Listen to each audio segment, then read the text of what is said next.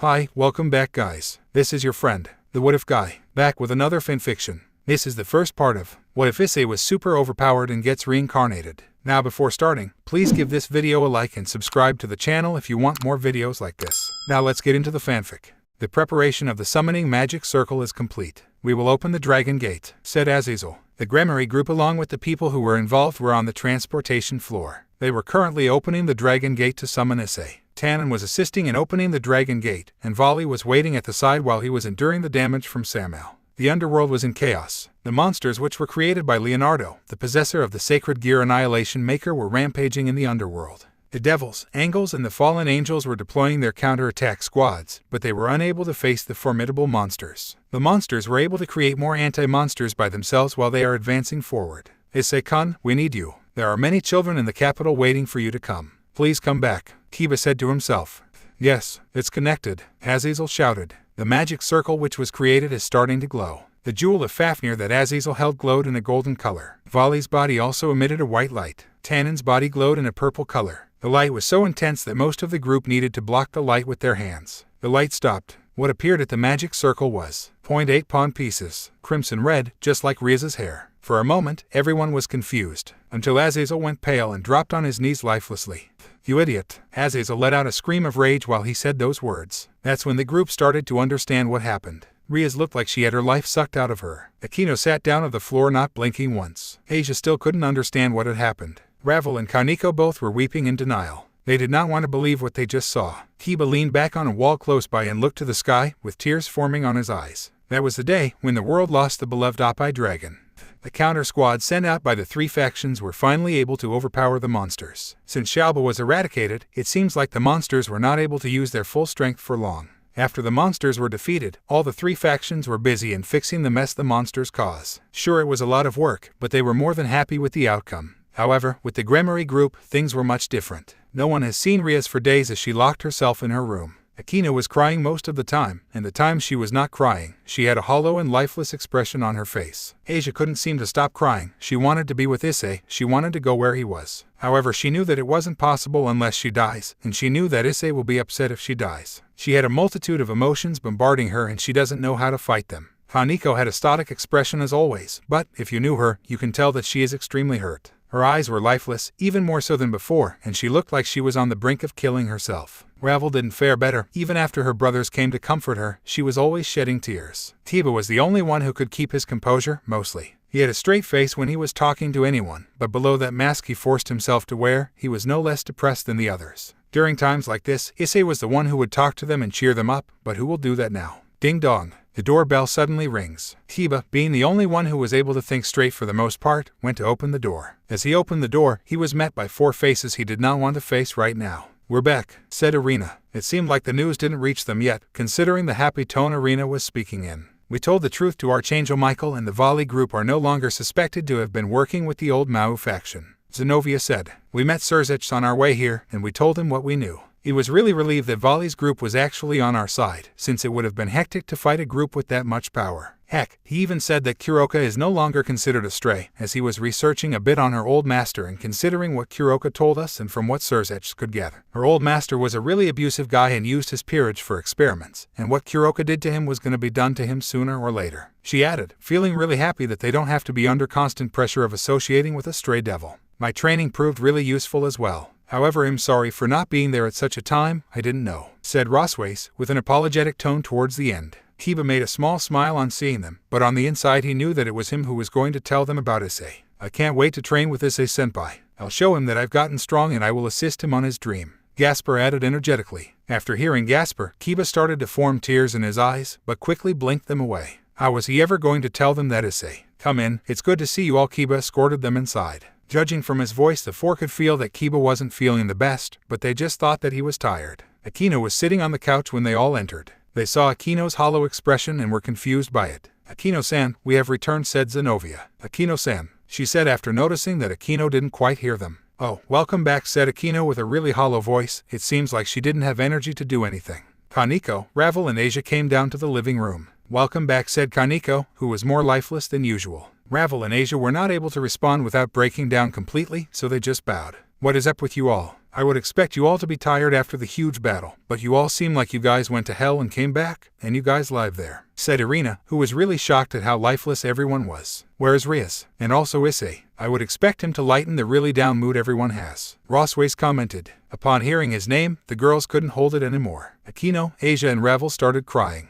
Even Kaneko was weeping. Irina, Zenobia, Rosways and Gasper were really confused. They turned to Kiba, who was barely able to keep himself from completely breaking down. "What happened here?" asked Irina. Kiba didn't even have the courage to look at them. He couldn't imagine all what those four would feel after they heard the news. "Issei," Kiba started, ...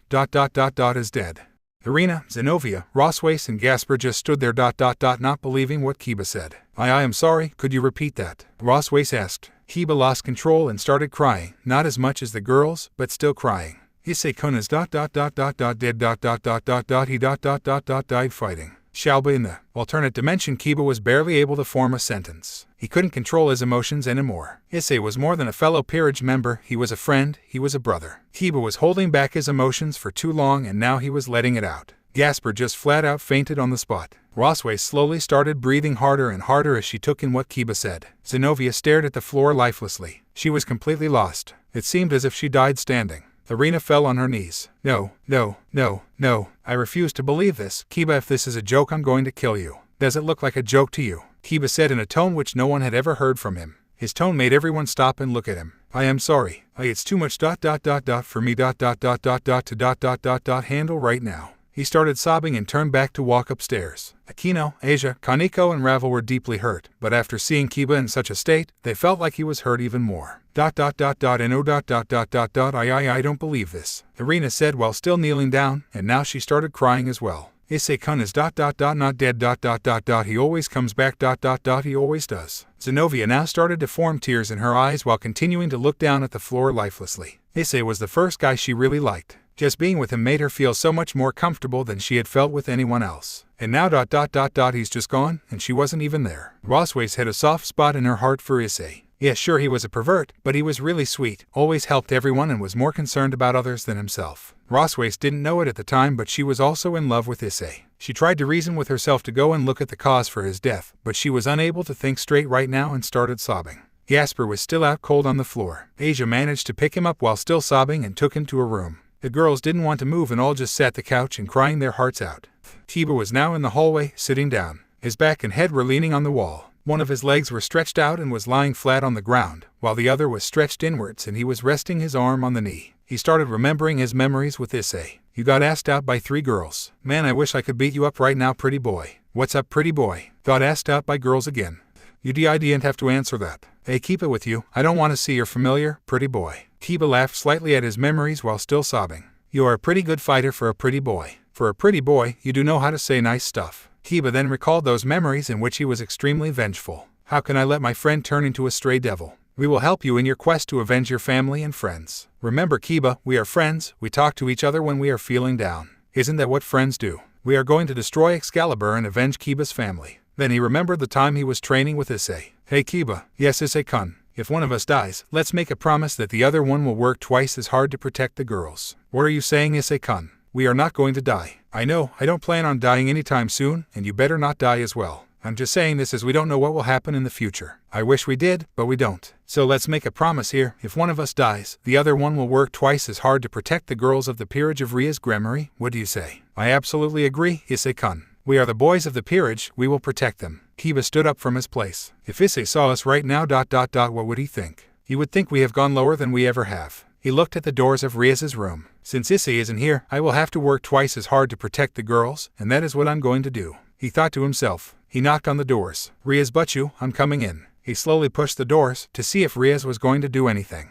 However, he heard no response, so he continued to push the door open until he saw Riaz sitting on her bed. Her eyes were swollen and were red. There are dark circles beneath her eyes. Her hair, which was never messy, was now really messy. In her hand were the 8 pawn pieces which belonged to Issei. "Butchu," Kiba started. "Why have you come here, Yuuto?" Riaz said, not even glancing at her knight. "Butchu, I know what you are going through. I know it's tough, but how can you know what I'm going through? I lost the most precious person of my life, my one reason to continue living." Riaz didn't even let Kiba finish. "He was my brother as well, Riaz. Don't think that because you love him, that others don't," Kiba said in the tone which he did with Irina. This shook Riaz to the core. "I am extremely sorry, Butchu," Kiba apologized. He then started sobbing softly. Rias was surprised. She was going through a lot, but after seeing Kiba, it felt like it was nothing. He had seen her knight be happy, angry, vengeful, full of bloodlust, and sad, but she has never seen him like this. He was as heartbroken as she was, and the rest of the group as well. Iyuto, I'm really sorry for that, She started, but couldn't finish as she started crying. No, but you don't have to apologize. You are deeply hurt and rightfully so, Kiba said, but I made a promise to Issei-kun once when we're training. If either of us died, we would work twice as hard to protect the girls of the group. Rias looked at her knight, who was completely in tears right now. I am not Issei-kun, I can never be Issei-kun. I will never be able to fill the hole in your here or the others. As he said this, he motioned the girls outside to come in. He could sense their presence for quite some time, but he waited for a moment like this. You all were outside. Rias asked her peerage, Ravel and Arena. We heard Kiba speak to you. Rosway said. The other girls were still unable to talk. I've never heard him like that before today, so I thought we should go look. As I said, I'm not Issei-kun, and I'm not trying to be Issei-kun either, as I know I can never even come close to him, let alone replace him. Kiba said, however, I will keep my promise. I will work twice as hard to protect you all, and the first step is to stop you all from sulking forever. How is that going to happen, Iyuto? Issei was precious to us, we deeply cared for him even if we didn't show it. With him gone, nothing is going to be the same. Rias said. What would Issei-kun think if he saw us all like this? Kiba questioned. This caused all the girls to look up at Kiba. He would think we have fallen further than we ever have. Issei-kun would have wanted us to train harder if we lost an asset to make up for that strength. He would want us to be at our level best always. He would want us to not be distant from each other, and he would want us to always be together and be a strong peerage. Issei would want us to take this as a new beginning. Akino spoke up. She was just as hurt as Rias, but she understood her fellow knight's words. Issei would still want us to face our challenges head-on. Zenobia spoke. She is not going to be the same without Issei, but she knows that Issei would have been disappointed in them if he saw them in such a state. Issei would want us to be happy. Irina spoke. Losing her childhood friend was more than hurting her deeply. Issei and Irina always stayed together, even made a promise to always protect each other even when they were away. Irina knew that Issei would want her to still do her level best and always stay strong. Issei-senpai would want us work harder. Kaneko said. She obviously hated Issei for his perverted nature, but as time went along, she found Issei to be really kind, and now she loved Issei as much as the other girls. Issei would keep encouraging her to go on and be stronger. He would even buy her candy just to show that he did care for her and to make her trust him. The other girls nodded at the words said by Kiba, Akino, Zenobia, Irina, and Kaneko. I will not be the same without him, but I will move on. I will work on being a better king so that no one else has to die. Rias spoke up. She let out a breath of air and then said, Come on, my fellow peerage, we have some evil ass to kick. Rias said in a confident tone. We will make them pay for what they did to Issei-san. Asia, out of all, said that. I will burn them till their ashes are not visible. Ravel spoke. It seems like avenging Issei brought up their mood and they were ready to take on the people responsible for his death. Volley's team was not at its best. Volley was cured of Samuel's poison, but the death of his rival could not leave his mind. That bastard died in the hands of someone other than me, he thought. He made a promise to himself that he would defeat his rival and he will be the strongest White Dragon Emperor known to the world. But as time went on, he grew slightly attached to Issei. Of course, that didn't waver him from his goal of defeating him in a battle where they were equally matched, but he didn't want Issei to die either, at least this early. Hiroka was not taking this much better either. She was at first skeptical of him, and after that she only wanted him to, since Volley refused to have her kids. But then she grew really attached to him after she saw his kindness towards her sister. Cheyenne had good taste. She thought to herself, wish I could have spent more time with him. LaFay was positively in depression. She met her idol, the Sekiryute, the Oppai dragon, the person she looked up to. But then he was gone. Although she didn't quite have affection for him, she liked him as an idol, a person to look up to. While the rest of Volley's team was not hugely affected, Biku could see that their morale has went down, and Arthur especially could see the depression, not just in his team, but also in his dear sister. Damn Oppai dragon, I didn't know you were this important, thought Biku. A figure now woke up from his sleep at the forest. Oh, well, where am I? Said the figure in a sleepy voice. Said a voice. D-Drag, what happened? Why am I in a forest? And what happened to my body? Said the figure, now revealing himself to be Issei Hayao. D-Drag said, Okay D-Drag, if I died, I wouldn't be on Earth, would I? Unless this is the afterlife. If it is, then I would have expected it to be much cleaner. Issei said. D-Drag stated. Okay, that makes much more sense. Issei said sarcastically. Why would Great Red revive me? And speaking of Offais, where is she? Wasn't she with me in the altered dimension? To the first question, I have no idea. Partner, you seem to attract strong beings to yourself. While you were dying, Great Red just happened to pass by and see what was happening. He decided to come and help you for some reason. He helped rebuild your body from scratch, and so did Offais. So now you technically have the flesh of Great Red and Offais in you. As for the second question, Offais decided to remain in the dimensional gap along with Great Red. For what reason? Don't ask me. D-Drag explained. My body was rebuilt from scratch. but I don't feel any different. My body seems to look like how it did before. Issei asked. Great Red and Off-Eyes were able to take the one arm you had left before your body disintegrated, and use the DNA from that hand as a base for your new body, so it looks the same.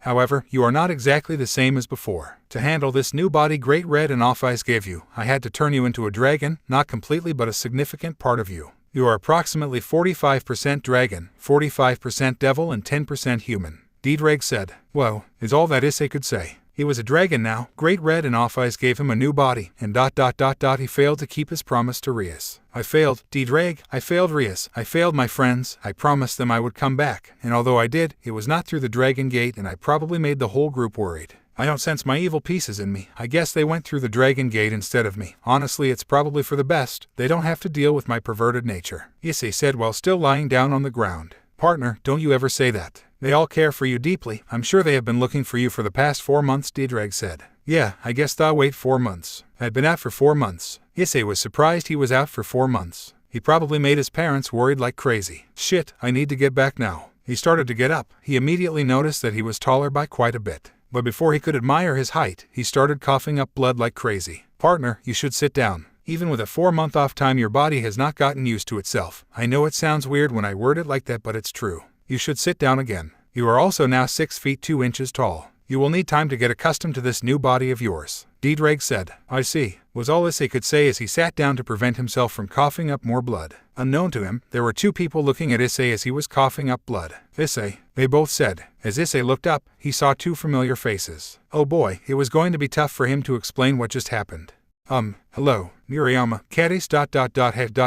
said Issei with an awkward smile. Both Cadis and Murayama had their mouth open wide after seeing the events that transpired. They saw Issei coughing up a lot of blood, talking with a random glow in his left hand, and he also seemed to have got much taller and slightly more muscular, although not that much more muscular so as to call him bulky. Issei, what the fu Cadis was about to start. What happened here? You coughed up so much blood and you were talking to your left hand, which has a circular green glow on it. Murayama said, cutting off Cadis. As I was saying, what the fuck happened to you? Cadis started again. Listen, I need you both to forget all the events that transpired here. I can't have Issei started to get up from his place but immediately started coughing up blood. Although both Murayama and Cadis especially despised Issei for his perverted behavior, he randomly disappeared for 4 months and now he is over here coughing up a lot of blood. They couldn't really just stand there and do nothing, so they decided to run over to him to offer help. Issei, are you okay? Asked Murayama. Cadis was behind here, looking for something in her bag which would help Issei. I'm cough ...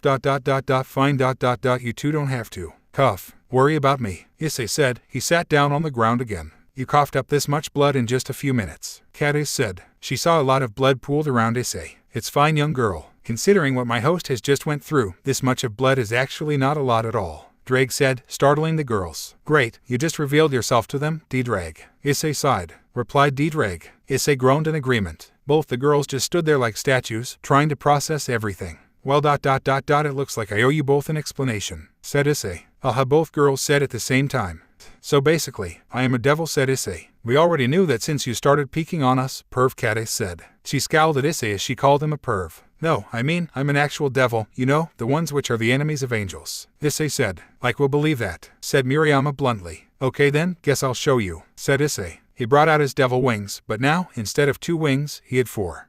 This is new. D-Dreg, when did I get another pair of wings? Issei asked. When you went through your dragon transformation, you gained a lot more power than before. You should have either 6 or 8 devil wings, but it seems like your body is still getting adjusted to this new power, so that's why you are only able to summon 4 wings till now, D-Dreg said, much to Issei's surprise. Whoa, is all Issei could say. The possibility of him having 8 devil wings surprised him. Only the strongest of strong devils had 8 wings. He was really at a loss for words. D-Dreg stated. Whoa, Issei was yet again at a loss for words. You, wings. Cadis was also at a loss of words, more so than Issei. What are you? Murayama inquired. Okay ... so let me start from the beginning. Issei started. It has been 4 months since the incident, and although no one has recovered completely, the Grimoire group has been able to recover a decent amount. All the girls are training harder than ever, keeping Issei's revenge as the main goal. The boys are also training harder than ever, keeping Issei's promise in mind. Everyone has been training harder than ever. The news of Issei's death reached the Maoists, the Seraphims, and the highest order of generals in the Grigori. Thankfully, the news hasn't reached the Devil Council yet. Who knows what they will do with this information. The Maoists themselves were utterly horrified, especially Surzech. Issei was like a little brother to him, so this loss hurt him deeply. Grafia, who was the most composed person ever in the history of ever, fainted upon hearing the news. Issei was the only one who treated her like a big sister. Even Rias was way too formal with her, even though she is actually her older sister-in-law. So this news broke Grafia completely. Even Serafal was hurt. Issei was someone that not only Rias, but her little sister Sona could depend on, so in a way he was also her little brother. Everyone was not in a great mood after that, but then it hit them. What will they tell the children? Their beloved Oppai dragon, the idol of almost all of the kids in the underworld, a person they always thought of when they were in trouble, the person they always looked up to, was no more. Both Surzech and Azazel were hurt enough, but they would literally break down if they had to tell that to the children.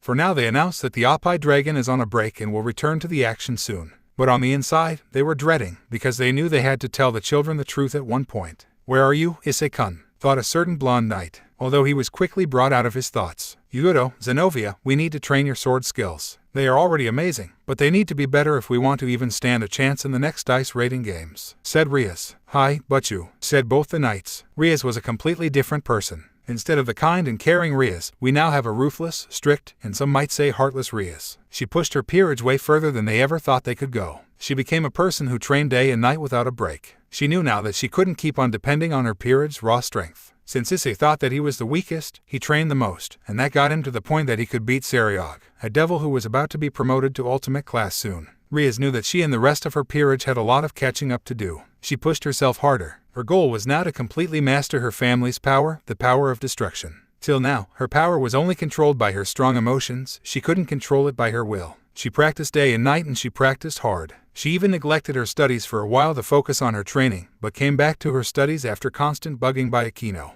Akino herself was fixated on mastering her holy lightning. Because of her past, she never practiced with her power. All this time, she could have mastered her power and could have been so much stronger, but she let her past get in her way, something she regrets greatly. Kaneko was practicing senjutsu. Fear of her power made her afraid to even try her power. Just like Akino, she lost a lot of time and now had to work really hard to train her power if she wants to be as strong as her Issei-senpai. Kiba and Zenovia were already fantastic sword wielders, but it was not enough. The power of Kiba's sword of betrayal and Zenovia's ex-Durandal was yet to be completely mastered by both. They sparred with each other much more often, and used a lot more power than they usually do in each session. Asia was now practicing other types of magic. Till now, she was only the healer of the group. She didn't use offensive or defensive spells. She only used twilight healing. But now, from the help of Roswace, she is now practicing many offensive and defensive spells. Thanks to her high affinity for magic, she is able to learn quickly, but she still needs to improve a lot more. Roswace herself is focused on her physical strength. She is already a perfect magic user, but since she was a rook, not a bishop, she has to use her rook powers to her benefit.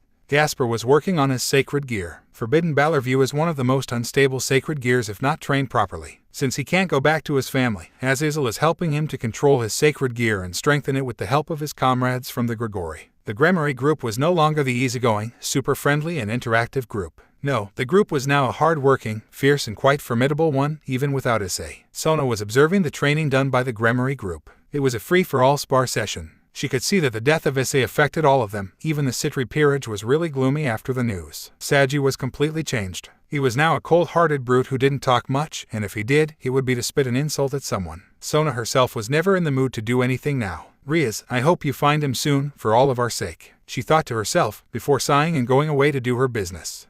And that's how we got here. Issei finally finished explaining his story to both Murayama and Cadace. Okay. That was a lot to take in, sighed Cadace. All I got from that was, supernatural powers are real. And they are terrifying. Murayama shivered. So, I only have one request, and that is to not spread the news to anyone, not even your parents, please, pleaded Issei. Okay, was all the two could say. They were still taking in what Issei told them, said Dietrich. Issei tried to move his muscles in his back, which was used to flap his wings. From his back appeared 8 devil wings. Issei could only stare at his wings. 8 wings. Only top-tier high-class or ultimate-class devils have 8 wings. He stared at his wings in awe. Issei. Murayama looked at Issei's wings. When did you get 2 more pairs of wings? She asked. Didn't Dietrich just tell you? Said Issei. Yes, I know, but... Murayama couldn't find any words to speak. Are you sure we are not dreaming? You said that the dragon Great Red was the dragon of dreams, right? Maybe this is a dream, said Cadace. Nope, 100% real, said Issei. Both Cadace and Murayama were still really shocked, but it seems like they were starting to calm down a bit. Anyways, it's getting late, you two should go home. And please, don't tell anyone, said Issei. But shouldn't we tell Rias and her group?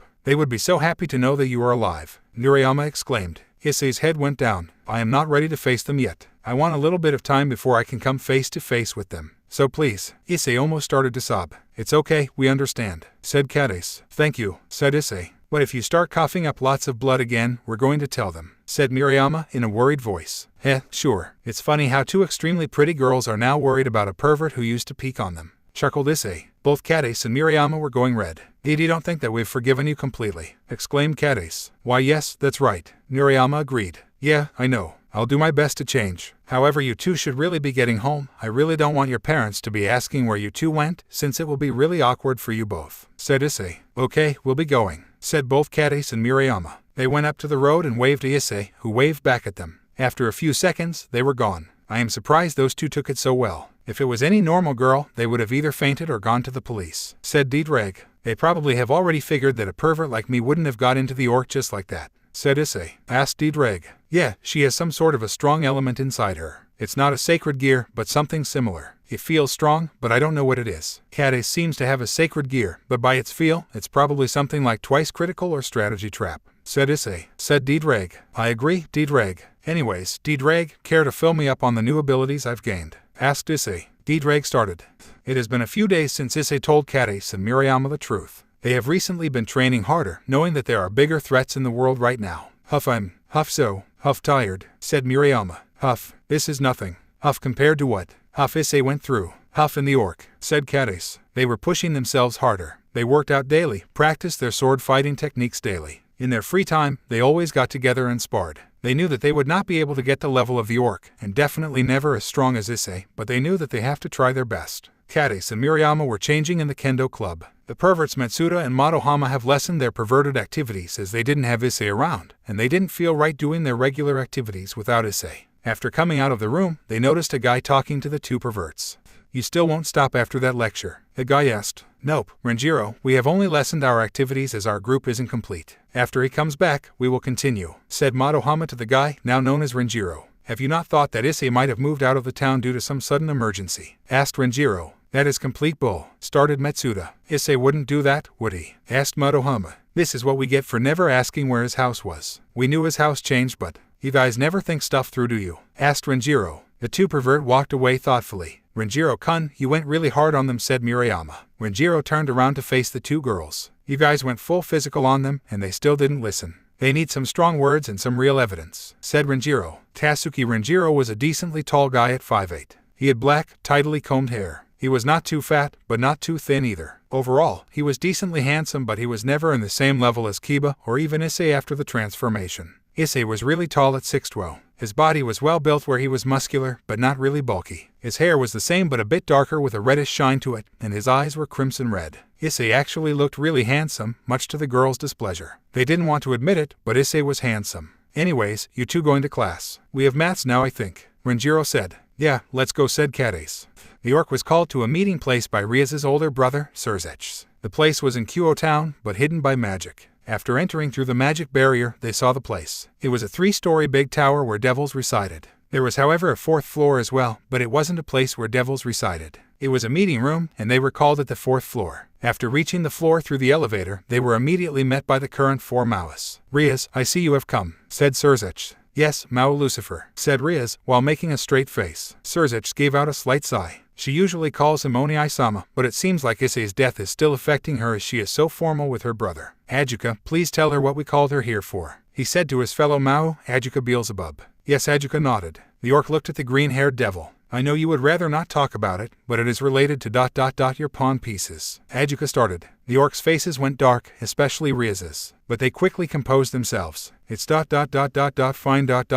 please continue, said Riaz. Her eyes were closed to help her compose herself. Very well ... as you see, if evil pieces are purged forcefully by their host or if the previous host of the pieces died, they are able to be reused. However, if the pieces are purged by someone who is not their host, they are not able to be reused. Your 8 pawn pieces should have been able to be used on another host, as the previous host died in battle. However, it seems like they are not reusable. After further investigation, I have come to the conclusion that although 7 pieces were already ejected, there was 1 pawn piece left inside the body of its previous host. The Dragon Gate called out to the evil pieces, as it was for calling a devil, but since 7 of its pieces were already ejected, only those 7 pieces went out. That one evil piece was still mid-ejection, which means that the last piece was ejected forcefully, making all 8 of the pieces unusable. Ajuka said, making sure not to mention Issei's name even once. The group's face went dark again, and this time it stayed dark for a longer time. This time it was Akino which decided to speak, as it seems like her king could not. But that should only make one piece not function. Why are all of them unusable? She asked.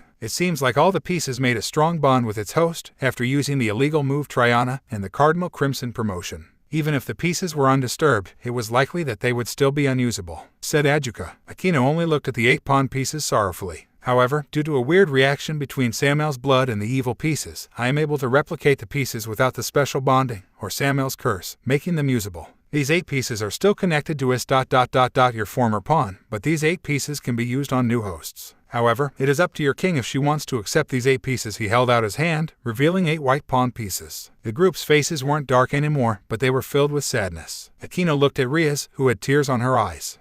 Rias stared. Everyone looked at Rias.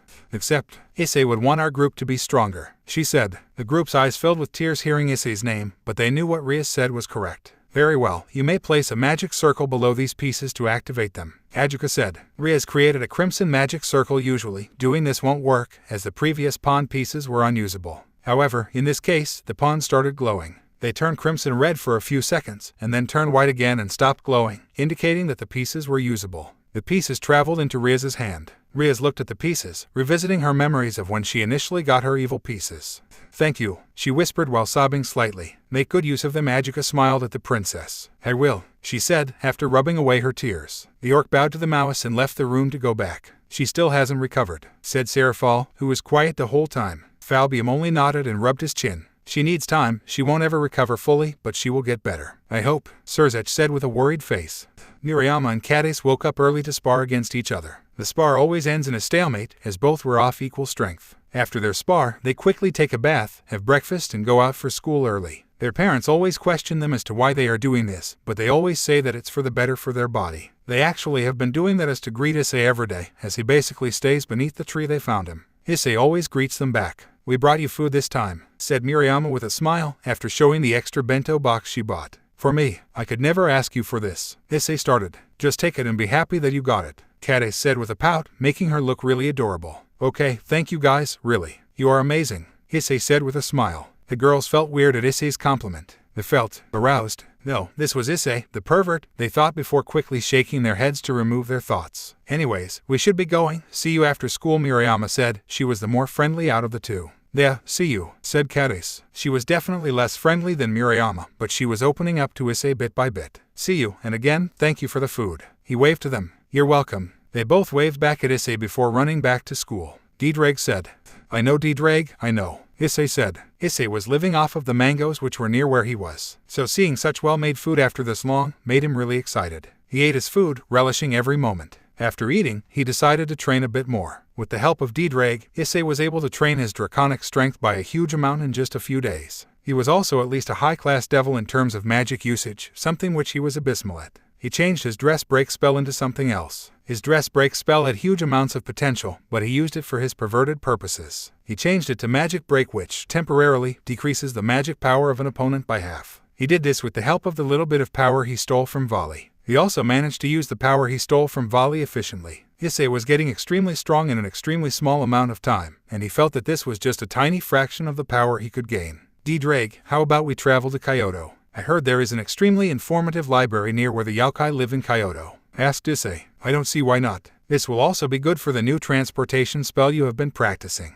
said Diedrag. Yep, Issei agreed. He formed a magic circle in the form of an upright oval. He walked forward into the circle and disappeared.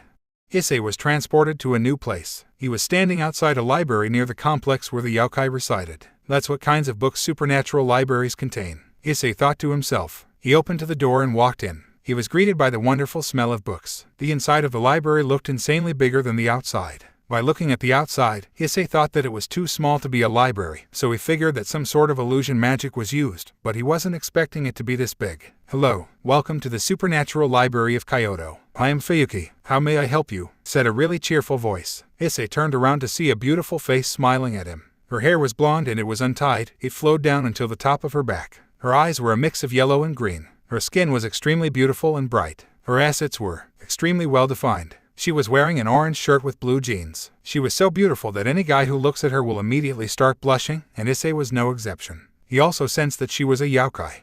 Hello. He took a minute to compose himself. My name is Issei. I was just visiting the library as I have heard really good things about it. Issei hesitated to say his name, but then he realized that lying won't work against a yaokai. Oh, you are the Sekyute. I see the resemblance. It seems like you have changed a bit though. You have also not been seen much recently, going on vacay I see, she said with a cheerful attitude. Indeed I have. I would also prefer to be on incognito right now, I hope you understand. Issei said with an awkward smile. Fufu.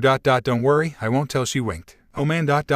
She is so pretty. How am I this calm? The Issei I knew would immediately fawn over her oh so pretty breasts. Issei thought to himself. On the outside, however, he managed to keep a calm face. Thank you very much, Ms. Fuyuki, bowed Issei. Oh come on, don't be so formal. She pouted. Call me Fuyuki, she said with a smile. Okay then, Fuyuki, do you mind answering a question of mine? I'm really quite confused, he asked. Fuyuki tilted her face while giving a confused expression. Issei was running wild inside his mind after he saw that. Sure, I will answer your question, she said with a smile. Thank you. Now my question is, how do you manage to keep yourself hidden so well, being a yaokai? Issei asked, startling Fuyuki.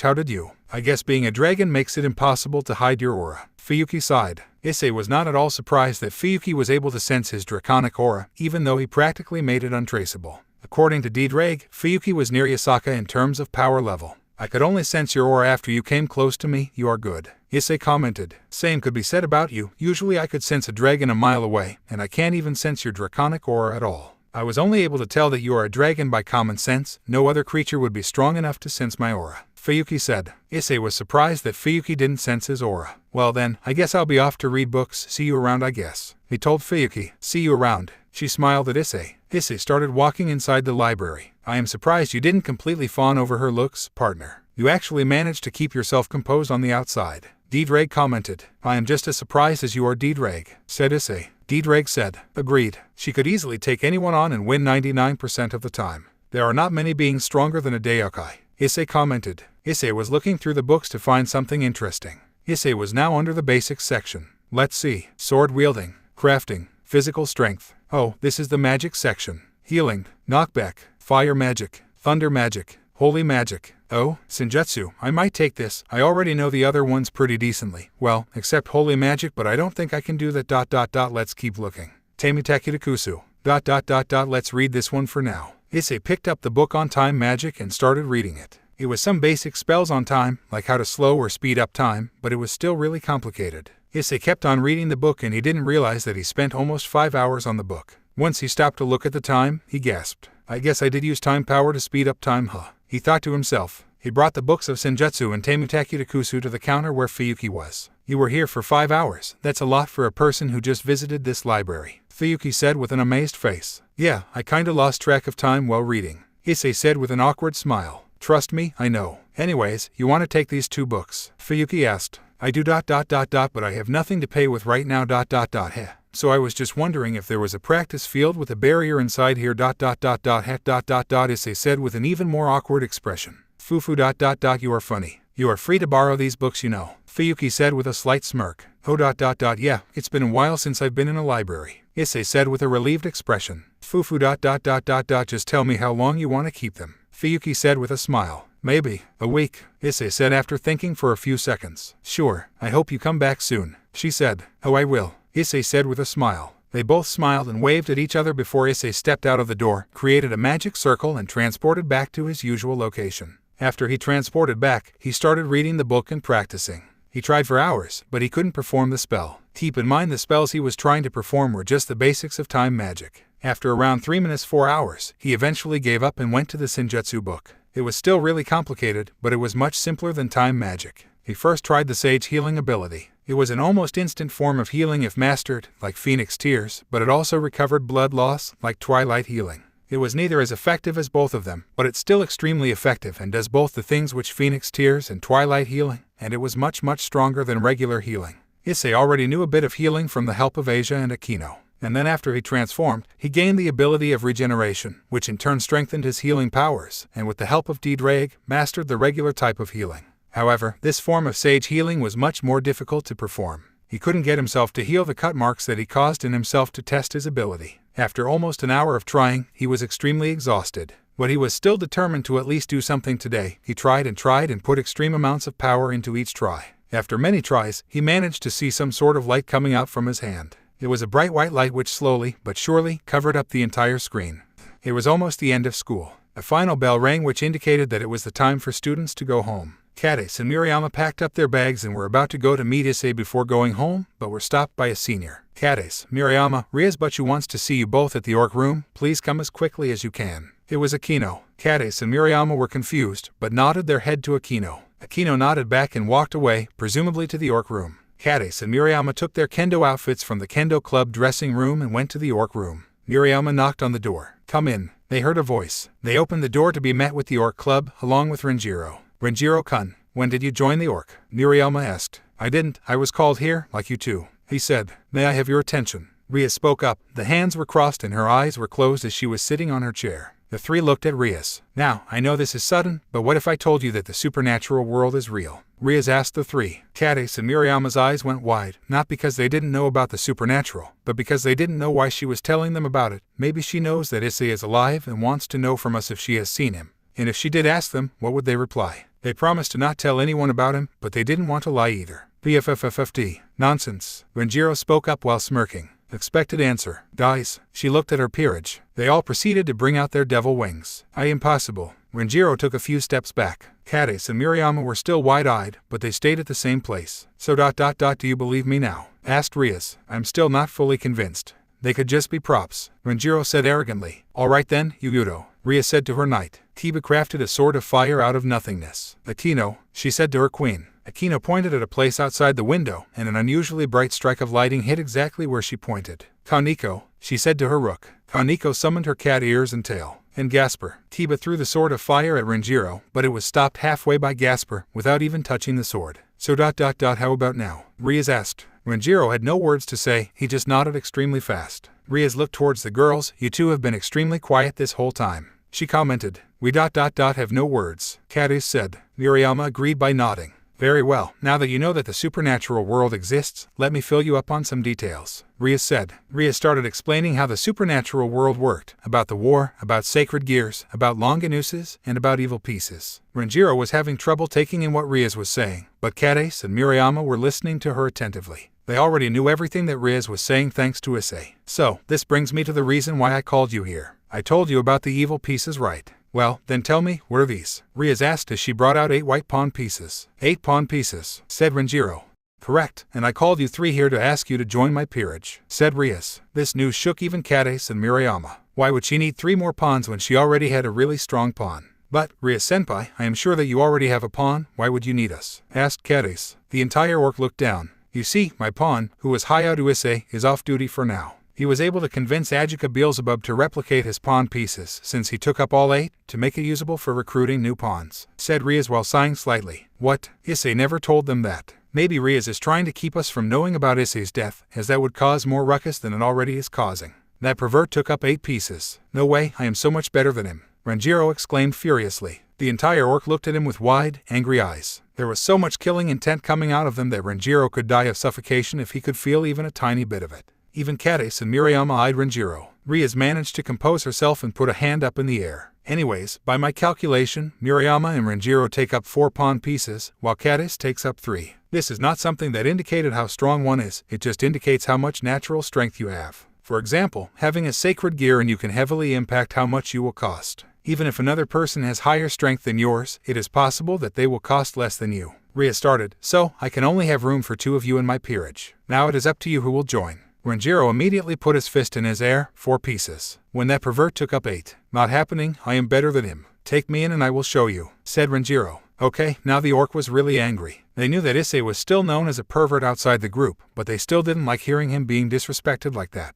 That is what I thought as well, Tatsuki, before I got proved wrong, said a person behind them. Saji Genshiro. Renjiro asked. I also took up 4 pawn pieces initially, while Hayato took up 8. I was furious, no way he was stronger than I was. He started, I kept thinking that, until I was wrong. Every time we fought, he beat my ass easily, he was leagues ahead of me. And if I were to fight you right now, you will be finding it difficult to even keep breathing. So imagine how much Hayato would do to you. You would be considered lucky if even your pinky finger was found after the fight. Saji said coldly. Renjiro took a step back, but then started. No, I am better than him, I will prove it. I only came to knock some sense into you, but since you are too thick to listen, I will be off. And by the way, everything I said was true, just ask Rias. He said coldly and walked out of the room. Now that you have a clear idea of who you will be taking the spot of, what is your final decision? Said Rias, basically confirming that what Saji said was indeed correct. I am definitely coming in, I will prove I am much stronger than him. Renjiro said arrogantly, which again caused the orc to almost lose their cool. Murayama, I think you should go instead of me. You probably have a better sacred gear in you. It is better to train your gear than it is mine, if we are speaking strategically. Kades said. Hey, don't say that, said Murayama. Strategically speaking, she is correct. Akino spoke up, trying to clear her mind of Renjiro's insults. But, Murayama started. Go, Murayama, join them. Show them that you are worth 4 pieces, said Kades with a strong smile. Okay Kades for you. She said, Kades, even if you won't be a part of my peerage, you are always welcome in the orc, said Rias. Thank you, Rias-senpai. Kades thanked Rias. So, Renjiro, Murayama, are you sure you want to join the devils? Asked Rias. Absolutely, said Renjiro. I am sure, said Murayama. All right then, I'll start the ritual, she said, before forming a ring around Renjiro and Murayama. I, Rias Gremory, am adding Tatsuki Renjiro and Kaori Murayama as my new pawn pieces. Serve me, your king, by taking up 4 pawn pieces each. I welcome you to the devils. The ritual ended. Both Murayama and Renjiro were out cold. Kades looked worried. Don't worry, this is a common occurrence in the insertion process. Rias comforted Kades. So, what is the sacred gear that Murayama and Renjiro have? Kades asked Rias after sighing. We do not know. Their sacred gears have not been awakened yet. But, by its feel, Murayama does not really have a sacred gear in her. It's much more fitting to call what she has a sacred object. Renjiro is the one that has a sacred gear, and by its feel, it's probably a decently uncommon sacred gear like Sword Birth or Trick Vanish. Rias had her index finger and thumb on her chin, probably thinking about what the sacred object was. Kades was surprised. She had heard about sacred gears from Issei, but a sacred object. Wow, Murayama was definitely a better option than her. You also have a sacred gear in you. But yours is more common, like twice critical. Rias said. I see, is what Kades could say. She was looking at her friend who was currently unconscious on the couch. It seems like you have mastered the flow of Kai already. I am thoroughly surprised at the rate you are progressing. I mean, I expected that it would be decently fast, but this is more than what I expected. Drake was shocked at how Issei was progressing. He already mastered the basics of using Senjutsu and the flow of Kai, even though he was not a Yaokai. I guess really weird stuff happens when you go through a transformation in such a bizarre manner. Issei sighed. I have finished the basics of Senjutsu, now, going back to my worst enemy. He looked towards the Book of Time magic with killing intent. He wasted almost a day on trying to even perform the most basic spell, but was never able to do it. It took Issei around 2 days to completely master the basics to Senjutsu, something which would take non-Yaokai around 3-4 years to accomplish. But time magic was on another level. Only gods with natural time powers were able to use them. There has been no record of any other being who is able to use time magic, except for the wielders of a certain forgotten Longinus. Arg, I don't want to, but the advantage I'll have in a fight will be tremendous even with just the basics. Issei groaned. Partner, remember your goal with the vampire. You wanted to freeze time to go about doing your lecherous activities. Keep that in mind and use it to fuel your willpower. Drake exclaimed.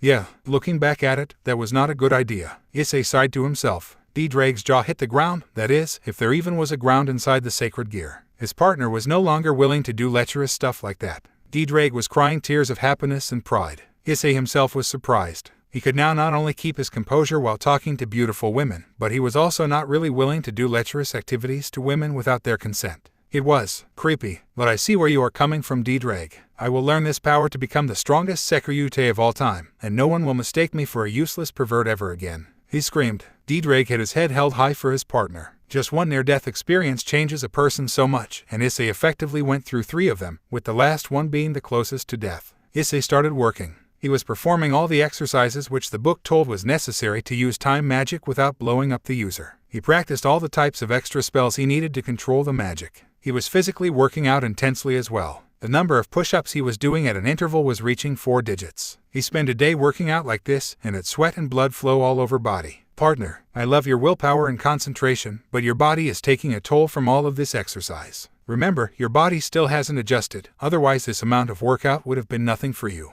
Drake was worried for his partner. He was pushing himself much more than he could. I know Drake, but if I don't push myself now, I won't be able to gain the most amount of power I can. I have to show everyone that I am no worthless pervert. And I have to show the orc that I am a worthy pawn. Issei told Drake with determination in his eyes. D-Drake was shocked at how hard his partner was working. The old Issei would have never gone this far. This the biggest sign yet that D-Drake noticed, which indicated that Issei was maturing. Alright then, I think I have worked out enough, let's see if it is actually enough, Issei said. Issei closed his eyes. He sat down, crossed his legs, his arms, and put both of his hands into Vidarka Mudra. He started to concentrate his energy into the point where the thumb and the index finger met. A small green glow could be seen coming out of that point. The ground around him started shaking slightly. D-Drake was observing the events silently. Issei started concentrating even more of his power into that point. The glow's brightness started to intensify. The ground started shaking slightly more. Issei started frowning at this point. He was concentrating a lot of his power between that point of intersection. The energy was extremely pure and Issei found it difficult to keep it in. But he didn't waver. He concentrated more of his power into that green circle, which now seemed to grow bigger, and now stripes of green symbols could be seen spiraling across his arms. D-Drake's eyes went wide as he saw this. The green light coming from the stripes seemed to grow brighter by the second.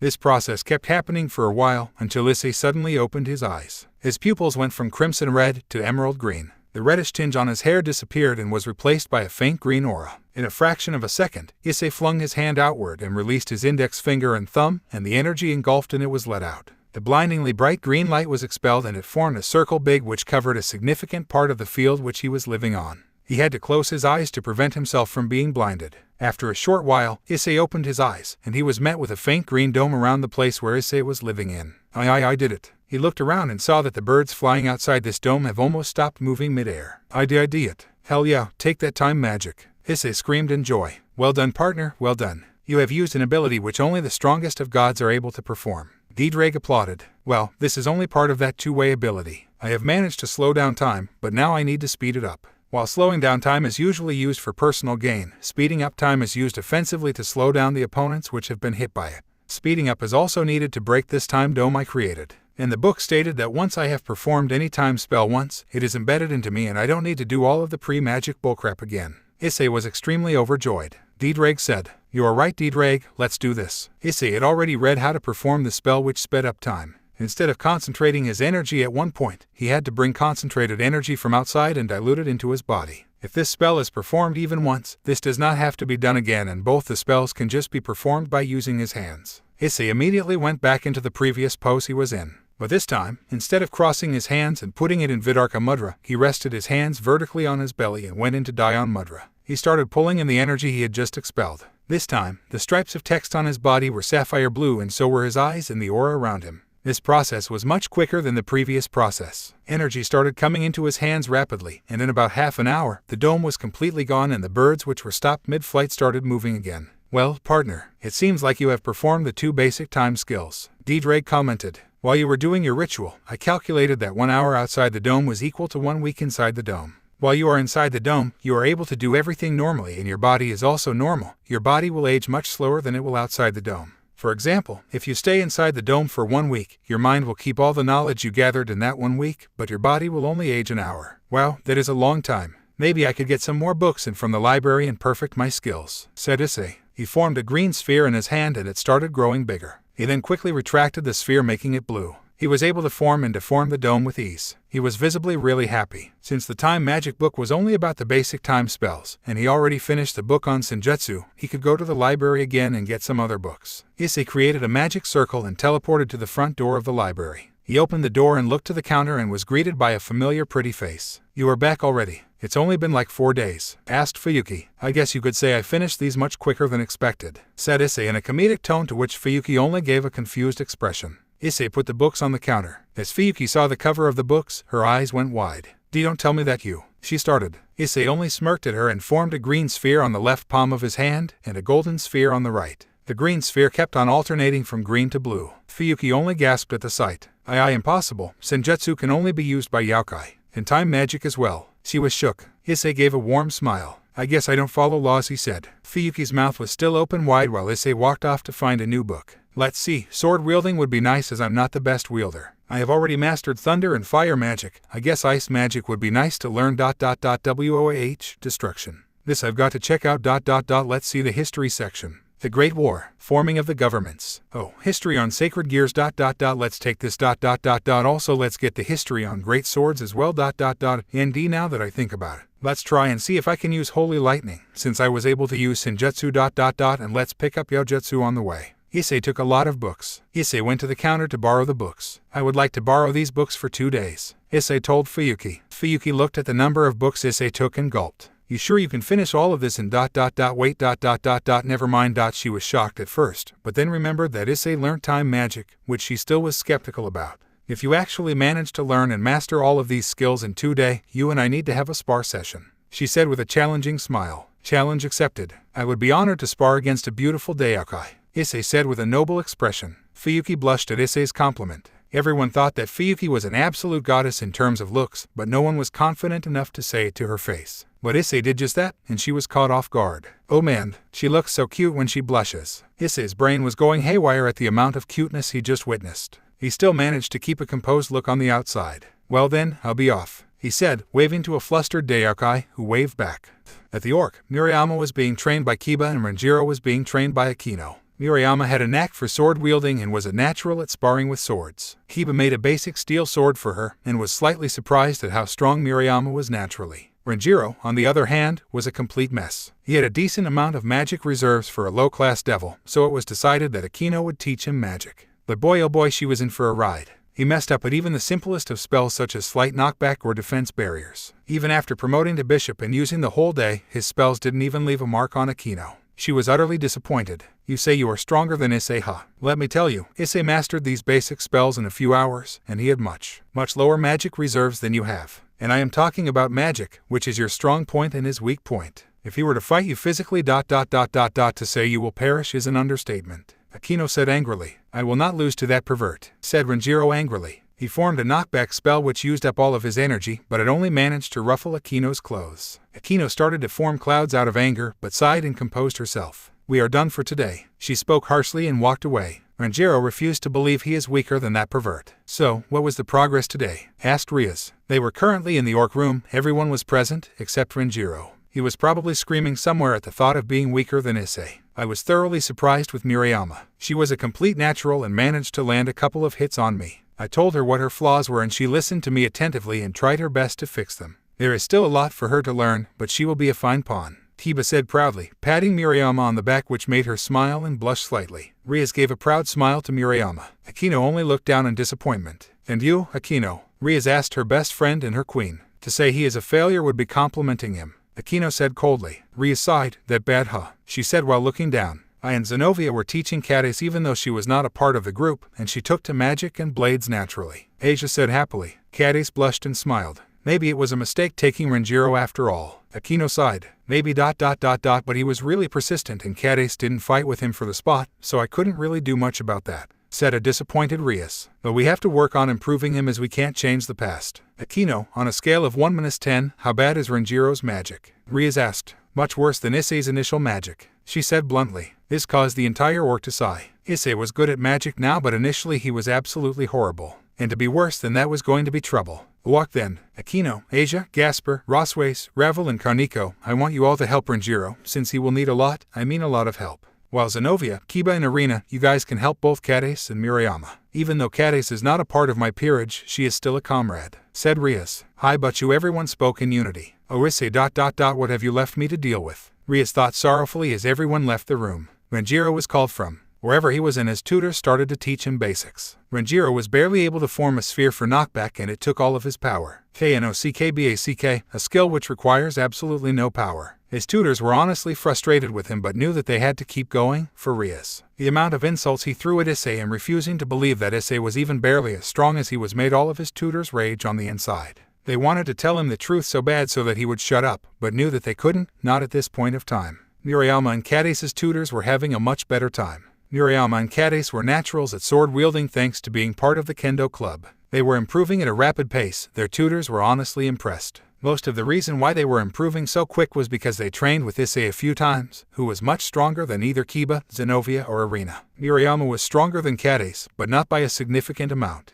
They were able to hold their own against the three amazing sword wielders. Rias was practicing her power of destruction alone. She put up a barrier around the field near the Orc Club and started attacking the barrier. She seemed to have reached a point where her powers were strong, but they weren't getting any stronger. She kept on going for a long time, that was until Akino showed up. Rias, you shouldn't force yourself to go this hard. You know that in due time you will get stronger. Akino spoke to Rias from behind the barrier. That is not what Issei did. He didn't just wait around to get stronger. He trained. Boom. Trained hard. Boom. Knowing that he was weak. Boom. He boom.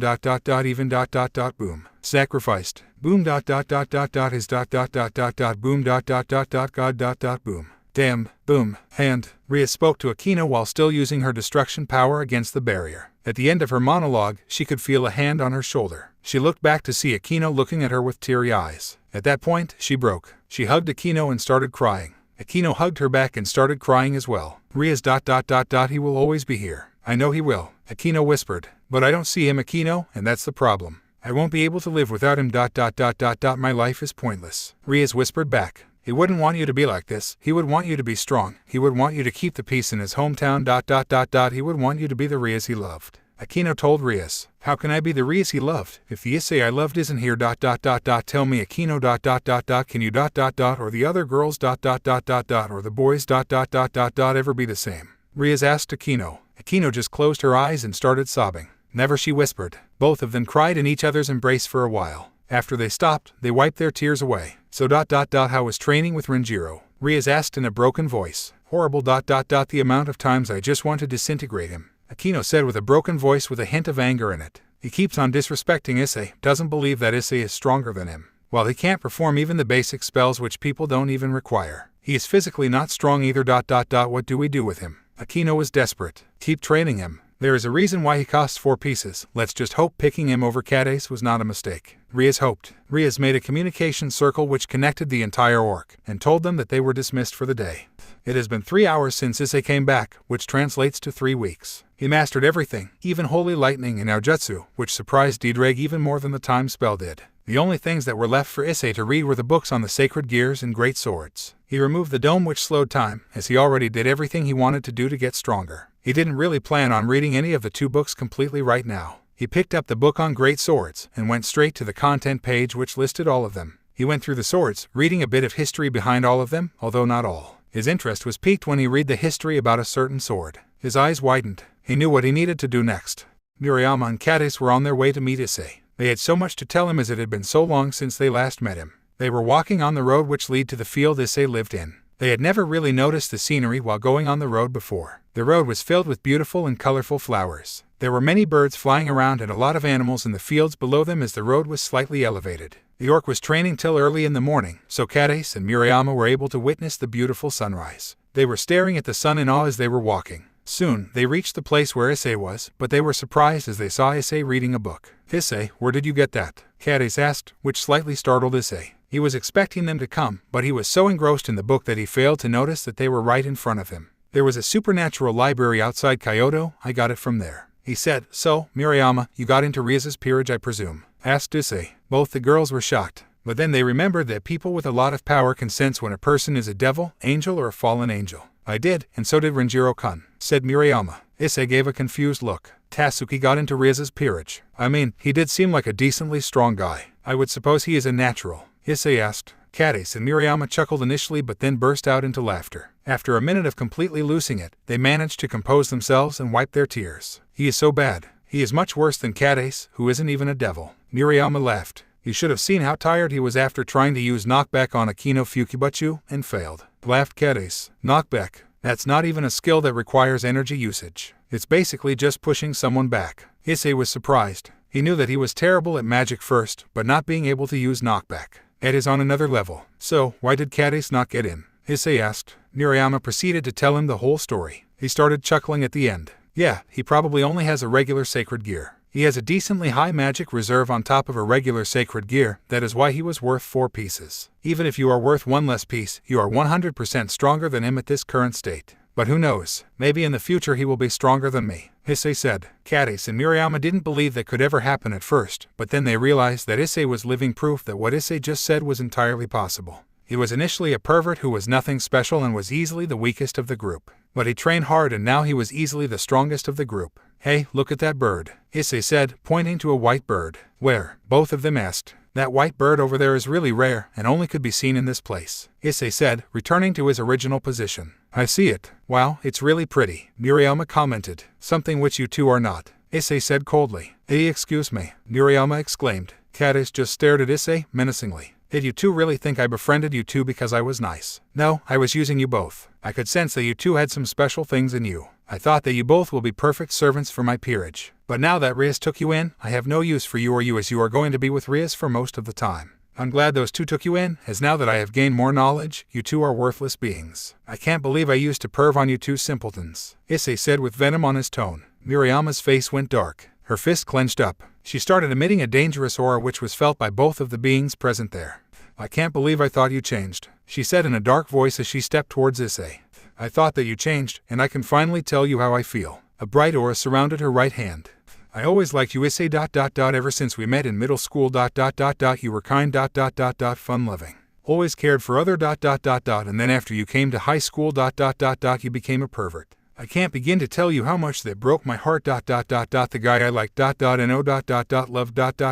Turned into something so evil. I hoped you would change. And I really thought you did for a while. But now you've turned into something worse. A person who treats others like objects. And if there is something I hate more than perverts. It's people like you, she said with an extremely dark voice. As she screamed at the final part, out of her right hand came out a brilliant sword. It had a burnished finish to it and had a golden hilt. There was a brilliant and shining crystal embedded into the hilt. Issei's maniacal face got replaced with a calm face, and then he smiled. Looks like my plan worked. I in more ways than one, said Issei after opening his eyes and giving Miriama a warm smile. What? She said. It seems like she was back in control of her body. She saw the sword she was wielding and gasped. What is this? She exclaimed. And what do you mean by what you said? Miriama's eyes filled with tears. Allow me to explain, said Cadiz with a confident smile. What? Miriama was confused.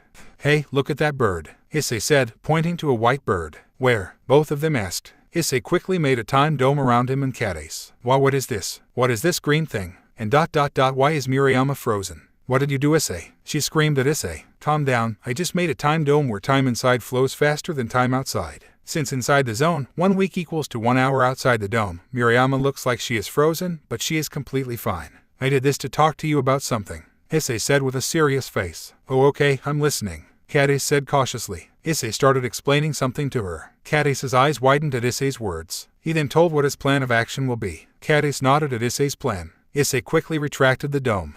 Why, you did this to bring out my speciality? Asked Miriama. I did, although it turned out a bit differently than what I imagined. He said. That right there is Hotikler. It's one of the great holy swords. Well, at least it was. Issei pointed at the sword which Miriama was holding. What do you mean by was? Asked Miriama. Since you are holding it, it's now a devil sword. If it wasn't a devil sword, you would be dead by now, as it emits an aura lethal to devils. If trained hard enough, its aura will reverse and will be deadly to angels and fallen angels, said Issei. I read in my book that it moved on from its original wielder for an unknown reason. In the book, the page gives off an aura of the thing that is on the page, and the pages on Hotikler gave off a really similar aura I felt from you, Miriama. Issei smiled at Miriama. Sorry for my little trick there. He rubbed the back of my forehead. Miriama's eyes started overflowing with tears. It was not funny, Issei. I honestly thought I lost you for good this time. Miriama started sobbing. That is what I'm most curious about. Miriama. Did you mean what you said? Asked Issei, curiously. Every single word. I love you, Issei. Although for a while I didn't like you for your perverted nature, I always had hoped that you would change. And it seems like now you did, she said with a teary smile. Considering that I used to peek on you guys. It is safe to say that I love you as well, Issei said with an awkward yet warm smile. After hearing that, Miriama jumped on Issei and kissed him on his lips, throwing Hotikler on the ground, which made it disappear. Issei was shook at first, but then decided to reciprocate the kill. Much to Miriama's pleasure. She moaned as she felt Issei's warm tongue inside her mouth. Issei and Miriama's tongue were fighting for dominance. Naturally, Issei was whining that fight. After a minute of tongue clashing, they broke the kiss for some air, leaving a string of saliva connecting their mouths. They both smiled at each other lovingly. If you go around peeking at the Kendo Club girls again, I will kill you, she pouted. Aha. Don't worry, that is behind me now. You do have many other girls to fight with though. Issei smirked at Miriama. I don't mind sharing as long as you give me attention, Miriama said with a smile. Issei was shocked at first, but then smiled back at her. Cadiz was looking at the events that transpired. She couldn't help but feel jealous of Miriama. She didn't have a crush on Issei like her friend, but in these past couple of days, Issei seemed to have charmed her as well. Miriama looked at Cadiz and smiled at her. What do you think about one more girl being added to your harem, Issei? she asked Issei while looking at Cadiz. Issei looked at Cadiz to see that she was blushing and had an envious look on her, but as Issei looked at her she became flustered and didn't know what to do. Seriously, even you, Murayama liking me was surprising enough, but I thought I was your mortal enemy. Issei was even more surprised that Cadiz liked him as well. Hey. It's not my fault that after your transformation you turned out to be the most charming man I've ever met, she retorted. Issei just smiled, went close to her, and kissed her. It wasn't as long as Murayama's kiss, but it was enough to satisfy Cadiz. I love you as well. Issei smiled. Cadiz only smiled back at Issei lovingly. Murayama suddenly gasped. Oh my god, I just thought about how I would feel if you were gone. I would never be able to think straight. If this is how I feel ... how bad does the orc feel? Murayama panicked. Issei, are you sure you are doing the right thing by not telling the orc that you are alive? I keep seeing them mourn every day. I can now feel what they must have been going through. Cadiz asked worriedly. Issei looked down. Even if it is better for me to tell them that I am alive, I don't think I can face them right now. I still haven't got stronger to a point where I can say that I have trained all these months to be her pawn again, that is even if I am able to be her pawn again. Issei said sadly. But you said that those 8 pawn pieces are still attached to you. They were able to make usable copies from those 8 pieces. So, effectively, she has 16 pawn pieces and 8 of them are used on you, Cadiz said while holding Issei's shoulder to comfort him. Issei was surprised for a moment, but then he sighed and smiled. Ajuka ... the wonders you can do. Anyways, you two should be going, you have school, Issei said. Also, maybe try to not reveal your sword to the orc yet. They might be really suspicious. And if you do reveal it when you are in such a position where they would think you did it out of self-defense. Murayama nodded. And don't worry Cadiz, I won't try to awaken your sacred gear in the same way I did with Murayama. He gave an awkward smile. Cadiz sighed a sigh of relief, while Murayama pouted in anger. It was not funny Issei, she said, while looking down in sadness, as if imagining what Issei would have become if he was like that. Issei held Murayama's shoulders. I will never be anything of that sort, I will promise that on my life, Issei said with a comforting smile. Murayama smiled back at Issei. I know you won't. With that, both of them were off to go back to their homes. You are truly something else, partner. You not only helped a hot Eckler's wielder to summon it, but also scored 2 more girls in the process, Diedrag said proudly. I guess those are the traits of being a dragon, Issei said confidently. Diedrag agreed.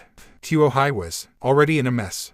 There was a huge thunderstorm which cut off all the electricity in the town. The school was really hot and no one had the energy to even get up from their seats. Screw you Issei, you had to practice your holy lighting power right now didn't you? Cadiz groaned. Murayama nodded at Cadiz's comment. The lightning which hit the town was not your average lighting. It was brighter and much stronger and had a golden-like color. The orc shrugged it off as some angel accidentally triggering it, but both Cadiz and Murayama knew this was Issei's doing. This is good sort of training, going through a regular day without the luxury of fans or air conditioning. Ria stated. You're kidding right? You won't even try to fix it? Asked a horrified Renjiro. Nope, and you just have to deal with it, said Ria's in a commanding voice. Scared to even try to argue, Renjiro just nodded and accepted that today will be like hell. Most of the orc members had no problem with it, as they had trained in far worse conditions. But for the 3 newbies, it was going to be tough. Going through the regular periods was bad enough, but on top of that, during their after-school training, they won't be allowed to turn on the fans or the air conditioning.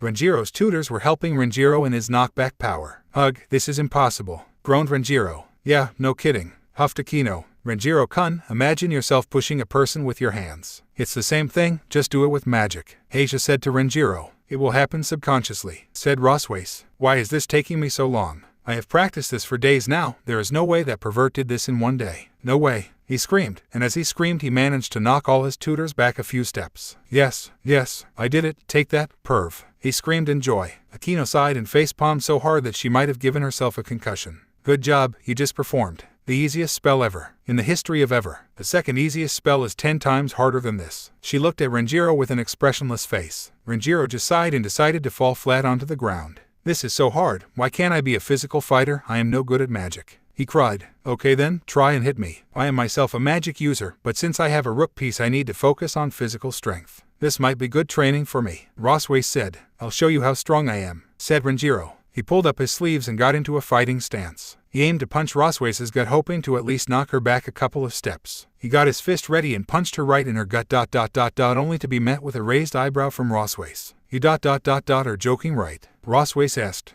Renjiro kept on hitting Roswace and even kicked her gut once, but she didn't even flinch. At least with your magic. Knock me back. How ... just stick to magic, kid. This is just embarrassing, Roswace sighed. AGH, Renjiro screamed. With Cadiz and Murayama, those two in arena, Zenobia and Kiba have become good friends. Both of them were already much stronger than they thought they would be in such a short time. So they just had some food and talked for a bit. "Murayama, how about you show me how strong you have gotten? Let's have a duel." Kiba challenged Murayama. Murayama was hesitant at first, but then smiled challengingly. "Even though I'm most likely going to lose, I will give it my all," said Murayama. "Now that is the spirit." Arena cheered. "Go get him," cheered Zenobia.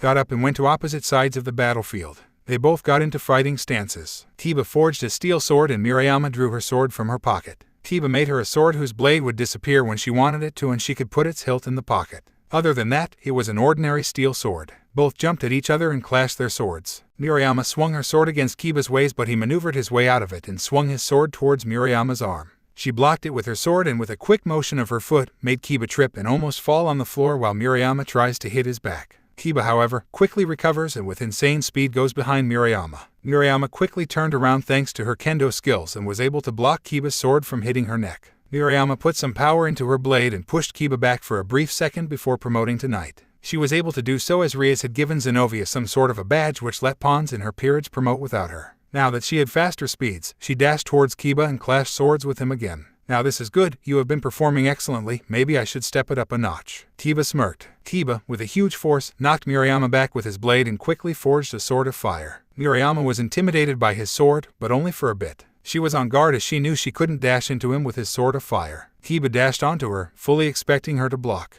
But instead, she did something he could never imagine. She made her blade disappear for a moment, which made Kiba's blade go right past her. He of course was shocked and lost his balance for a bit. Murayama took this small window to use her feet to sweep him off his foot and he fell onto the ground. She made her blade reappear and went directly at Kiba's chest. Kiba managed to block it but was really impressed by Murayama's creativity, something which was a characteristic trait of Issei. In the adrenaline rush, Kiba mistook Murayama for Issei for a moment because they were both creative in their sword-wielding skills. He pushed Murayama back yet again and this time, he chanted a spell. Balance Breaker, Sword of Betrayer. Since Kiba mistook Murayama for Issei, he planned on going all out. A bright glow formed on his hands, and as the light ended, the holy demonic sword could be seen. It was among the great devil swords as one of the strongest swords ever forged due to its dual power. The sight sent shivers through Murayama's spine. Cadiz, Zenobia and Irina's eyes went wide at this. They were quietly enjoying the battle, but this was maybe a bit too much, was what they thought. Kiba, with his extreme speed, came right in front of Murayama. Murayama was able to block the sword, but it was really close. Her sword stood no chance against this behemoth. She tried to push Kiba back, but failed as her sword could not overpower Kiba's, even for a second. Instead, took her sword back and jumped to the side, hoping that Kiba would lose his balance again. However, knights learn to adapt, and Kiba was no different. Although he didn't see this coming, he was fully prepared for it. He quickly jumped up and delivered a roundhouse kick to her gut, which sent her back quite a few feet. Knights were fragile, so it took a toll on her, but she was able to recover rather quickly and looked up. She saw that Kiba was going to attempt to jump and push his sword down. If she tried to block, her sword would be crushed and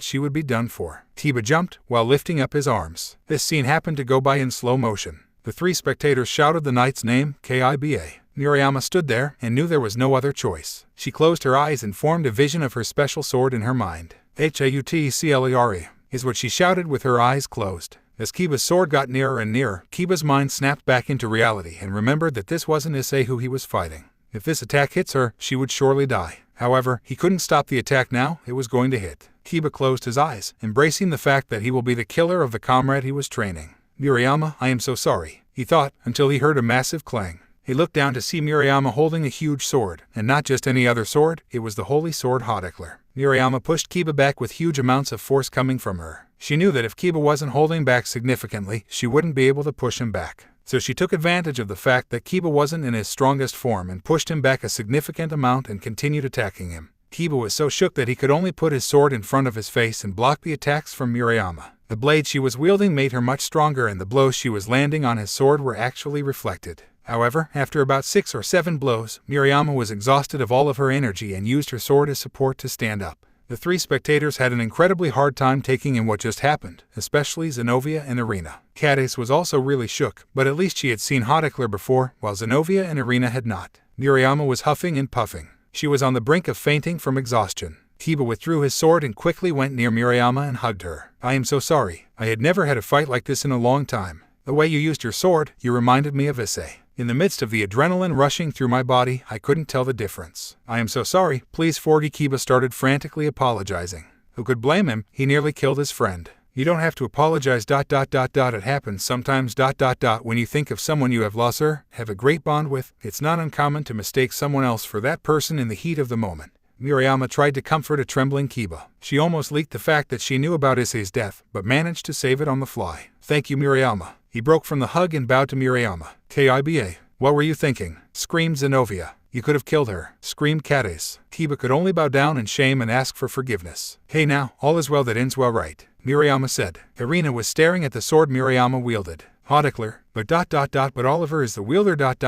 Wait, didn't he say that the sword moved on from him? So you are the new wielder of Hodikler, but it is a holy sword. It has an aura lethal to devils. Irina was confused. Correction, was a holy sword, said a voice. Riaz and the others have come to the place where the fight took place. We sensed a lot of energy being given off over here, and we saw the whole fight. Riaz started. Kiba, although I am extremely disappointed with your lack of self-control, something that you were the best at, I can understand why this happened. I was about to put a shield around Murayama, but then she summoned Hodikler. Hodikler was considered a holy sword as it was always wielded by a holy person. However, swords never chose their wielders based on their factions, they chose them based on their heart. Even though Murayama is a devil, it seems that her heart was pure enough to the point where Hodikler chose her as its new wielder. Similar to what happened with Ascalon and Issei. It will still be classified as a holy sword as the sword still has had only holy wielders up till now, and it has not gone through a complete change like Arendite. But in your hands, it will act as if it was a devil sword. Riaz explained. Wow, Murayama, you were so good with the sword. You even managed to hold your own against Kiba. Asia exclaimed. The sword chose a perfect wielder, said Roswace. Amazing.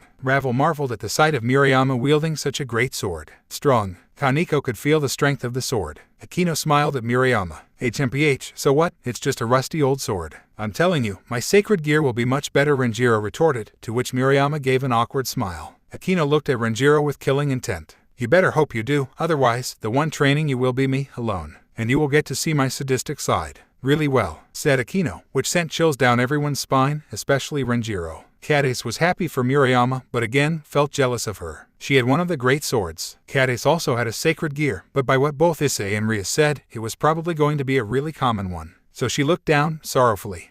I see, so she finally used it in a battle. I hope she is able to the orc how she got it without revealing my secret. Issei thought as he felt the power being expelled from the clash of swords. Anyways, I have already finished everything here. Mastered the basics of Yaojutsu and Holy Lightning, completely mastered ice magic, mastered destruction magic, mastered sword wielding, even read through the history books, all in 1.5 days. Honestly, could have been quicker if I didn't decide to read the history books outside the time dome. He teleported to the library and opened the door. It seemed like Fuyuki was reading something. What you're reading? Issei asked, which startled Fuyuki. Issei chuckled slightly, which made Fuyuki pout. Hey, you know how well books are able to make a person concentrate only on it. She retorted cutely, which made Issei go wild. Every time he talked to Fuyuki, he went wild. Anyways, I am here to return the books, Issei said as he put the books on the counter. Why, you actually finished all of them. Aye. Fuyuki couldn't believe that Issei finished all the books. And don't tell me you. She pointed at the book of Yaojutsu. Issei summoned a golden sphere similar to Senjutsu, but it was giving off a slightly different aura around it. Fuyuki gasped and coughed.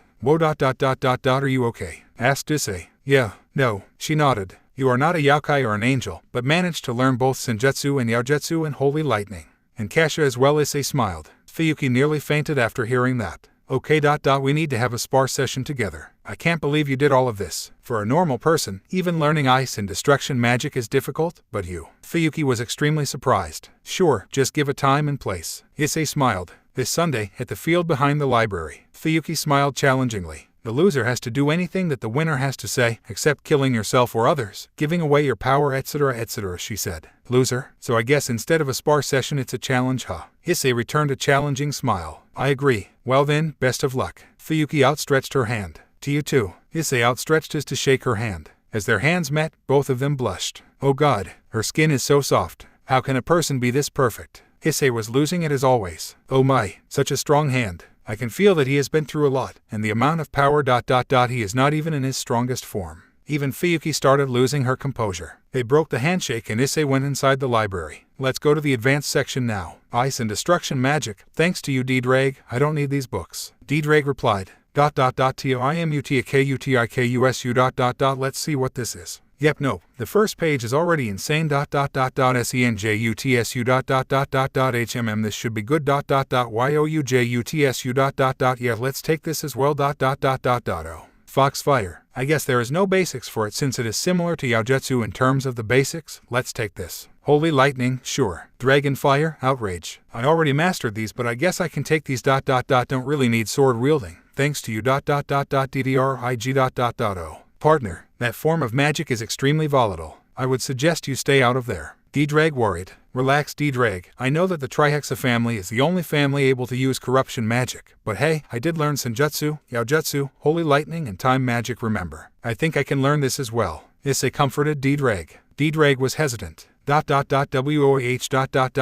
I see why there isn't a basics book for it. Nothing about this magic is basic. Let's use it. It also works as illusion magic, which is something I really wanted to learn as well. I don't see anything else which could be of use. Yeah, I think these are enough. Issei took the books to the counter. Fuyuki saw the books and placed her elbow on the table, opened up her palm and rested her head on it. I have no words. This might take me 3 days though, said Issei, to which Fuyuki only sighed. Sure, I'm 99% sure you will return these by today. Fuyuki sighed. How strong will this guy get? Does he not know yet that he is on the same level as the Devil Maois, Angel Seraphims, and the highest order of fallen angels? Heck, even Yasaka, she thought. Issei walked out of the library, teleported back to his field, and created a time dome. So what should I do first? I guess I should get the new stuff out of the way. He picked up the books of Corruption Magic and Foxfire. Let's start with Corruption Magic. Foxfire will be easier to learn, he said. Issei entered his mindscape. Partner, what are you doing here? D-Drag asked, surprised to see his partner in the mindscape.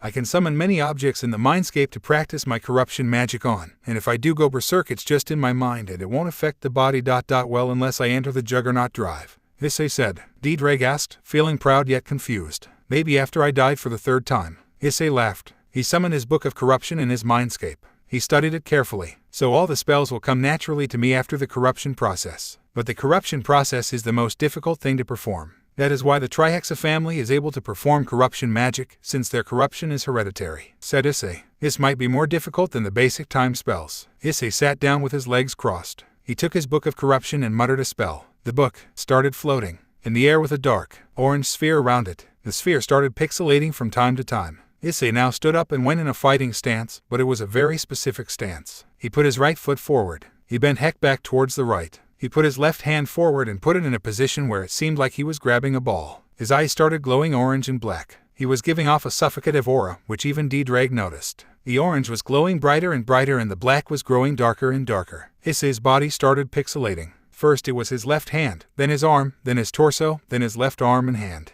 Then it was his legs, and finally his face. The book started pixelating as well and it was moving towards Issei's body, if you could even call it that. It was a deformed mishmash of black and orange pixels. This went on for about an hour inside the mindscape. Outside, however, Issei was seen meditating inside the time dome. After an hour, the light went down. Issei's deformed body started taking a new shape. His body started unpixelating and revealed an Issei who was meditating. The book came out of his body and rested before his feet. Partner, you did it. I never thought you would be learning corruption magic out of everything. Partner, D-Drag noticed that his partner was not responding. Issei was just meditating. He is going berserk, spoke a female voice. Alicia, what? D-Drag started. I have seen this happen myself, D-Drag. The corruption process makes it so that your body is able to use corruption magic as it becomes pixelated and is deformed, hence it's called corruption. However, there is almost always a side effect. Either it is you losing a limb, an eye, an organ. For Issei, the side effect is physically the best one but mentally the worst. Going berserk. Since Issei is really strong, right before going berserk he put his body in meditative mode so that he could fight the corruption inside his brain, kind of like going inside his mindscape. Inside his mindscape. Alyssa explained. D-Drag asked. He did, no doubt about that. He probably cut your connection for a few seconds as he read the side effects, to stop you from worrying. Issei is strong, D-Drag, he will get through this. Alicia comforted the red dragon. Said D-Drag. At an unknown place. Oh, I see a new person has awakened the corruption inside him, said a feminine voice. Foolish ... he will destroy himself, said another feminine voice. Not this time. This being is strong. Yes, he will get through this corruption process. And when he does, I would like to meet this special person, said the first feminine voice. At the Orc. Asia ... so ... what are we doing again? Said a Pinkette. We are going to Kyoto. Ria's Wanasama told us that there is a supernatural library present there. Everyone else was busy, so I thought that we should go and visit, she said before getting on board a train. And why are we not just using a magic circle? Asked Cadis. Because we are not strong enough to directly go past the barrier which protects the yokai territory, said Asia. And anyways, this supernatural train is really fast. We should be in Kyoto in about 3 minutes. Cadis felt awkward being inside a train where there were so many devils, angels, and fallen angels. It seems like they were at peace for now since no one was attacking the other. The three factions are mostly at peace, but usually when opposite faction members see each other, they usually start attacking. However, since this train is a mutual peace zone, no one attacks the other as they know that all of them are using the train, said Asia. I see, said Cadis. Tell me, Asia, what type of sacred gear do you think I have? Asked Cadis. Asia thought for a while. I'm not sure, Cadis-san. I am not as strong as Ria's Wanisama or Akino Wanisama, and even they are not able to say what type of sacred gear you have. Issei sighed sorrowfully. I am the weakest, she said softly. Asia felt a hug as she said that. Don't say that, Asia. I have seen some of the battles your peerage has been in. Without you, your peerage would have lost, said Cadis, comforting Asia. Thank you, Cadis-san, said Asia happily. Oh, look, we have already arrived, she said, which surprised Cadis. The doors opened and they stepped out of the train. The station was out in the open and there were many shops. Some sold sweets, some toys, and some sold dresses. Cadis was really surprised seeing all the shops. Wow, this is just like shops you see in regular stations, but much bigger and have much more variety, said Cadis. Cadis-san, do you want something?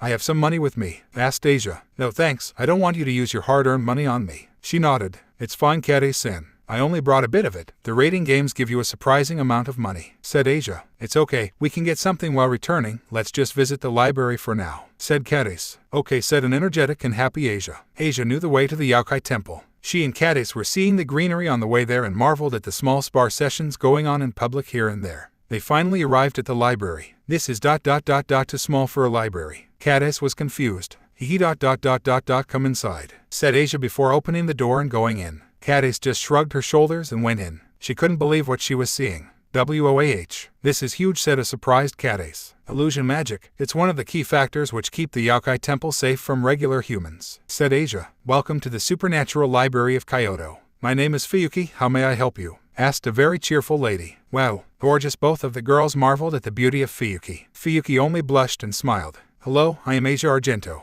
Bishop of Ria's Gremory. This is Yui Cadis. She is a human but she is accompanying me. Asia introduced herself and Cadis. Cadis smiled and waved. I thought that I have seen you somewhere. You are that adorable bishop from Ria's Gremory's peerage. Fuyuki complimented. Asia's face went red and she stuttered really hard. She wasn't able to form a sentence. Fuyuki was looking at Asia with an expression which spelt ahoa. While on the outside Fuyuki was looking cheerful, on the inside she was thinking with a serious mood. So this is Asia, from Ria's Gremory's peerage, the same peerage where Issei is in. Issei didn't want me to reveal his secret, but does his own peerage know about his absence? Should I tell them Issei comes here? She was thinking. I and Asia have come here as we heard a lot of things about this library from Asia's king. Would you mind telling us where to start? Cadis asked the librarian. Oh, sure, why not? That section over there is for history, that section over there is for the basics of many fighting techniques, and that section over there is for supernatural epics and stories. Fuyuki pointed. Thank you very much, said Cadis before bowing. Tha-nkyu, said a stuttering Asia. She was looking at Asia with an all-oa face again, which made Asia even more red. Since Asia was unable to move, Cadis had to practically drag her away. Those two are really interesting, she thought. The two were going to the history sections first. They were looking through books to read, while they were greeted by a very familiar voice. Ara, Asia, you came here as well. And Cadis too, said the familiar voice. Asia turned around in shock. WHAA. Kiryu-san. Asia and Cadis were shocked to see Kiryu in a library which was only available to the people who knew about the supernatural. Eika Kiryu, asked Cadis. Indeed, although I didn't know that you knew about the supernatural, Cadis. She gave a curious expression to Cadis. I didn't know that you knew about the supernatural either, said a surprised Asia. Heh, there was a lot you don't know about me. I know that the entire orc are devils except for one which is an angel. Roswace-chan is a Valkyrie and was previously a person serving under the Norse god Odin. She started. Why Asia was still surprised. And since it seems like Cadis over here also knows about the supernatural, I won't have a problem telling you a secret. Kiryu winked. What secret? Cadis asked. Well, you know about the 72 devil pillars, right? Kiryu asked. Both Asia and Cadis nodded. Well, what if I tell you that one family which you all probably thought were extinct is alive? Both Cadis and Asia gasped. My actual name is Kyra Amy, Kiryu said with a naughty smile. But please, keep calling me with the name you know. At this point, it will be weird if you called me by my birth name, Amy, but that family has been extinct since the Great War. Cadis was surprised. I just told you that. Sigh, never mind. Anyways, you are allowed to tell your peerage about me, since I have just received my evil pieces, Kiryu said with a smile. Evil pieces ... Wait, that means... Asia started. Kuryu smirked. Yes, I am a high-class devil. I was a high-class devil since I was born, but I didn't receive my evil pieces till about 3 days ago, said Kuryu. And since Cadiz isn't a devil yet, what do you say, Cadiz? Do you want to join my peerage? Asked Kuryu. Cadiz thought for a while. I am not ready to give an answer as of now. Sorry, said Cadiz. Good answer. I would have not taken you immediately anyways. I just wanted to see what your reply would be, said Kuryu after fixing her glasses. Anyways, so what brings you here? Ria's Wanasama said that this library was well known and had really informative books in it, said Asia. She is not wrong. This is the best library in the entire supernatural. I came here to strengthen my family power of fire, said Kuryu. By the way, I haven't seen Issei for a long time. How is he? Kuryu asked. Cadiz's eyes went wide. She looked at Asia to see that she had a dead expression on her face. She was looking at the floor with hollow eyes. It seemed like she was about to start crying. Issei-kun is taking a break according to Ria's senpai. He won't be back for a while and we haven't heard from him. She shrugged awkwardly. Asia seemed to have regained her composure and nodded. I see, Kuryu said. Anyways, I'll be off since I got what I needed. See, as she waved at both Cadiz and Asia as she left. Who knew that she was a devil? Asia. Asia. She noticed that Asia wasn't replying. She was thinking about Issei. Issei never left her mind, but it seemed like she was able to recover for a bit. But now Issei was back on her mind and she started forming tears in her eyes. She hasn't seen her beloved Issei for almost 5 months at this point. She longed for her to see her Issei, but knew that it wasn't possible. She quickly managed to recompose herself and replied to Cadiz. Yeah ... Who would have thought? She replied with a forced smile. Cadiz knew that she was still hurting inside. She could feel the pain Asia was going through. If she thought that Issei was dead, she wouldn't be able to think straight. She really wanted to tell the orc about Issei, but she didn't want to break Issei's promise. Anyways, Asia, let's go and read something, said Cadiz. I will take a book on defense magic. I need to be able to defend myself while using my twilight healing. I am already able to use some offensive spells. Asia said. Okay then, I'll take the book on sword wielding, said Cadiz. They took some other books as well, such as Dragons versus the World and the Great War. They took the books to the counter. We would like to borrow these books, said Asia. For how long, sweetie? Asked a cheerful Fuyuki. I guess a week, said Asia. Sure, dear. Give your peerage my regards. Tell them I am a huge fan, said Fuyuki with a smile. This made Asia smile as well. I will, Fuyuki-senpai, said Asia. They took the books and left. I can sense that something is wrong. Maybe they haven't heard from Issei in a while, Fuyuki thought. Asia was able to teleport back to the orc room now as she was outside the barrier and knew where the orc room was. So, how was the trip? Asked Akino. She was the only one in the room. Asia and Cadiz started telling her about their trip. She was listening attentively until they talked about the librarian. She was absolutely divine, said Cadiz. I am afraid to admit it ... But she had a larger chest than even you, Akino Wanasama, said a flustered Asia. Akino was shocked. She had pride in the size of her chest. But someone having a larger chest than her, and it was not even like Asia said. I think that she has slightly bigger chest. ... And oh, she said confidently that she had a larger chest. Really? Asked another female voice who came in through the door. It was Ria's. Even I am shocked, said Cadiz. But she did have a noticeably larger chest than Akino-senpai. Even Ria's was shocked. She never thought that anyone would be having a larger chest than Akino. Anyways, Asia continued to tell her story. We met Kuryu-san there as well. Ria's and Akino's eyes went wide when they heard this. Asia explained to them what Kuryu said. So ... The Amy pillar is still alive. I will have to ask my brother about that, said a thoughtful Rias. Kyra Amy. So Eika Kuryu was an alias. Akino thought. She still wanted to be addressed as Eika Kuryu though, said Cadiz. This is truly surprising. Anyways, let's see the books you got, hummed Rias. It has been a few hours since Issei had been meditating. D-Drag was getting worried. Asked D-Drag. I am positive. He should be out any minute now. Alyssa comforted D-Drag. And indeed, as she said that, Issei's eyes shot open and he started hyperventilating. He immediately fell on the floor as he was insanely tired. That pant thing. Pant ... took ... pant. Everything. Pant ... out of me. Pant, said Issei. Partner, what happened? D-Drag was concerned. Issei took a few minutes to recompose himself. Basically, a pixelated form of me started to take over my body. I knew this could have happened, so I put my body in meditative mode and went into my mindscape, inside my mindscape. I saw him trying to corrupt everything inside me. He was the strongest opponent I've ever faced, even stronger than Saryog and much stronger than Shalba. I had to go into my balance breaker to even make him feel anything, said Issei. Thankfully I had gotten much stronger and I had a much higher tolerance. I was able to wear my corrupted self out and took him out with a scallon, thanks to my new sword-wielding skills, said Issei. Looks like the strongest enemy you will ever fight is yourself, said Alicia. Hello, Alicia. It has been a long time, said Issei. It has, agreed Alicia. Asked D-Drag. You seem to forget that I have extreme regeneration now, said Issei. Honestly, D-Drag, how could you be so forgetful? Face-palmed Alicia. Hey, it's not my fault I was worried sick for my partner. But yes, I should have remembered that Issei had the flesh of great red and off eyes inside him, said Diedrag. Anyways, it seems like you have mastered the power of corruption, asked Alicia. Issei created a tree in his mindscape. He pointed his finger at the tree and the tree immediately pixelated and turned into nothingness. I would say so, as once my body has been corrupted, all the spells will come naturally. I will have to practice it to get better though, said Issei. Diedrag asked.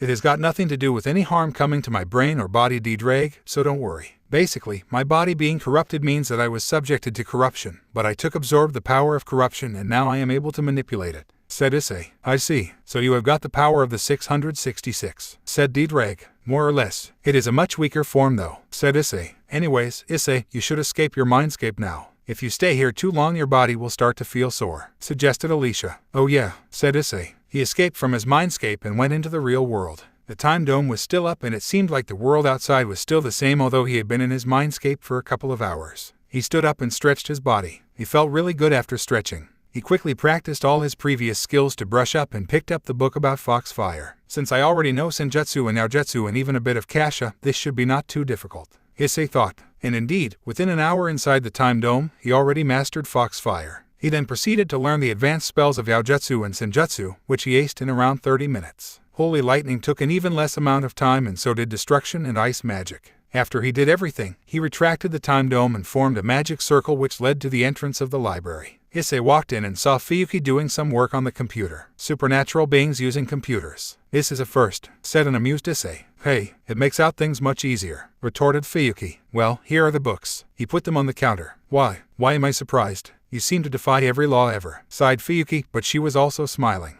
Anyways, I am not here to get books now. I am wondering if you know how to get to the familiar forest, asked Issei. Fuyuki raised an eyebrow. You mean to tell me you don't have a familiar? Issei chuckled nervously and rubbed the back of his head. Fuyuki just smiled and held his hand. He could feel a transfer of energy. There, I just embedded the coordinates of the familiar forest into you. You seem to have already been there once, so it should be easy. Just visualize a part of the familiar forest you want to go to and form a magic circle, said Fuyuki. Thank you so much, Fuyuki. You are truly a great lady, bowed Issei. Fuyuki started blushing madly. Thankfully Issei didn't see that as he said goodbye to Fuyuki and walked out of the library. It's the first time, in my entire life, I have ever been attracted to a guy. I never thought it would have happened, but you really are something else, Issei, she thought with a loving face. Back at the field, asked Diedrag. I think it's about time. I would be a failure of a devil if I was this strong and still had no familiar. And besides, it's a full moon night today. I would have to wait almost a whole month, said Issei. And besides, Kades and Miriam already told me that they would be busy this week, so I am not expecting anyone to visit me either, said Diedrag. Issei made a magic portal and went into the location he last remembered.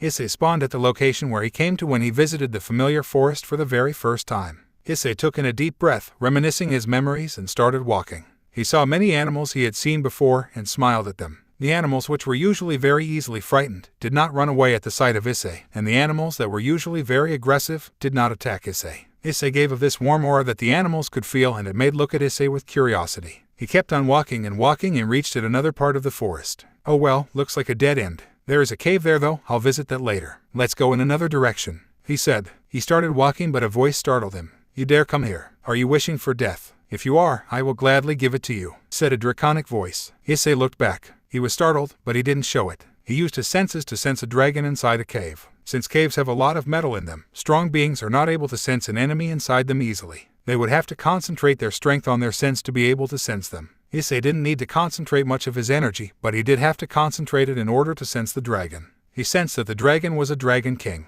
Huge footsteps were followed by growls. After a few minutes, a giant blue dragon could be seen. Screamed Diedrag. Issei listened to what Diedrag said, but he didn't move. He waited for the dragon to deliver the first strike. Oh, so you do not run. Brave, but you just fulfilled your death wish, said the dragon. Tiamat, the Chaos Karma Dragon King. I am not here to fight, said Issei in a strong voice. You, maybe, but I am here to fight. The host of Diedrag should know better than to come to this part of the forest, growled Tiamat. What did Diedrag do to you? I suspected that you wanted to fight because you are a dragon, and because power attracts power, but you have some enmity towards Diedrag, asked Issei.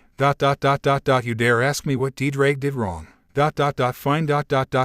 Why don't you ask the pathetic dragon inside you? Tiamat scowled. Diedrag, what did you do to Tiamat? Issei asked. Said Diedrag from the boosted gear.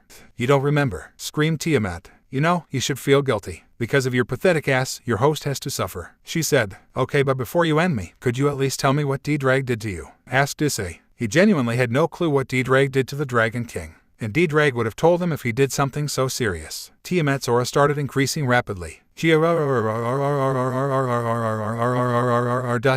promised me eggs. And then he left to fight with that stupid white dragon and got himself killed. Roared Tiamat with a dark voice. Issei was stunned for a minute. DDRIG. You absolute asshole. Issei looked at his sacred gear and said these words with venom. Even D-Drag was afraid. Good to see that you share the same view as me. Unfortunately, I will have to end you right now. Tiamat roared. I will deal with you later, D-Drag. You better hope I am dead. Issei scowled at his sacred gear. D-Drag would have rather took his chances with Tiamat than with Issei. A bright light surrounded Tiamat. After the glow ended, a beautiful female could be seen. She had straight and long blue hair. She was wearing a battle suit, similar to Ross waist, but it was blue and much more revealing. She had extremely well-defined assets, similar to Fuyuki. Issei blushed at the sight of such a goddess but then quickly composed himself. You are probably the wisest host D-Drag ever had. The least I could do to honor you would be to end you in my human form. A form which I barely show, said Tiamat with a proud voice. Issei quickly constructed a barrier around the zone. He knew this would be a big fight. Tiamat summoned her wings and so did Issei. She was surprised that Issei had 2 dragon wings but decided to ignore it. She created a blue dragon sphere and shot it at Issei, who countered it with his own dragon sphere. Tiamat scowled and flew towards Issei at breakneck speed.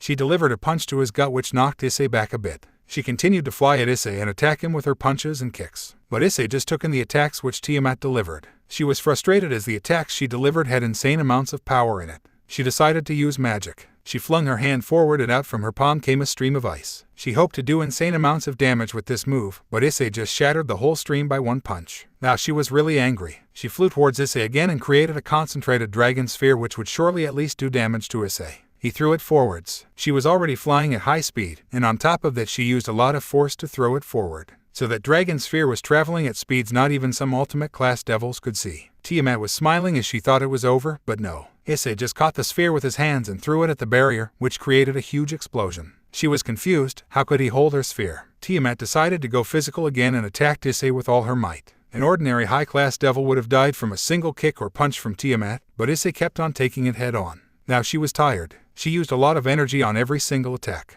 My turn, Issei said with a challenging face. Issei flew at Tiamat. He flew at a speed even Tiamat couldn't see. He went up close to Tiamat and waited a bit. Tiamat was startled. Issei then delivered one punch to her gut. A single punch. Tiamat was sent falling towards the ground at insane speeds. Once she hit the ground, a large crater was formed which was about the size of a football field. There was dust flying around everywhere. Once the dust settled, an extremely injured Tiamat could be seen at the middle of the crater. She was gasping for air, was not able to move and had blood coming everywhere. Issei landed next to Tiamat. She closed her eyes and embraced her fate. She now was thinking about everything that led to this event. Sure, D-Drag was at fault, but she didn't have to seek revenge on D-Drag's host. She underestimated him and now got what she deserved. My foolishness got me here. Gasp. I was thirsty for revenge. Gasp. And now I have to face death. Gasp. Go ahead. Do the deed. She was barely able to take in air. She had tears coming out of her eyes. She had never met someone as strong as this guy. She was, in a way, honored to have been felled by such a strong being. Tiamat felt light coming out of her right side. She opened her eyes to see that Issei was healing her with senjutsu. It took some time, but she was completely healed and her blood was completely recovered. She sat upright and took in what just happened. Why? Why did you heal me? She asked Issei. Why didn't you kill me when I had the chance? And why didn't you attack me at the beginning of the fight? You could have ended me right then and there. Because, my lady, my idea was never to kill you. I was testing your strength. I needed to see for myself if the Dragon King of Chaos was as strong as people made out to be, and well, she was. And I could never kill such a pretty and historic figure. Issei told Tiamat with a sincere expression. Tiamat was taken aback. He addressed her so formally and he called her pretty, something only D-Drag had the balls to do. But, unlike D-Drag, Issei wasn't poisoned with the idea of fighting. He was sincere, good-natured and strong being, something which is extremely rare to find. She also noticed that she couldn't sense D-Drag in him, which surprised her to a great degree. He was powerful enough to suppress an aura inside his sacred gear. Well then, Lady Tiamat, take care. I will be off. I am honored to have witnessed such a strong being today. Issei bowed to Tiamat before he was about to leave. Wait, Tiamat cried. Issei looked around to see Tiamat in tears, but she was smiling. You are a wonderful being. Even though you could have ended me in an instant, you didn't, and instead saved me. Although I was poisoned with the idea of revenge, you didn't hold that against me and instead got me rid of that idea. She started. Please take me with you. Issei was surprised. He never would have thought that the strongest Dragon King would have asked him to take her. My lady ... Are you sure? He asked Tiamat in a concerned tone. I have made up my mind. I am willing to give up my pride as a dragon and become a part of another faction to be with you, she said with hopeful eyes. Issei couldn't help but be attracted to her. Her sapphire blue eyes were looking at him in such a manner, and on top of that she had an incredibly beautiful body. He smiled at Tiamat. Don't worry, I won't subject you to such dragon torture. But are you sure you want to be with me? The host of D-Drag asked Issei. D-Drag was foolish, he was a total battle maniac. But he had a charm which made me attracted to him. You seem to have inherited his charm, but not his battle maniac nature. You are sincere, honest, and kind. I don't care that you have D-Drag inside you, I just want to be with you, said Tiamat. Well then, Tiamat, the Chaos Karma Dragon, the strongest Dragon King, would you want to be my familiar? Asked Issei. Tiamat looked up in happiness. Her eyes were sparkling. Although she did say that she would have let go of her dragon pride to be with Issei, she didn't want it to be that way. By being a familiar, she could be with Issei and not lose her dragon pride. She ran towards Issei and kissed him on the lips. Issei was shook for a second, but then he reciprocated the kiss. Issei and Tiamat had the same idea of clashing their tongue with the other for dominance. After around 2 minutes of clashing, both of them were about to faint of air loss, so they broke the kiss, leaving a string of saliva connecting their mouth. I will be honored to be your familiar, she said with a loving look on her face. All right then. Issei stepped back and started the familiar pact. After it was over, Tiamat hugged Issei again. Thank you, Issei, she said. You're welcome, my lady, Issei replied. Tiamat pouted. Don't be so formal with me. I am your mate after all, she retorted. Sure, Tiamat. He smiled, but his face held a surprised expression after he realized what Tiamat said. Wait, did you say mate? He stuttered. Baka, you think I would kiss someone with this much passion unless they are not my mate? Tiamat pouted. Okay, but you do realize I have a harem, right? Issei asked. Tiamat's face brightened, and then had a lustful expression. Well, that makes it much more interesting, she said in a seductive voice. Issei gulped. Partner, not only did you defeat the strongest Dragon King, who is said to have power greater than the Maoist, but also made her a part of your harem. I am proud of you, said D-Drag. Tiamat just humphed after hearing the voice of D-Drag. Baka, she said. Aha, don't think that your flattery would save you from my wrath. It's time for me to have a talk with you. D-Drag, said Issei. D-Drag was scared. Tiamat, please, talk some sense into him. Please, he pleaded. Oh no, D-Drag, you will get what you deserve. And I'm telling you, you would wish that I was your host instead of Issei, said Tiamat with a naughty grin. Issei entered his mindscape. His eyes went wide and his body fell down. To Tiamat it looked like his soul had left his body, so she grew worried. She kept on jerking his body and calling his name, hoping to wake him up. She started hyperventilating. After about a minute, Issei came out from his mindscape. Tiamat nearly died from stress this whole time. Issei, you baka, I thought you died, said a worried Tiamat. She hugged Issei tightly. Sorry to worry you, Tiamat. I just went to teach a dragon a lesson, he said. D-Drag continued. Tiamat wanted D-Drag to learn his lesson, but even she grew worried of D-Drag. Don't worry, he will be fine after a day or two, Issei said before cutting the link between him and D-Drag. Anyways, Tiamat, I would love to bring you home, but right now I am sort of in a weird spot and bringing you there would cause a lot of trouble. I am currently incognito. I request you to please not alert anyone of my presence. Please, he pleaded. Tiamat. I understand. I would have liked to go with you, but I understand that you have something going on in your life. Just remember, if you ever need help in anything in your life, I am one summoning circle away. Tiamat smiled. Issei kissed Tiamat again. Thank you very much, Tiamat. Issei then removed the barrier and walked out of that place. He saw the sadness in Tiamat, but she waved back at him. As he was moving through the forest just out of curiosity, he heard some familiar voices. It seems like we have all got out familiars, Kaichu. Issei's went wide when he heard this. His aura was already suppressed, so he sat down close to where that voice was coming from. He could recognize that voice anywhere. It was the queen of the Citri peerage, Shinra Tsubaki. He didn't dare to look at the peerage. He didn't know how he would react if he saw them. Well then, we should get moving. Riaz and her peerage will arrive here soon. This was the voice of Sona. Issei's eyes went wide. He wasn't ready to face even Sona's peerage. He would go nuts if he saw Riaz's peerage. He quietly but quickly made a run for it, which didn't escape the ears of Tsubaki. She started running into the woods. Tsubaki, Sona shouted. Tsubaki was unusually fast. Issei was faster, but he won't be able to outrun her fast enough to open a magic portal and teleport. He knew he had to use his wings. Issei could run much faster than he was running, but he wasn't able to do so right now because of the thorns in his path. Halt, shouted Tsubaki, but suddenly she screamed. Issei stopped and looked back. He saw a hydra attacking Tsubaki. Issei knew that if he helped her, his identity would be known, but he couldn't just leave her. He then quickly thought of an idea. He made a time dome around him in the hydra. He hit the hydra and it instantly fainted in one hit. But unknowingly he suddenly contracted the dome as he was so used to contracting the dome as he was done with the work. Who are you? He heard a sighing Tsubaki, who fainted. It seemed like the poison from the Hydra was spreading through her body at a rapid pace. He could hear Sona and her peerage coming closer. He knew that he had no other choice but to take Tsubaki with him. He made a magic portal and teleported out of there. By the time Sona reached there was nothing other than a fainted Hydra. Whatever took Tsubaki was strong, said Saji coldly. Spread out, Sona ordered. We need to find her. Where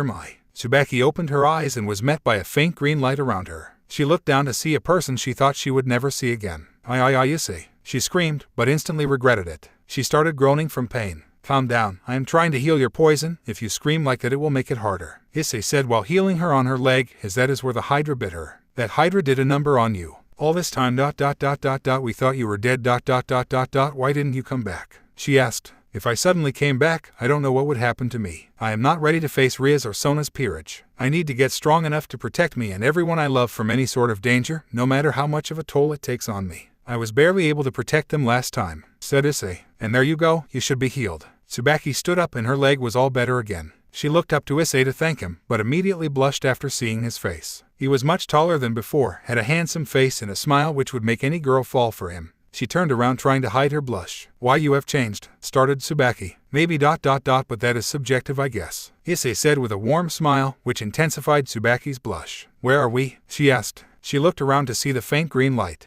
She tried to make out where she was but couldn't. Basically we are in a time dome which slows down time for people inside it. 1 week inside this dome would approximately be an hour outside, Issei explained. As for the location, it's a field I have been staying in. Tsubaki's eyes widened. Why you learnt time magic? But only gods. She started. Yes, I did. And it took a hell lot of time. Issei sighed.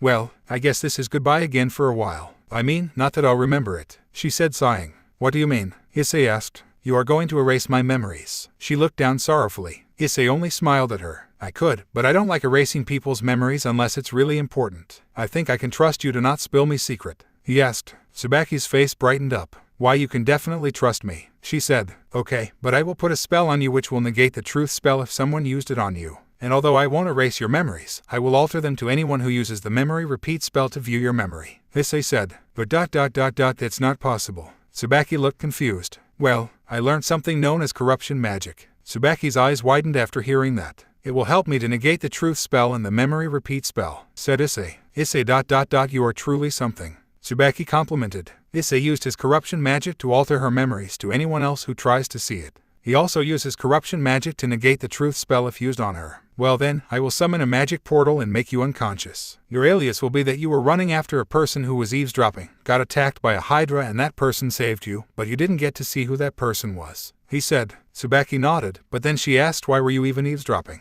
Well, I came to the forest looking for a familiar and I got one. And as I was strolling through the forest I heard your voice and hid behind some leaves. I was surprised how you heard me even though I was being so quiet, complimented Issei. I guess I have to protect my king and my peerage, so I had my ears open to any sounds, she said with a smile. Well then, it was nice meeting you after so long. I guess I would meet you again in MMPH. Issei started but got kissed on the lips by Tsubaki. Issei was extremely stunned, but later reciprocated the kiss. After they broke the kiss, Issei stuttered a bit. But I thought that Kiba. Issei started. He was. Until today. I still really like him, but I guess being saved from a near-death situation makes you like the person who saved you, she said with a smile. Issei smiled back. Well then, now I really feel bad letting you go. Okay, how about this? Katace and Murayama found me a while back and they know that I'm alive. They have kept the secret till now. Next time you see them leave, tell them about this situation and ask them the location where I stay. I will increase your senses so that nobody follows or eavesdrops on your conversation, Issei said as put his hand on Tsubaki's head, making her blush. A light came out of his hands and died quickly. There he said. Thank you Issei. She bowed.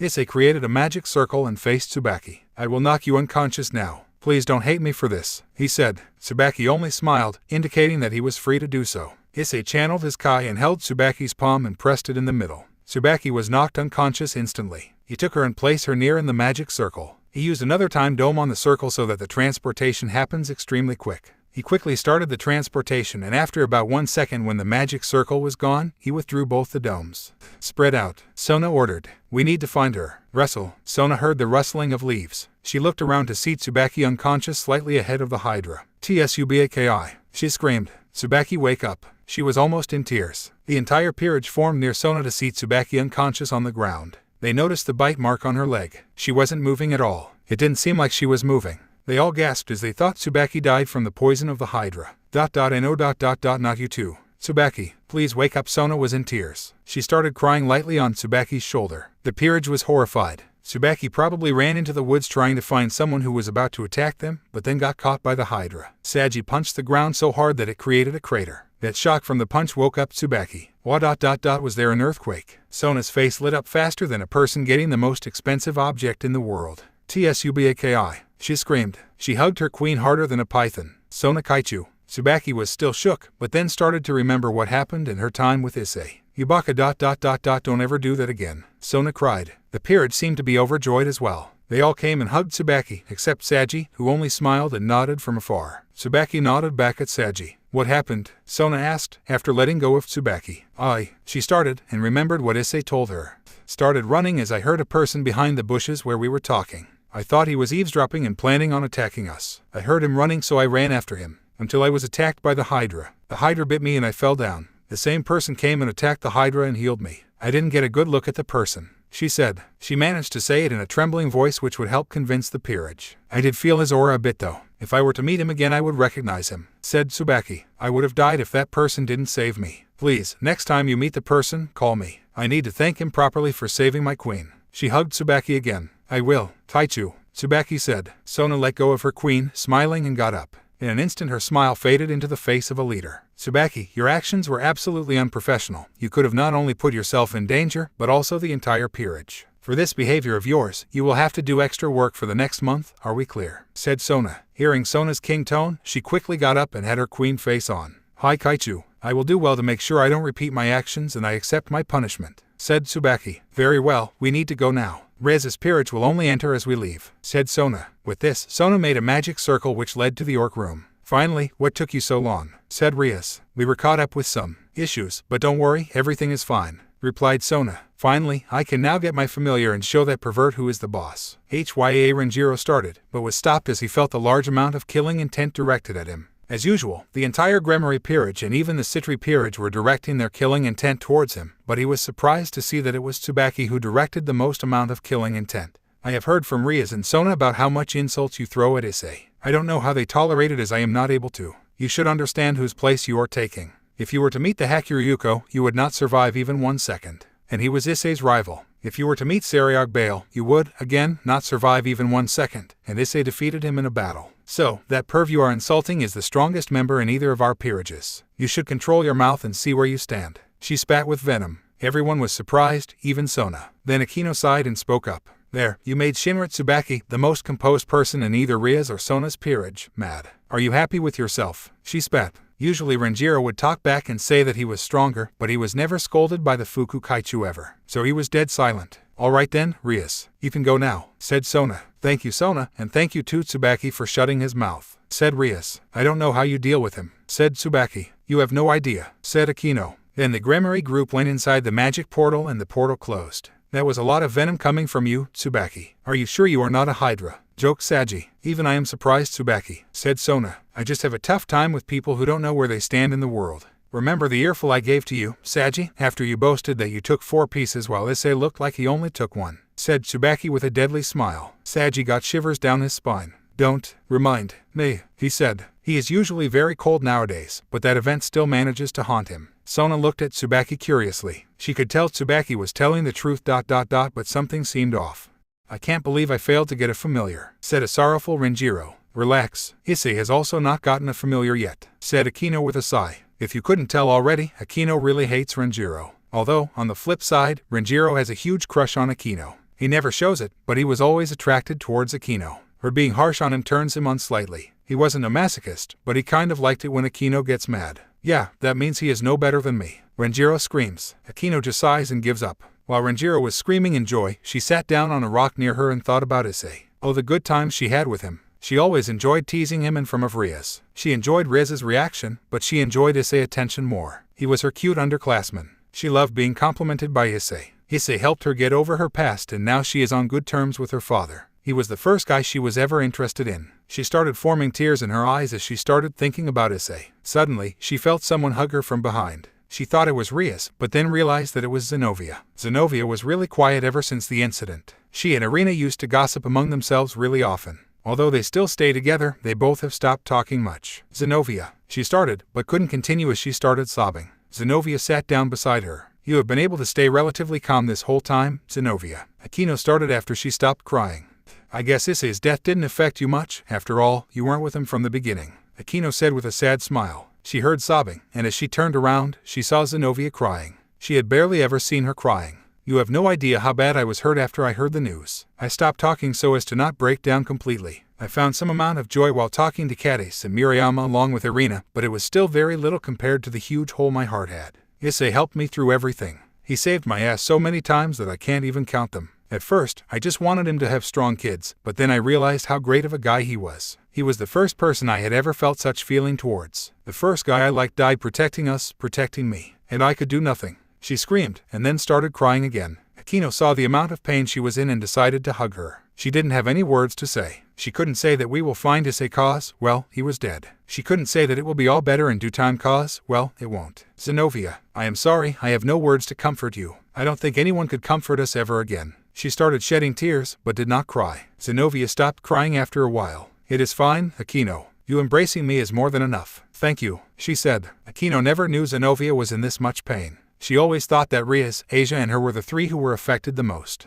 But now she realized that everyone was affected equally. Everyone was hurting just as bad as the other. No one was free from the pain the other was experiencing. She and Zenobia hugged for a while. As she let go of the hug, she saw that Zenobia fell asleep. She must have let out all of the emotions she had bottled up this whole time and got really tired. She smiled at Zenobia and proceeded to carry her on her back. She came back to the group, carrying Zenobia with her. Everyone looked at her and was shocked to see Zenobia on her back. She let out a lot of emotions right now. It's best if we let her rest. It's best if we all rest right now, she said. She could really see the pain in everyone now, except Cadiz and Miriama who were confused, but she couldn't blame them as they didn't know, also Renjiro, but she chose to ignore him. Everyone nodded after they understood what Aquino implied. After going back through the magic circle, they saw Ravel and Irina asleep in the couch. Their eyes were red and had wet lines under them. They were probably crying as well. They didn't have the heart to wake them up. Everyone went to their homes, except Aquino who carried Zenobia back to her house. She quietly got the key from Zenovia's pocket without disturbing her, and opened the apartment door. She put her in her bed. She was about to leave, but couldn't go seeing Zenobia in such a position. Zenobia looked hurt, even when she was sleeping. It looks like there was a lot in her which she didn't let out. Since the bed was too small, Aquino decided to go into her room, take a spare mattress and pillow, take it to Zenovia's room and decided to sleep on the floor. She seemed to have made a sisterly bond with Zenobia.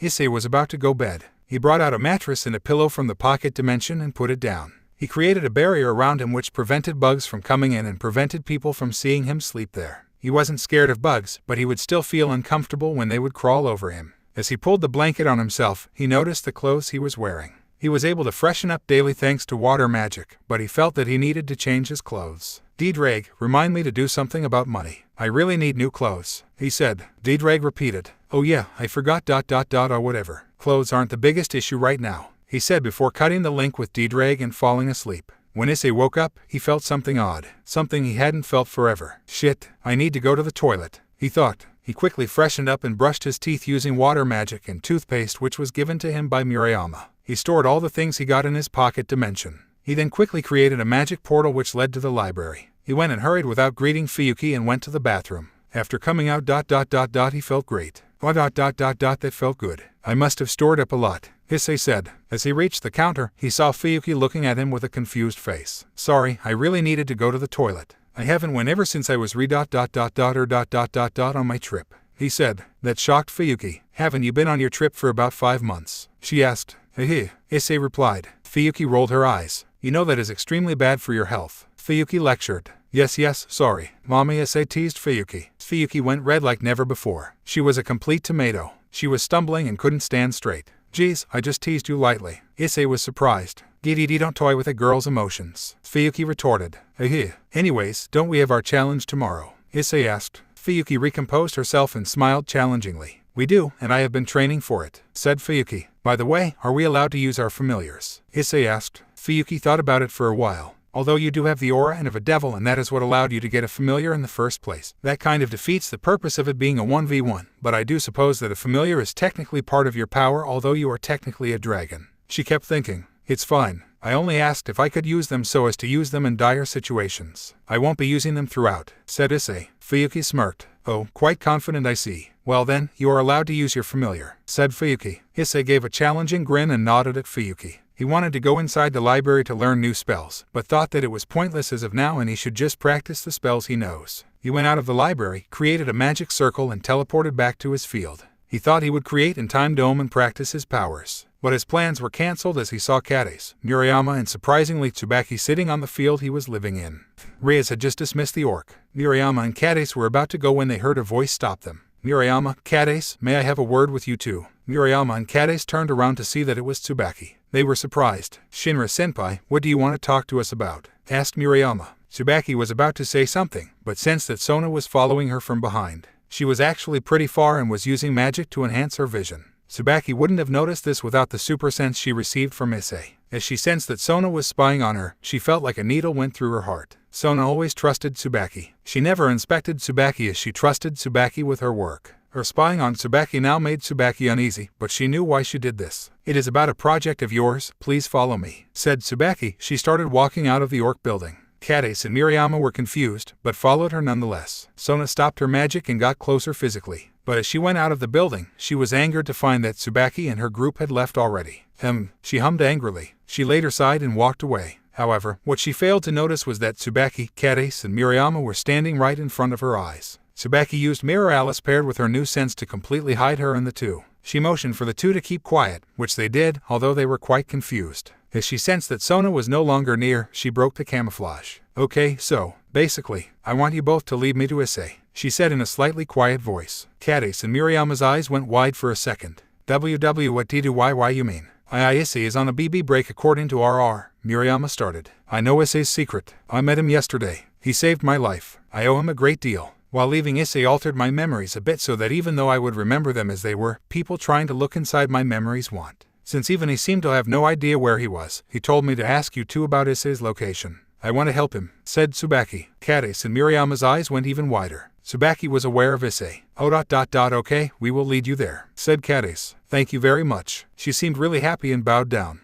Issei just finished explaining the story to Kades and Murayama. That's why Shinra-senpai spat so much venom towards Renjiro-kun yesterday, realized Murayama. Kades nodded along with her. Issei gave a confused look to Tsubaki, who just looked on the ground and scowled. That guy didn't know where he was in the world. I really despise people like that. She spat. Issei just chuckled. Well, on the topic of Tatsuki-kun, has he improved? He asked Kades and Murayama. Well, if by improvement you mean he got a tiny bit better at complaining, then yes, he has improved, sighed Kades. I can't believe how useless he was. Rya-senpai told us that you also didn't have a familiar, but the way he treated those animals, said Murayama. Issei sighed at Renjiro's actions, but then he smirked. Well, I used to not have a familiar, said Issei. Yeah, you didn't tell me what your familiar was, asked Tsubaki. Well, she's a dragon, said Issei. Kades and Murayama were slightly surprised while Tsubaki just gave a confused look. Well, how about I introduce her to you all, said Issei. He formed a familiar portal on the ground. Out of it came out a bright green light. It almost blinded the three girls so they had to cover their eyes with their hands. After the light ended, a beautiful woman with a blue battle suit, straight long and blue hair, and insane assets. Kades and Murayama blushed at the sight of such a gorgeous woman. Tsubaki did too, but she then fixed her glasses on her face, as if trying to remember where she saw this figure. Some friends of yours, Issei? Asked the figure. Her voice was so attractive, it made Murayama and Kades blush even further. They looked at their own body inside. Indeed, Kades, Murayama, Tsubaki, this is Issei started before getting cut off by Tsubaki's gasp. Her eyes looked like they had slightly come from her sockets. She gasped so hard that she toppled backwards from the rock she was sitting on. She got up and kneeled down at comical speeds. Tiamat, the Chaos Karma Dragon. Your Highness, I am honored to meet you. I am also honored to be greeted by your human form, said Tsubaki in a strong voice. Wait, Tiamat, the strongest of the 5 dragon kings, exclaimed Murayama. Tiamat only laughed. Fufu, I didn't know I was this popular. Murayama, hissed Kades. Murayama looked down to see that Kades was kneeling down. Murayama gasped and quickly knelt down as well. At ease, you all, said Tiamat, smiling. They girls got up, blushing slightly. If you treat me in this way, you all should be treating Issei like he the god. He defeated me in one hit, and that was me at my strongest, while Issei was severely holding back. The girls' jaws were on the floor. They immediately looked towards Issei, who was smiling awkwardly. Please, keep treating me like you have been. I don't mind, really, he said, waving his hand frantically. He didn't like the idea of him being treated like royalty by his girlfriends. Fufu ... and please, treat me like your friend as well, said a smiling Tiamat. The incident with Issei seemed to have changed her greatly. Oh, okay then, Tiamat-sama, the three girls said. Tiamat giggled. Anyways, you three should get to know Tiamat better. I need to be somewhere. Let's just say I have some unattended business to finish, said Issei in a strong tone towards the end. Issei, remember, if you ever need me. She started before getting kissed by Issei on the lips. I know, Tiamat. Don't worry, I will be fine, said Issei, smiling lovingly towards Tiamat. That smile never failed to make any girl blush. The three girls spectating the events were jealous, but didn't dare say it out loud. Even though they knew Issei wouldn't do anything, they were still scared of Tiamat even though she already told them that she is a friend. Issei then created a magic circle and went off somewhere. Tiamat-sama, I have read some of your great battles in books, but I would really like to hear it from you and your experience, said Tsubaki with slightly shining eyes. Tiamat was shocked, but then smiled at Tsubaki. I guess those battles were really great, huh? Well then, where do I begin? Issei was now in the underworld. He spawned close to an abandoned building. It was extremely rusted. There were plants growing everywhere and all the wood had gone moldy. Issei took in a deep breath, regretted it, and went in the building. Just as he opened the door, he felt extremely uneasy. He immediately put on a mask around his head, something which he had learned to do after the encounter with Tsubaki. He completely changed his aura so that it was that of a devil. If it was that of a human, then there would be problems. He also changed the signature of his aura so that anyone with strong aura sense didn't recognize him. He walked around. He saw many chemical tubes, most of which were broken and there was stuff spilled on the floor. He saw many papers filled with chemical formulas, most of which he didn't understand as they used complex substances Issei has never read about. I really need to brush up on my studies, he thought to himself. He looked around and saw that it was mostly the same. As he was walking, he reached a table. In the table, there were many papers full of chemical formulas and diagrams, most of which had blood stains on them. He wasn't bothered by blood at this point. There was a journal on the table named Experiments. There was a dangerous aura coming out from it. He was about to touch the book before he sensed a presence. It was someone he knew. He decided to ignore them, however. He proceeded to touch the book. His hands went forward and just barely touched the book. Just as he did, his body felt as if he was shocked by 1,000 volts of holy lightning. His eyes went wide and his head went upwards. His veins started to show and his heartbeat was pulsing insanely fast. In his brain, he could only see scenes which looked as if they were out of a horror film. HHH, please don't do this. NOOO. No more, please. He heard blood-curdling screams. He saw figures which looked like they died 5 times over. They had blood oozing out of every part of their body. Their clothes were drenched in blood. They were begging the person to stop. Issei was looking at the events that transpired through the person's POV. He continued hearing those muscle-twisting screams. Issei's actual body was shaking. His breath was becoming cold and it seemed like the blood supply to his limbs were cut off. Back in his brain, every 1 or 2 seconds, a new scene appears with the familiar screams and the repeated pleading. He felt like he was inside a horror film, scarier than any horror film he has ever seen. Who would do this? Who would do such cruel things to people? They would do such things ... for power. Issei could sense that the people he were experimenting on were insanely strong. The amount of power they had easily surpassed the mouse, but they were unable to use it as it caused them excruciating amounts of pain. To fix that, the person was doing even more experiments on them which caused them even more amounts of pain. HHH. There was a scream. The figure who screamed suddenly fell on the ground. Now that you have received this, time to give it to your sister, the person said in a maniacal voice. The person went towards a small child who was weeping rivers out of her eyes. She was so small. There is no way she would endure this amount of pain. She would die. The person went closer and closer to the child, who was backed into a corner, just as the injection was about to go in. NOOO. The figure who was experimented on suddenly got up and flared their power. They jumped onto the person, from whose POV Issei was watching, and started scratching the heck out of that person. The person screamed in pain. As the person fell down, they looked up to see the figure. The figure was in the dark, but their golden eyes were shining menacingly. With one swift strike, the person whose POV Issei was watching from died. Issei's own body was trembling. It seemed like blood flow was completely stopped to many parts of his body. Even Ddrag was petrified. As the person died, Issei quickly felt a huge wire snap in his brain. Although there was nothing that snapped inside his brain, Issei did feel something, and it hurt like crazy. He quickly threw the book away and held his head with both of his hands. He knelt down in order to cope with the pain. He could feel that it was the same amount of pain that those people went through.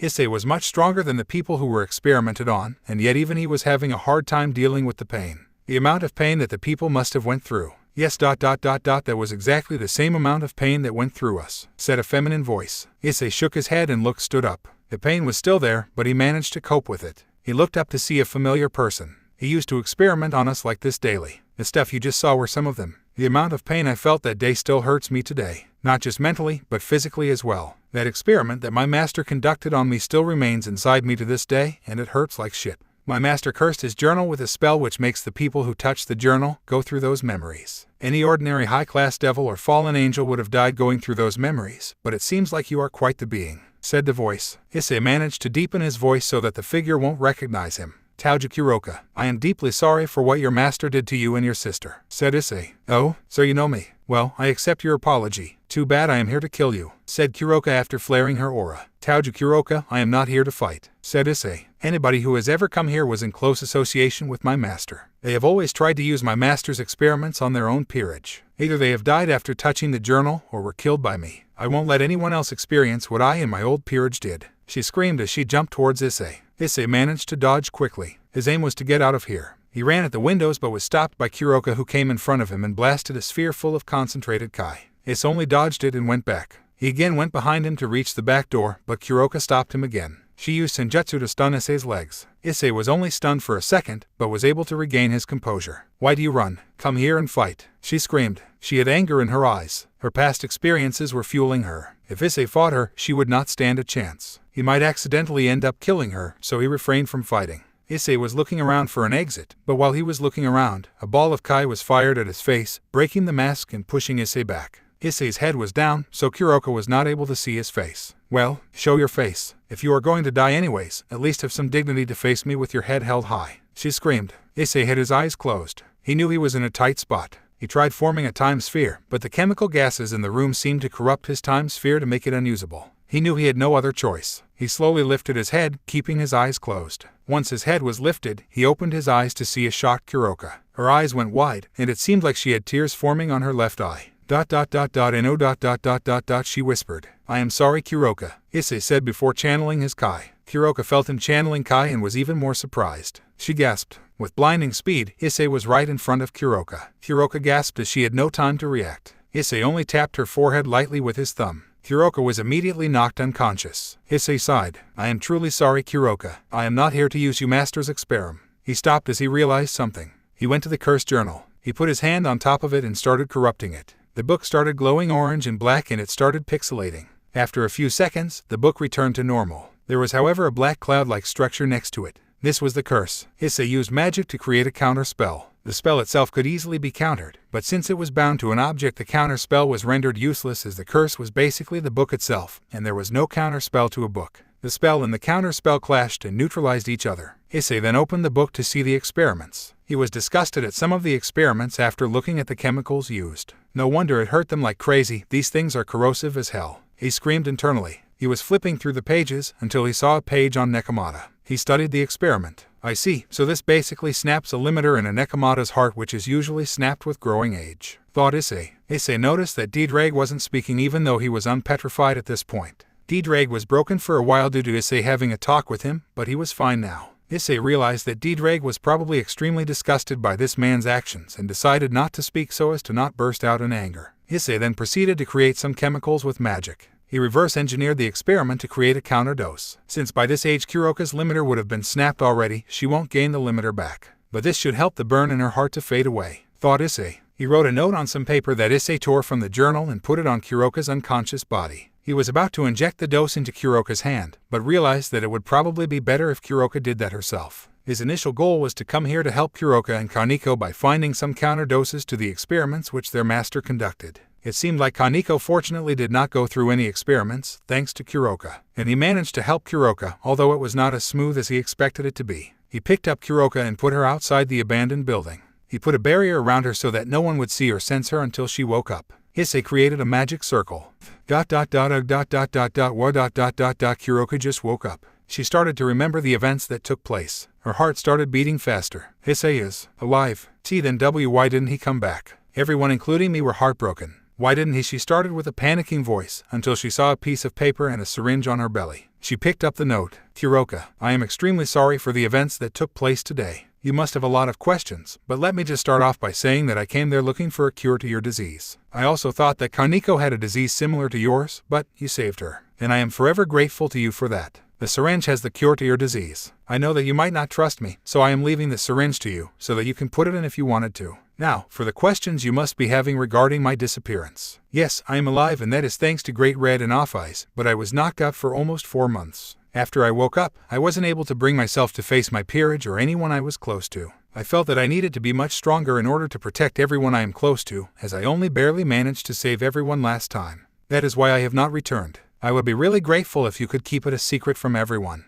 Please take care of the volley team, and Kaneko. I hope the syringe works since I am not too good with chemicals. Heh.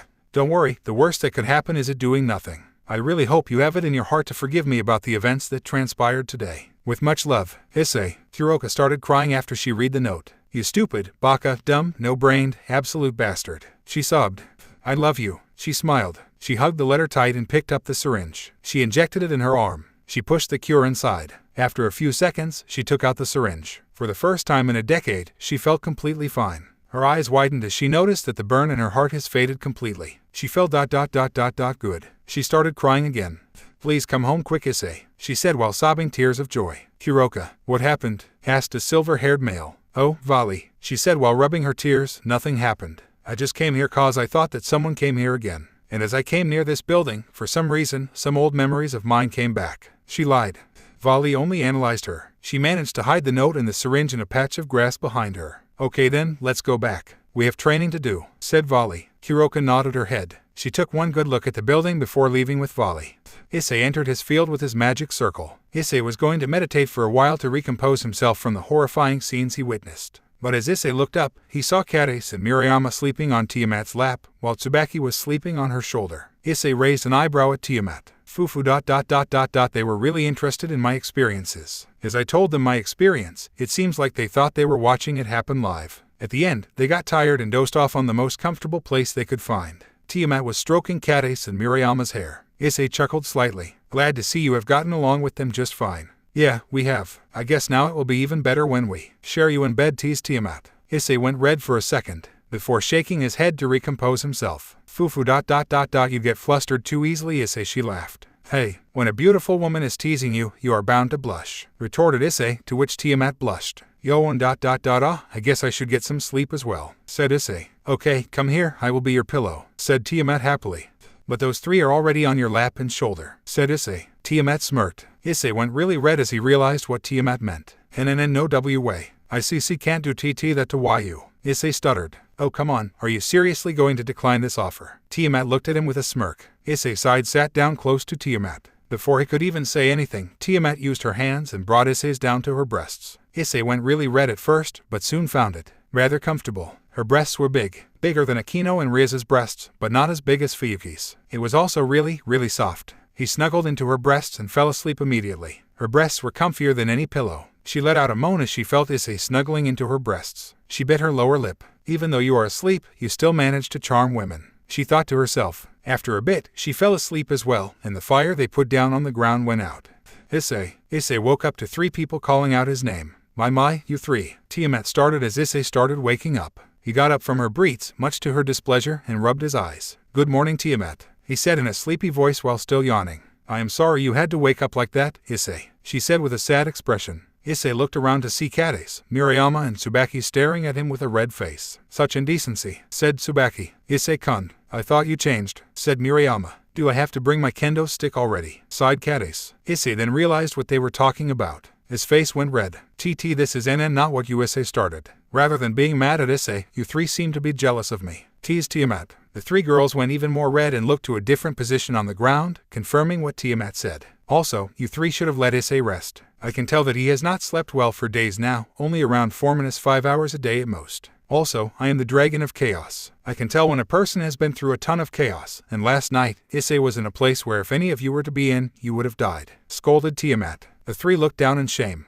We're sorry, they said together. It's fine, Tiamat, you don't have to be harsh on them, Issei told Tiamat. You are right, I have to be harsh on you. Why have you not slept well these days? She asked Issei in a worried tone. Well, I was practicing a lot these days. I get up early by myself and I don't feel the need to go to sleep. But thanks to you, I had a great sleep. I saw some really horrible things yesterday, but thanks to you, I didn't dream of said horrible things. He lied. He had the worst nightmare ever, but the sensation of the pillow he was on made him feel much better after he woke up. He is lying. I am sorry, Issei, but the nightmare you had can make people commit suicide. I won't let you lie in such a way, Drake said in an emotionless voice. Issei looked at his boosted gear with an expressionless face. The girls looked at Issei with worry. Issei, is what Drake telling true? Did you really have such a nightmare? Asked a worried Murayama. It's fine, you don't have to worry. I am not going to go commit suicide after being surrounded by such pretty girls. Issei smiled. This made the girls relieved, but only a little bit. They were worried for Issei. Anyways, you three should be off. Even though it's a Sunday, your parents and friends are probably worried, said Issei. The girls quickly realized that and went off after waving to Issei and Tiamat.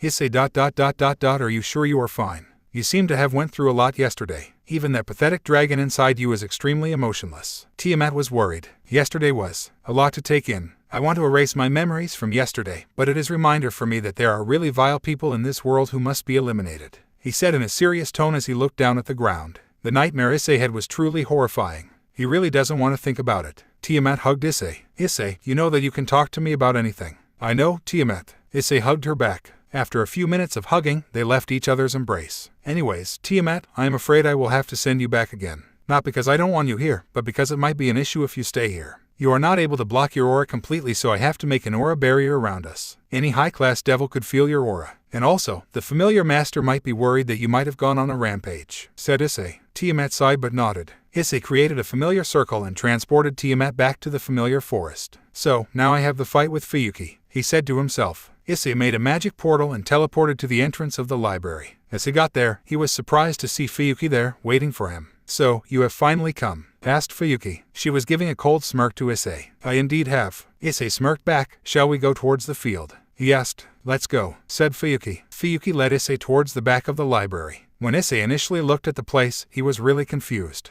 It was covered with plants. There were many creepers on the ground and climbers on the walls. Plants had really taken over this place. Looking at Issei's confusion, Fuyuki smirked. She clapped her hands twice. As soon as she did, the plants started contracting. They were slithering away into the wilderness. As the plants slithered away, they revealed a massive field. The ground was emitting an aura that Issei could tell was promotion aura. Basically, any devil pawns would be able to promote on this ground. Although Issei no longer had his pawn pieces and was technically a dragon, he still had an aura of a devil and 8 devil wings. But he didn't have his pawn pieces, which meant that he couldn't promote. Well then, should we get started? Asked Fuyuki. Yeah, we should, replied Issei. Issei and Fuyuki went to opposite sides of the field. As they reached there, they turned to face each other and bowed to each other. After they finished bowing, Fuyuki instantly got into her fighting stance. Issei could feel Fuyuki channeling her Yaokai energy, but it was not into an attack. A small light started coming out of her head and back. Issei was confused at first, but then he realized. Fuyuki just summoned her fox ears and 9 tails. Fuyuki was a Kyuubi Kitsune, so going into this form makes her much stronger. Wow, she was already strong, but now she is even stronger. Issei thought to himself. Fuyuki started to make illusions of her. They start surrounding Issei on all sides. They all looked exactly alike, and most ultimate class beings would not be able to sense the real one at all. Fuyuki and her clones started to attack Issei. Fuyuki used Aojutsu to make her stamina and speed higher, costing her defense, kind of like a knight promotion but much stronger. She conjured a sphere of reverse flow which would reverse the flow of blood in the user's body. This is usually fatal as the body can't handle this sudden change in its blood flow, and if a person is able to survive, then they would be out cold for at least a few weeks, and that is if you are an exceptionally strong being.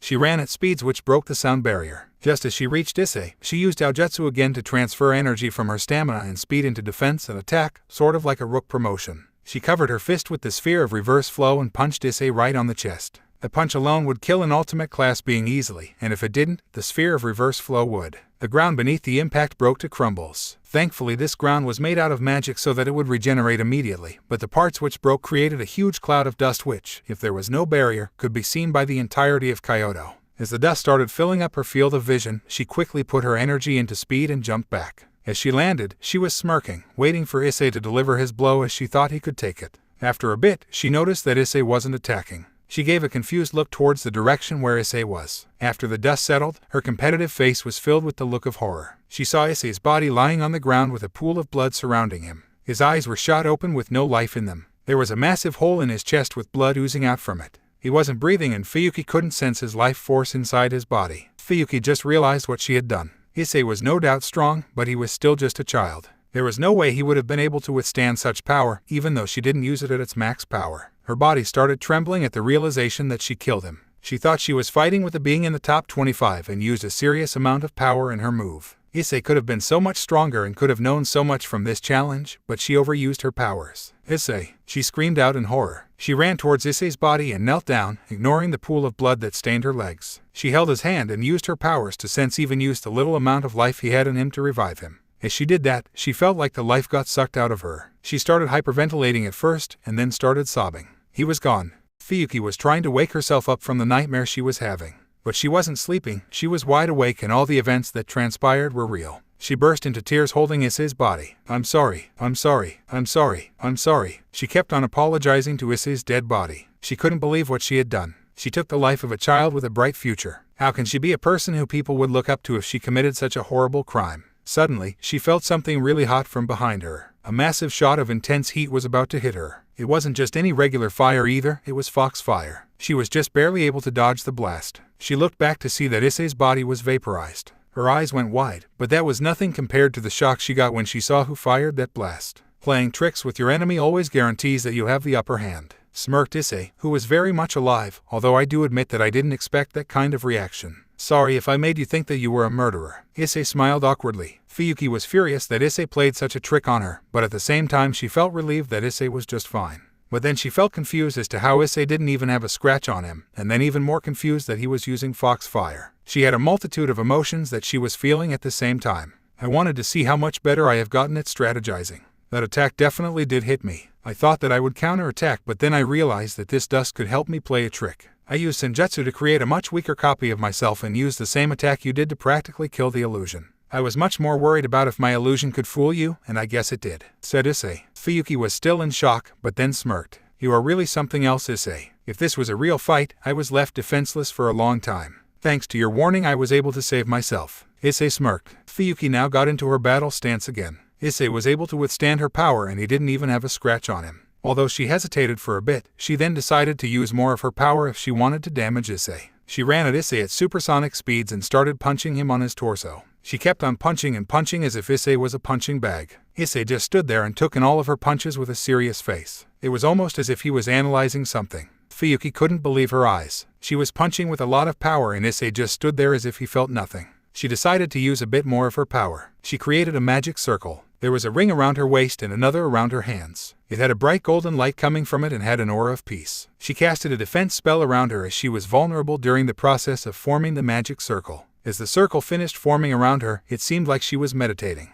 She had her eyes closed and her hands were in a praying position. After a few seconds, her eyes shot open. Whither? She said in a cold voice. The light immediately went from having a bright golden light to a dark black absence. A really malicious aura surrounded the ring. All of a sudden, a huge beam of darkness was shot out from it. It created a dark aura around whatever it hit, and it hit Issei. The beam lasted for quite a while and it had a huge momentum. After a few seconds, the beam ended, revealing a darkness around Issei. Fuyuki knew this would at least damage him. After the darkness ended, Fuyuki was shocked again. Not a scratch could be seen on Issei. Fuyuki knew now that she needed to use almost all of her power to even damage him. And she did just that. Although she didn't transform into a giant nine-tailed fox, even a low-ranked being would be able to tell that she had now let out her complete aura. Even Issei was taken aback a bit. The magic circle that she had previously had now gone much bigger, and there was a new, much larger third circle which was behind her. Well, it wasn't just one circle. Around 7 or 8 different circles were in a row forming a shape which looked somewhat like a cannon. The largest circle was the one at the back and the smallest one at the front. The cannon then started lighting up. It emitted a bright golden light similar to the previous circle, but this time it emitted an aura of destruction. Fuyuki started muttering a spell. By the power gifted to me, she started, the ground starts shaking violently. I shall complete the circle. Even the barrier started weakening at some points. The circle that will keep the balance, her green-gold eyes now started becoming a graying blue. The circle that will bring forth a new generation. Even Issei was uncomfortable because of her aura. The circle of life, the cannon seemed to be charged now. Issei was looking intently at the cannon. The circle of life, complete destruction. These words sent shivers down Issei's spine, but he still didn't move. Fuyuki's aura was enough to kill ultimate class beings. There was a massive sphere formed at the end of the cannon. It had an aura of destruction coming from it. Restart. The shot was fired and it hit. The barrier was broken. The plants near the field withered. The ground was completely destroyed. A massive cloud of dust was formed around the area of impact. Fuyuki went out of her destruction state. Her ears and tails disappeared. She landed on the ground but was really tired. She hasn't used her power like this in a long time and it really shows. The attack went off perfectly but it took a lot out of her. If she had used her power like this often, then this would not have happened.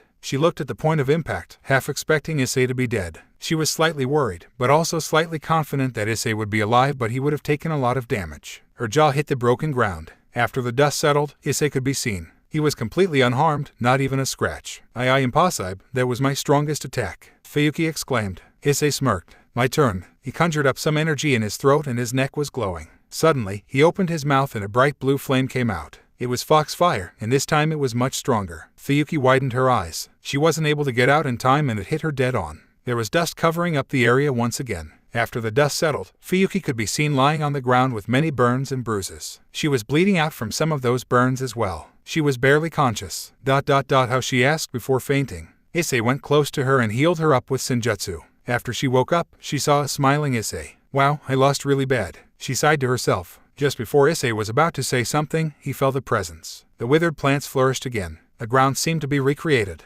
Every bit of destruction was restored. Both of them heard clapping. "Why, Yasaka-sama?" called out Issei. Yasaka appeared before both of them and she smiled. "Sigh, I'm sorry you had to see me like this," sighed Fuyuki. Yasaka went up to Fuyuki and hugged her. Fuyuki, although surprised at first, hugged Yasaka back. "Don't be. I am proud that my best friend still has the power she used to have." Yasaka smiled. Fuyuki gave smile back to her. She turned towards Issei. "You are a really interesting being, Sekurute." She held her chin as if she was thinking. Issei quickly realized that his 2 remaining brain cells forgot to tell him that he is standing before the Yokai leader. He quickly knelt down. Fufu at ease Issei. "It would be weird for a being stronger than me to kneel before me." She smiled. Issei got up slowly. "I am honored to be recognized as such by the Yokai leader." As he got up and saw both Yasaka and Fuyuki together, he noticed something strange. They both had the same power level, but their auras were the complete opposite of each other. Although their auras were the opposite, they seemed to combine together to form an even stronger aura. Issei closed his eyes and smiled. "I now understand.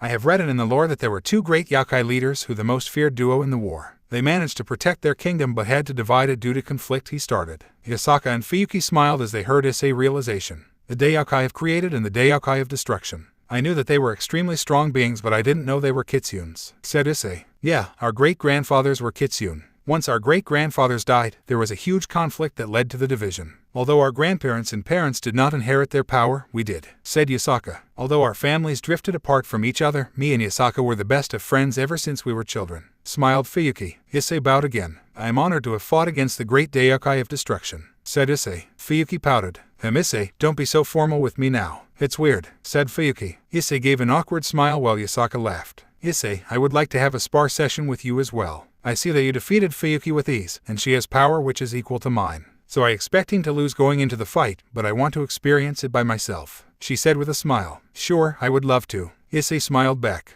but then he quickly realized something. He was about to say something before Yasaka spoke up again. "Don't worry, I know you have been incognito for a while, and I won't tell anyone about your secret." She put a finger on her lip and winked at Issei. Issei was calm and composed on the outside but was running wild inside. "Oh man, 2 beautiful Kitsune One-samas are before me. How am I this composed?" is what was going on in Issei's mind. "Anyways, I have to attend a meeting right now. I look forward to our fight." Yasaka waved at Issei before teleporting. "Hey Fuyuki, how come you are not a leader like Yasaka?" Issei asked. "Well, because of 2 reasons. First, my parents were generals in the East Yokai faction, although I was much more attached to the West faction. Second, I always had a dream of making a place of knowledge. I thought of making a school, but then I thought that it would be much better for me to make a library instead. And so I did, and I am happy that it is considered a great library. Thanks to Yasaka and many supernatural leaders, my library is thriving and I am so happy to see so many people come here and make themselves feel at home as they read the books," she said happily. "You are truly wonderful." Issei smiled. Fuyuki blushed madly. Anyways, she composed herself, "So what is my punishment?" "What do you want me to do?" she asked. Issei almost forgot about the punishment. The whole fight was just a plan for Issei to analyze the power of Fuyuki, and he was greatly impressed with her. He didn't really have something in mind, so he just said, "How about you teach me your destruction power? I didn't really find a book on that in the library, so why don't you teach me that?" asked Issei. Fuyuki looked slightly sad, but then replied, "Sure, why not? You seem to take in any sort of power, so I guess it will aid you," she said. She looked down sorrowfully, but still had a smile on her. "I thought he would ask me for my Vigi ... What am I thinking about?" she thought to herself and quickly shook her head. She had completely fallen for Issei. Issei also had something else in mind, but was too scared to say it. But he built up the courage to do so. "I also have one more thing I want you to do. It's not anything big, but I just want you to close your eyes," Issei said while looking away with a blush. Fuyuki was confused, but decided to do so. She closed her eyes. After a few seconds, she felt a small peck on her lips. She opened her eyes and was shocked. Issei was bowing down with a huge blush on his face. I am so sorry. I really liked you and I couldn't really hold myself and ... AMMPH. Fuyuki pulled him up by grabbing his shirt and kissed him. Issei was extremely shocked, but later reciprocated the kiss. Issei was taller than Fuyuki, so as he stood up completely, he had to bend his head down and Fuyuki had to bend her head up to continue the kiss. Issei held Fuyuki's waist and her head and Fuyuki held the back of Issei's neck to deepen the kiss. They both moaned as they felt each other's tongue. Oh man, her skin and lips are so soft and her tongue feels so warm. Oh man, his body is so unusually strong and his tongue feels amazing.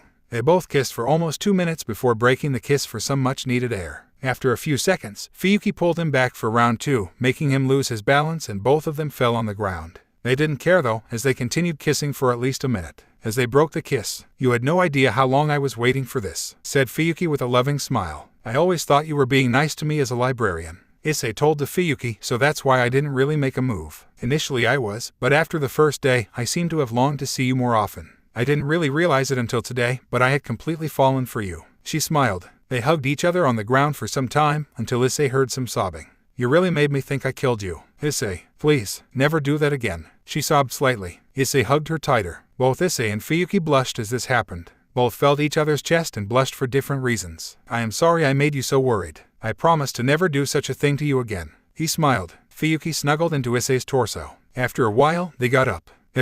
Started Issei. Fuyuki smiled at seeing Issei blush. "I am glad that I can be a part of your harem." She smiled. As he heard the word harem, he thought about them. Oh, how much he missed them. Seeing this, Fuyuki asked, "Issei, is there something troubling you? You know you can tell me anything, right?" Issei sighed. "Okay, but I also need to explain this to another person. So I will tell you both together," he said as he summoned a familiar circle. Fuyuki was confused. After the light ended, Issei, "It is quite odd that you called me right in," started Tiamat. She stopped when she saw a familiar face along with Issei. She smiled and bowed. "It's been a long time, Fuyuki." Fuyuki smiled and bowed back. "It has, Tiamat." Issei was confused. "You two know each other?" he asked. "The West Yokai faction allied with the dragons to help them in political causes. Me and Yasaka were some of the people who always were with the dragons in some political meetings," said Fuyuki, "and we will be forever grateful for that." Tiamat smiled. I see. Well, this makes things much more easier for me," he said. Tiamat and Fuyuki looked confused. As Issei started explaining the events, both Tiamat and Fuyuki had their eyes open wide.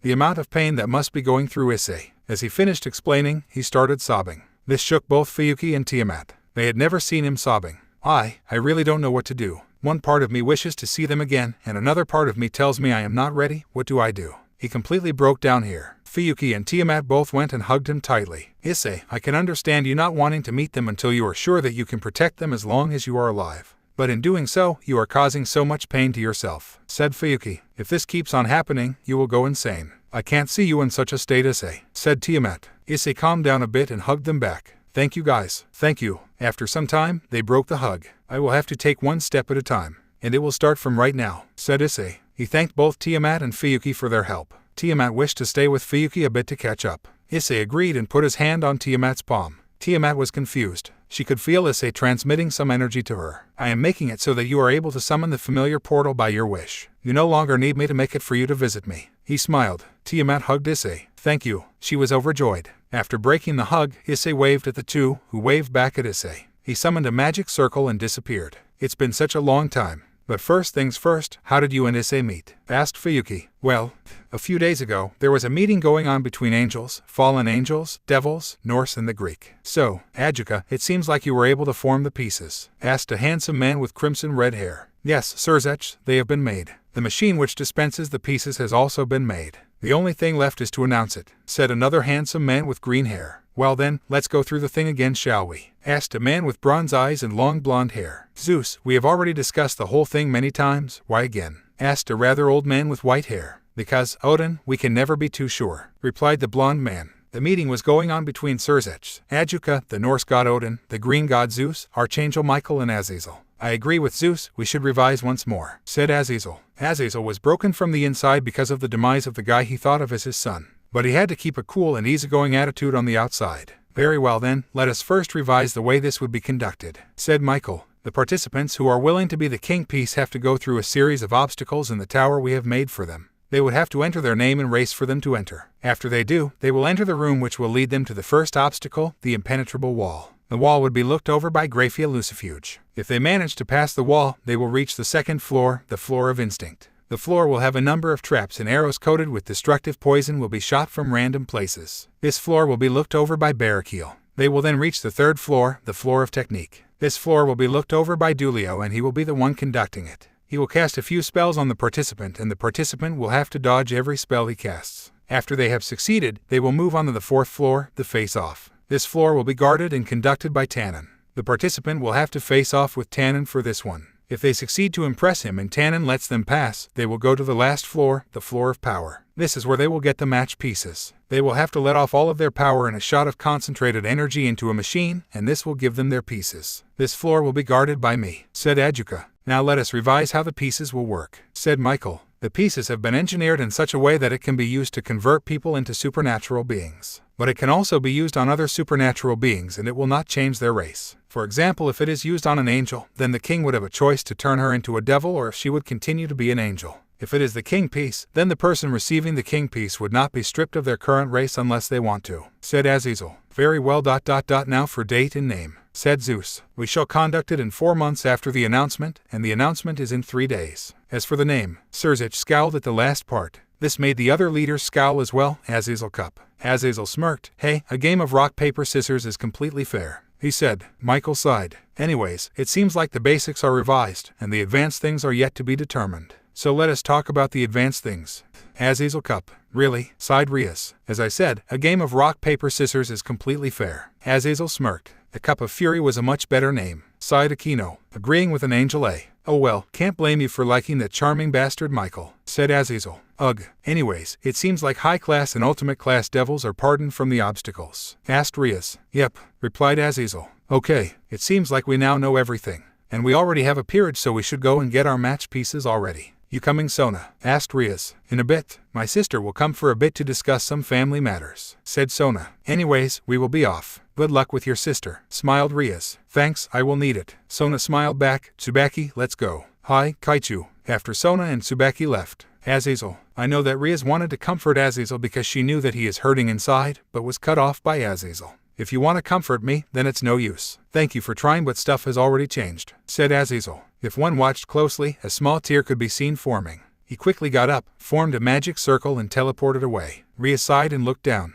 Even Azazel was still hurting. Rias. Aquino put a hand on her shoulder. Thank you, Aquino. But now that we know this huge cup is coming, we have to train harder. And Aquino, I need you to specifically train Renjiro and give him knowledge, said Rias. Aquino scowled at hearing Renjiro's name, but she calmed down and sighed. I will, but I will at least need Asia with me to give me emotional support. Rias smiled at Aquino's reluctance. You can take everyone if you need. Yuriyama has gotten extremely strong with Hottickler and is an incredible pawn and knight. We just need Renjiro to be good in order to fill the space. She sighed at the end. Aquino sighed as well. Understood, she said before going off to give Renjiro an earful. Rias followed her, with Sona and Tsubaki. How do you think the peerage will react? Asked Sona to her queen. I think this will be a good lift of morale for the peerage. They have been noticeably down ever since the incident, said Tsubaki. Sona sighed. I agree. As they were going, Tsubaki felt something. It felt like Issei was calling to her. Excuse me, Kaichu, but I forgot that I had a meeting with my family today. Would you please excuse me? Asked Tsubaki. Sona looked at Tsubaki curiously, before sighing. Sure, Tsubaki. You are free to go. Thank you, Kaichu.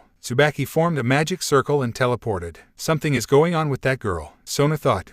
Tsubaki teleported to where Issei's place was. She saw him meditating down on a rock. Oh, you came. I thought you might not have felt my call, smiled Issei. Super sense, remember. Tsubaki smiled. Anyways, why did you call me here? She asked. Sight. Okay, so. Issei explained his plan to Tsubaki. Tsubaki's eyes widened. So I need better clothes. Ever since I have been reincarnated, I have had the same jacket and red shirt. I was almost noticed by someone, so I had to zip up my jacket. I am only asking for a little bit of money to buy some clothes. I promise to pay you back after I get hold of my bank account. Issei joined his hands and pleaded to Tsubaki. Tsubaki stuttered for a bit after seeing Issei pray.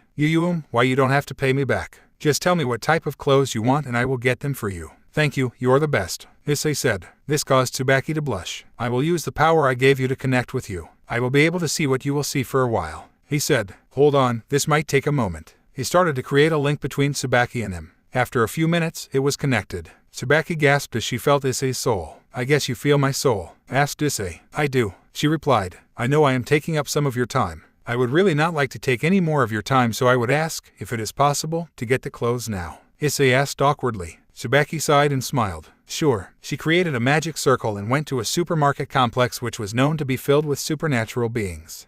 Hey Tsubaki, can you hear me? Issei was talking with Tsubaki through her mind. Whoa.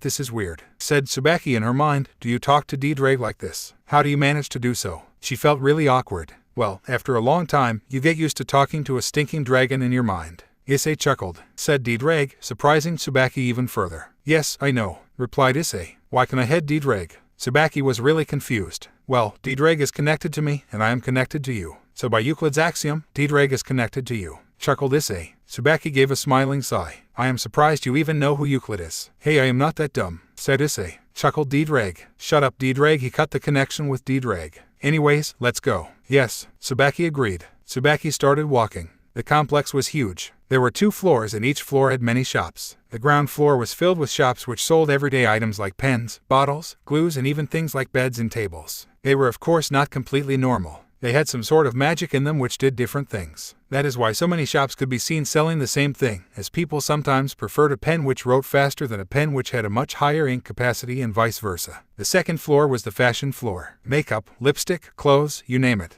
After walking for a bit, she reached a shop. This shop, I like the type of clothes they have displayed. They are simple yet elegant, Issei told Tsubaki in her mind. Okay, she replied. She went into the shop and was greeted by a nice smell of clothes. There were a variety of clothes from vests, t-shirts, shirts, etc. They had sizes and types for everyone. Hello ma'am, how may I help you? Tsubaki turned to her side to see a person on the counter. She was a lady who looked like she was in her mid-20s. She had slightly curly black hair which reached down to her neck. She had a wheatish complexion making her look elegant. Hello, I am here to look at some clothes to get for my friend in his birthday, said Tsubaki. You are really good at lying on the spot. I wonder how many things you have not told me. Issei teased her. Tsubaki told him to shut up in her mind. What type of clothes does your friend like? The lady asked. Issei. She asked Issei in her mind. Something like a long-sleeve hoodie. Issei replied. He likes long-sleeved hoodies, said Tsubaki. Looks like you are quite lucky. We just received a new line of hoodies and they are on sale. The lady smiled. Follow me please. Tsubaki followed the lady to a place where there were a lot of hoodies. All of them as elegant as the next. Well, which one do you fancy? The lady asked. Tsubaki looked around. She stopped when she saw a black hoodie. It was made of cotton and it had 3 buttons near the neck. It had 2 hand pockets near the stomach on each side of the hoodie. There were multicolored tribal designs on the torso and the sleeves. How about this one, Issei? She asked the guy in her head. You really seem to know the things I like. Issei liked the hoodie. This one, she pointed at that hoodie. Good choice. This is a limited edition version which turns into a short sleeve and a long sleeve if you just think about it being a short or long sleeve. The lady used magic to show how the cloth turned into a long sleeve and short sleeve at will. So, would you like to take this one? The lady asked. Tsubaki looked at the price tag. It was decently expensive but not too much. She nodded at the lady. The lady quickly summoned a shopping bag and a plastic wrap and wrapped it around the cloth. She put the hoodie in the shopping bag. Anything else? She asked Tsubaki. A pair of jeans, replied Tsubaki, which shocked Issei. Please follow me, replied the lady. Tsubaki, you don't have to get anything else for me. Issei told Tsubaki. I know, I just want to give you something on my own. She smiled. This made Issei smile as well. As the lady showed her some jeans, she took a simple yet elegant looking one. After her choice, they went back to the counter to pay for the things. The price was decently high but Tsubaki paid for it without any hesitation. Please come again, the lady told Tsubaki as she left. Tsubaki nodded and left the store. Anything else, Issei? She asked. You have bought me more than enough things, Tsubaki. Thank you. Issei thanked Tsubaki. Tsubaki created a magic circle and teleported to Issei's field.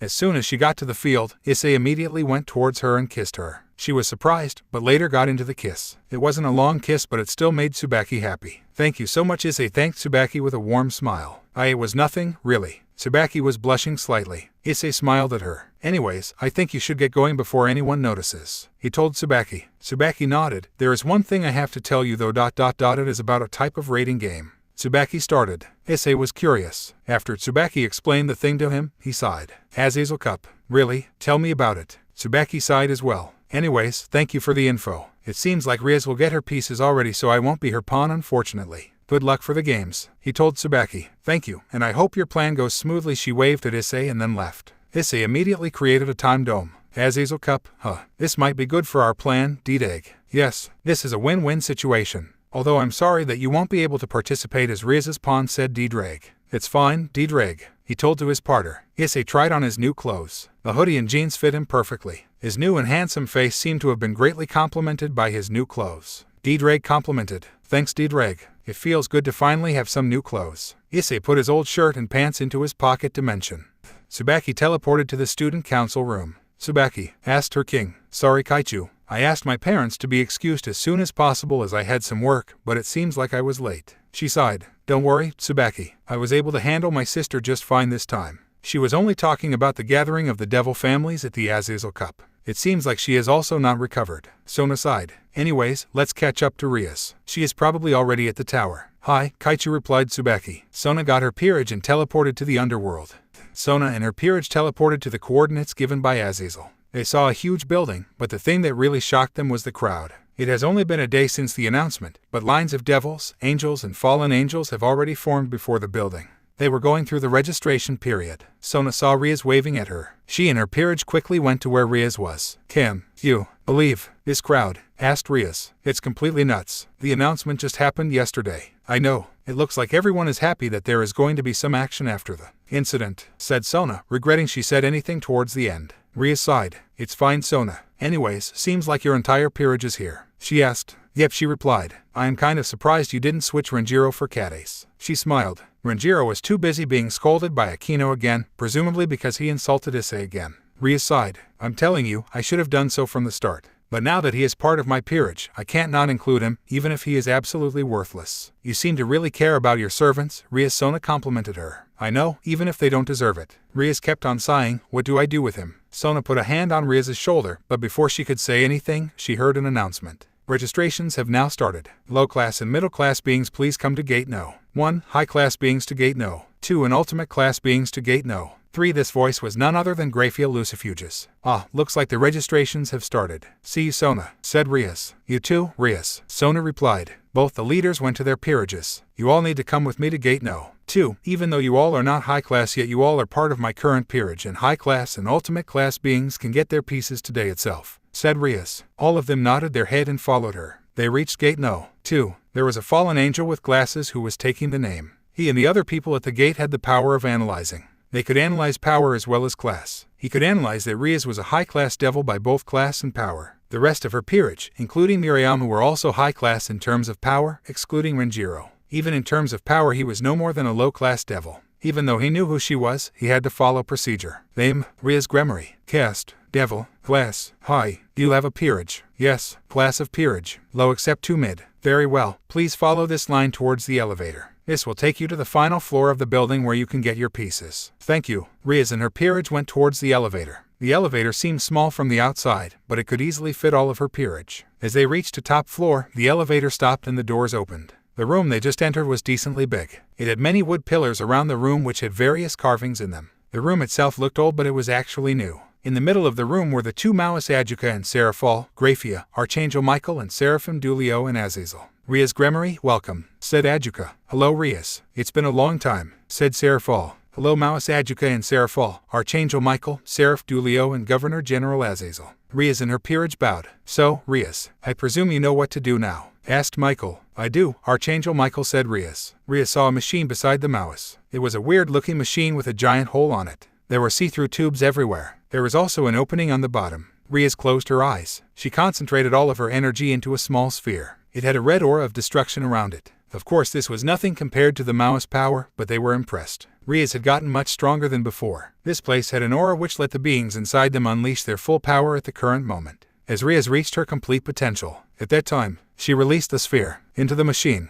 The machine then absorbed the sphere. The see-through tubes could be seen turning red. The machine started making a whirring noise. After a few moments, the machine stopped making the noise. A few moments later, a box came out of the bottom of the machine. Seraphal motioned Rias to take the box. As she took the box and opened it, she was shocked. There were the 16 chess pieces, but the thing that surprised her was that one of the bishops and one of the pawns were mutated. Well, looks like you have 2 mutated pieces. Congrats, said Seraphal with a smile. She couldn't believe it. She had 1 mutated bishop piece before, but that was only thanks to her family power. But now she had 2. This was a big jump, from having 1 piece to 2, especially for a high-class devil. Well, now that you have your pieces, you can use them on your peerage. Since you already have a peerage, they will cost the same as they did when you reincarnated them. However, if you use a mutated piece on a previously mutated piece, the piece will not get any extra benefits, said Michael. So, it is recommended that you should use it on another piece. Rias looked at the pieces, and then looked at her peerage. Will you all fight alongside me? Will you all fight, knowing the thorny path that lies ahead?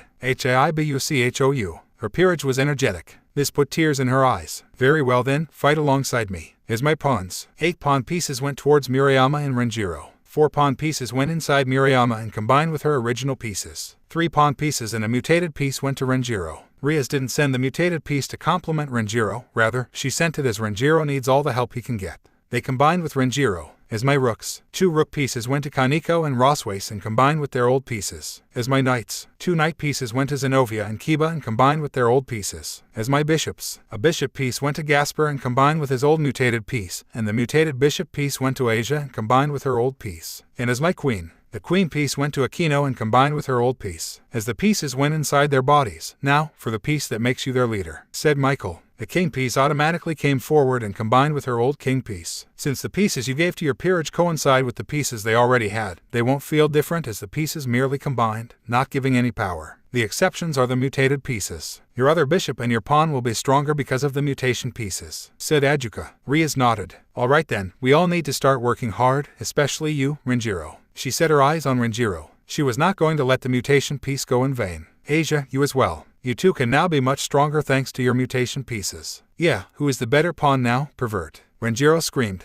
Aquino gave a death stare towards him while the others just sighed. But this time, Serafal seemed to give him a death stare as well. What did you say? Serafal was exerting a dangerous aura. Yeah, I think we should go now. Rias practically pushed her peerage into the elevator. Sigh, Renjiro, you really need to fix that attitude of yours. I am kinda surprised that we haven't torn you to pieces yet. Rias sighed. In an unknown place. My lord, it seems like the current Secretary has become much stronger than we anticipated, said a husky voice. I see. It seems like I might have to deal with him personally, said another husky voice. How about we give the job to that underling of yours, my lord? She seems to be really good with people, asked the first voice. HMMM ... You have got some brains, Pluto. Call Benia to my place, said the first voice. Of course, Lord Hades, said the second voice, now known as Pluto and the first voice as Hades. Hades is the god of the realm of the dead. He is currently the 10th strongest being in this universe. Even the great Surzech is afraid of his power. My lord, you called me, said a feminine voice. She seemed to be a girl who would be in the first year of high school. She had blue hair with some purple accents. Her hair seemed to fall on her face similar to Zenobia, but she also had a long braid at the back. She was wearing a weird elf hat. She wielded a scythe. Her dress was blue and it covered her torso and barely anything else. Benia, I have called you to ask a favor, said Hades with a nasty grin. What is it, my lord? Asked a curious Benia. Well, I presume you know who the current Secretary is, asked Hades. Benia's eyes lit up. TT the Op-Eye Dragon. Yes, I am. She was exited. She was a big fan of the Op-Eye Dragon. This made Hades and Pluto laugh. Yes, him. Well, let me be straightforward with you. Your job is to get close to him, started Hades. Before he could even finish, I accept. If it means getting closer to the Op-Eye Dragon, I accept it. Benia was excited to meet the Op-Eye Dragon in person. Well then, I guess I don't have to explain further. Hades laughed. Pluto, please take her to the human world and help her in finding the Secretary. Of course, my lord, bowed Pluto. He escorted Benia out of Hades' room. No one will stand in my way. Not even you, Hayato Issei. He started laughing maniacally after that. WHAATTT. Akakuryu just came into the orc room. These two? Asked Murayama. Yep, Yasuaki Matsuda and Takeru Madohama. Both of them are my bishops, replied Kuryu. Yes, behind her were Matsuda and Madohama. I can't believe Issei kept this a secret from us. That is why he had got tired of watching those DVDs with us. He already got the real thing, said Matsuda. Yes, and now he has gone radio silent, not replying to our texts or answering our calls. I don't think he could be our friend anymore, said Madohama. The orc gave death stares at them, but later calmed down when they said that he won't be a part of their perverted group anymore. But why them? Asked Aquino. Well, both of them possess sacred gears and a high magic reserve. Matsuda, Madohama, please show them, smirked Kuryu. Both Matsuda and Madohama formed a bow. Matsuda's bow was made of dark oak wood with green stripes. Madohama's bow was made of light birch wood and had blue stripes. As both of them pulled back their bow, an arrow appeared on both of their bows. Matsuda's arrow had a green light while Madohama's had a blue one. Staring green and staring blue, said Kiba. Indeed, although a rather weak sacred gear initially, with training they can get much stronger. And they also seem to be naturally talented at magic, although their reserves are slightly low, said Kuryu. Thank you for your kind words, Kuryu-sama. Both Matsuda and Madohama bowed. Even right now, both of them are stronger than a certain someone. Aquino eyed Renjiro. What? No way, I refuse to believe I am weaker than any of these perverts, retorted Renjiro. Fight me, he screamed. Now, Renjiro, you would be wise not to fight them at your current power level, said Irina coldly. If Renjiro wants to fight, then we will, said both Matsuda and Madohama together. They had such good chemistry that even Murayama and Kades could see that they could be really strong in the future. Well then, it's settled. Let's go to the field behind the club, said Kuryu. The orc and Kuryu, Matsuda and Madohama went to the field behind the club. Matsuda, if you don't mind, I would like you to fight with Renjiro. Madohama had already helped with that stray devil the other day, so this will be your time to shine, said Kuryu. Stray devils. Rias was worried. Don't worry, we took care of them already, said Madohama. Rias was still worried. All right then, Renjiro, I will be your opponent, said Matsuda. HMPH, I could take both of you on, but if your king insists, Renjiro retorted. Renjiro and Matsuda bowed to each other. Renjiro immediately promoted to bishop and formed a magic circle. Out of the magic circle came a blast spell. Matsuda used a barrier to protect himself. Matsuda formed a bow and pulled back the string. An arrow with a green light appeared. He shot the arrow and it hit Renjiro. Renjiro is unable to battle. Matsuda is the winner, spoke Kuryu with a slight smirk. Yes, Renjiro fell down and fainted from one arrow. Hey, that's it, asked Matsuda. I want lose ugh, said Renjiro weakly before fainting. Asia quickly used Twilight Healing on him. Zenobia face-bombed. If you faint from that, what chance do you have against Issei? She sighed. After Asia healed Renjiro, he got up instantly and formed his hand into a fist. I won't lose, he said. The wind around him started bending a bit. I won't lose to. The air around him started shaking violently. I won't lose to A. Even the orc was shocked at what was happening. I won't lose to a pervert. Renjiro created a massive sphere made of air. WINDBLAD. He shouted. He let go of the sphere. It turned into some sort of a spear. It started cutting through the air. Matsuda was barely able to get out of it. It nicked a bit of his hand and it started bleeding like crazy. The spear hit the barrier, causing it to crack and shatter. Renjiro immediately fainted again. Asia started healing him again. The orc had their jaw hit the ground. An affinity for wind magic, said Kuryu. Matsuda was healing himself and nodding along with Kuryu, and so was Madohama. He has high magic reserves, but he never was able to use it. It seems like his hate for the three perverts fuels his power. If he will be able to control it, wind magic would be a great annoyance for the opponents, said Rias with a thoughtful expression. And I will make sure of it, said Akino while cracking her knuckles. Renjiro was just healed again and he felt like he might faint again just after seeing Akino. I did that, asked Renjiro. I am just as surprised as you are, said Kiba. Well, it looks like I succeeded in what I wanted to do. So, I'll be off, said Kuryu. What do you mean? Asked Rias. Kuryu only smirked. By the way, Kades, I know I asked you to be in my peerage, but I think you would do better in Sona's peerage, said Kuryu. Kades was thinking. Anyways, I'll be off. Kuryu created a magic circle. She, Matsuda and Madohama teleported to somewhere. Kuryu is right, you know, said another voice. Shinra-senpai. Kades was surprised. We still need a knight and a rook. And by sensing your potential, you would be a better rook than a knight, said Tsubaki, which surprised Kades even further. A rook. But I was always good at sword wielding. She thought. Of course, this is only if you want to be a part of Sona's peerage, said Tsubaki. Kades thought for a while. Except, she said. She felt a hand on her shoulder. You will do well in her peerage, I am sure of it. It was Murayama. Rias nodded. All right then, please follow me, said Tsubaki. You've got yourself pretty powerful pawns, Rias. Thank you, Tsubaki. Rias thanked Tsubaki. With this, Tsubaki and Kades went off. Now, for the two of you. Rias looked at Renjiro and Asia. At the building where the registrations were taking place. Do I really need a mask? Issei thought to himself. It is completely up to you, partner. In the registrations, you are going to have to give your real name anyways, unless you plan on making an alias, said Dietrich. I guess I don't need a mask. If I can hide my face decently, I wouldn't need it, said Issei. He put on the cap of his hoodie and went to join the line for low and mid-class beings. As he joined the line, some strong people started looking at him. They gave him challenging glares. Issei suppressed his aura so that he would be seen as a mid-class devil, but it was still not enough for people to not notice him. He ignored them. He proceeded to join the line. After a few minutes, his turn came. The person at the low and mid-class being gate was a female angel. Name, Hayadu Issei. Cass, excuse me. The angel looked up to see Issei. She was shocked, as the Sekryute had gone radio silent for a long time. Hayadu Issei. Issei shrugged. The angel shook her head and went back to her duty. Caste, devil, dragon. The lady looked at him again. Well, he was the Sekryute, so it will make sense if he is a dragon. Class, mid-class devil, not sure about the dragon part. The lady looked up again. She sensed his power. High class would be too low for him. He should be an ultimate class devil. Well then, you have been registered.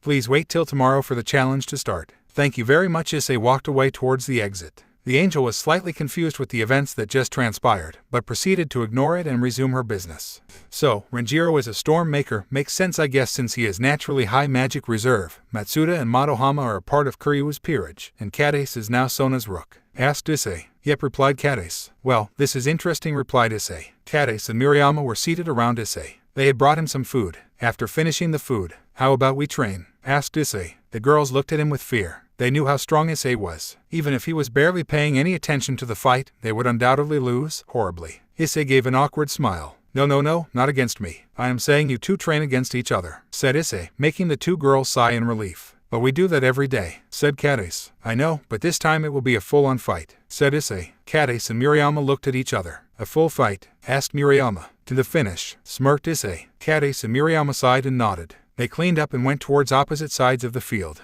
You are allowed to use any magic or skill you possess, Issei announced. Murayama and Cadis nodded. Intense tension was on the field. Both Cadis and Murayama were on par with each other in the kendo club. But as it stands right now, Murayama was stronger. Although Cadis didn't show it, her best friend being stronger than her didn't sit well with her. She always thought that she and Murayama were always going to be on par with each other. But due to the events that occurred, Murayama had the higher ground. She can't just let that happen, so she trained and trained hard. Even though she trained really hard, Murayama trained equally as hard. This meant that Murayama was still stronger than her, and she felt weak. Fight! Issei screamed. Hauteclere. Murayama summoned her sword instantly and dashed at Cadis. Due to Cadis's rook powers, she was incredibly tanky. But even though she was tanky, Murayama was fast. She landed a hit on Cadis with Hauteclere. This knocked Cadis back and it left a scar on her arm. Murayama charged at her again. As she was about to hit Cadis, Cadis delivered a freezing blow on her gut. She took this opportunity to land a bicycle kick on her gut and jaw. Murayama was knocked back, but not for long. She instantly dashed at Cadis again.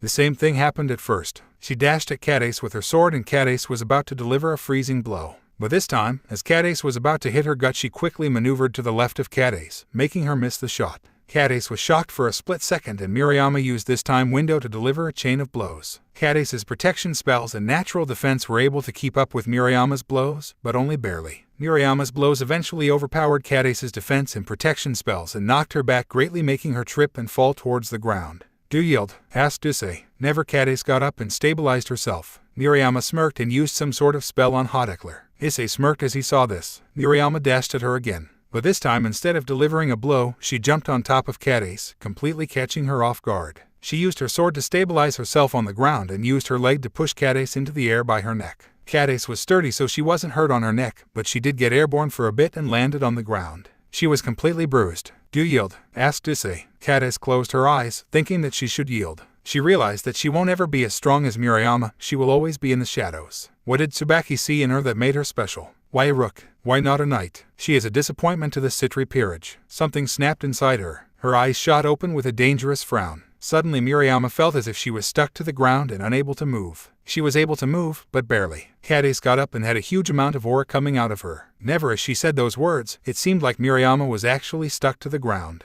Cadis dashed up to her and started delivering blow after blow. Murayama was fast and agile, but had low defenses. And in such a situation, that could be a big problem. Because of the stabilizing spell she put on her sword and because she wasn't able to be knocked back thanks to whatever Cadis was going, she kept on receiving the blows. Cadis was delivering blows on her face and gut. Every blow stronger than the previous one. Murayama was able to dodge one blow and knock Cadis back, but only slightly. Murayama and Cadis kept on delivering blows. Murayama's blows were much stronger, but Cadis's defense was much higher. This sort of cancelled each other out. This went on for about half an hour until both Murayama and Cadis were on their limits. Do any of you yield? Asked Issei once more. Cadis and Murayama looked at each other. They both had badly bruised bodies. After a small stare contest, they smiled at each other. We yield, both of them said in union. Cadis seemed to remove whatever spell she placed on Murayama and Murayama let go of her sword. Both of them went towards each other and embraced each other tightly. After a few minutes of hugging, they left each other's embrace. Wow, Cadis, that spell you placed on me was insane.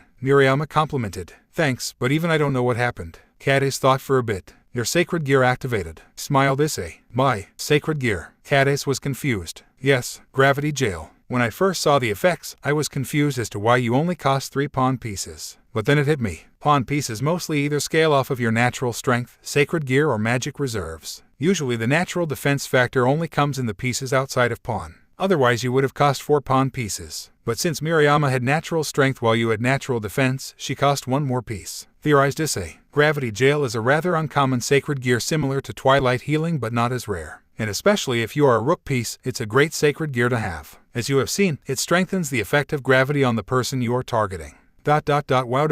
Cadis was in shock. You are so strong, Cadis. I felt like I was being pulled down, said Murayama. She patted Cadis on the back, which caused her to blush. Cadis then made a thoughtful expression before looking up at Issei. You planned this, didn't you? Well, I knew that I had to make your sacred gear come out somehow, and I have seen how you feel about Murayama being stronger, so I decided that fighting like this helped in bringing out your sacred gear. Though I do admit that I didn't think it would take only a day, said Issei. Murayama gasped. Cadace, is that true? Cadace looked down in shame. I am sorry, Murayama. I always thought that we would be equals. But after your revelation, I felt weak. Murayama hugged her immediately. We will always be equals, Cadace, Murayama said, giving a smile. Cadace hugged Murayama back. Thank you, Murayama. Anyways, you two should be off. Usually I would tell you to not tell your king about your sacred gear, but I feel like it would happen sooner or later. You could tell them that you found your gear while training, said Issei. Both Cadace and Murayama nodded and waved at Issei before going off. Commented Dreg. I agree, agreed Issei. Well, I should sleep. I have a big day tomorrow. Issei created a barrier, brought his mattress and blanket out of the pocket dimension, freshened up and went to sleep.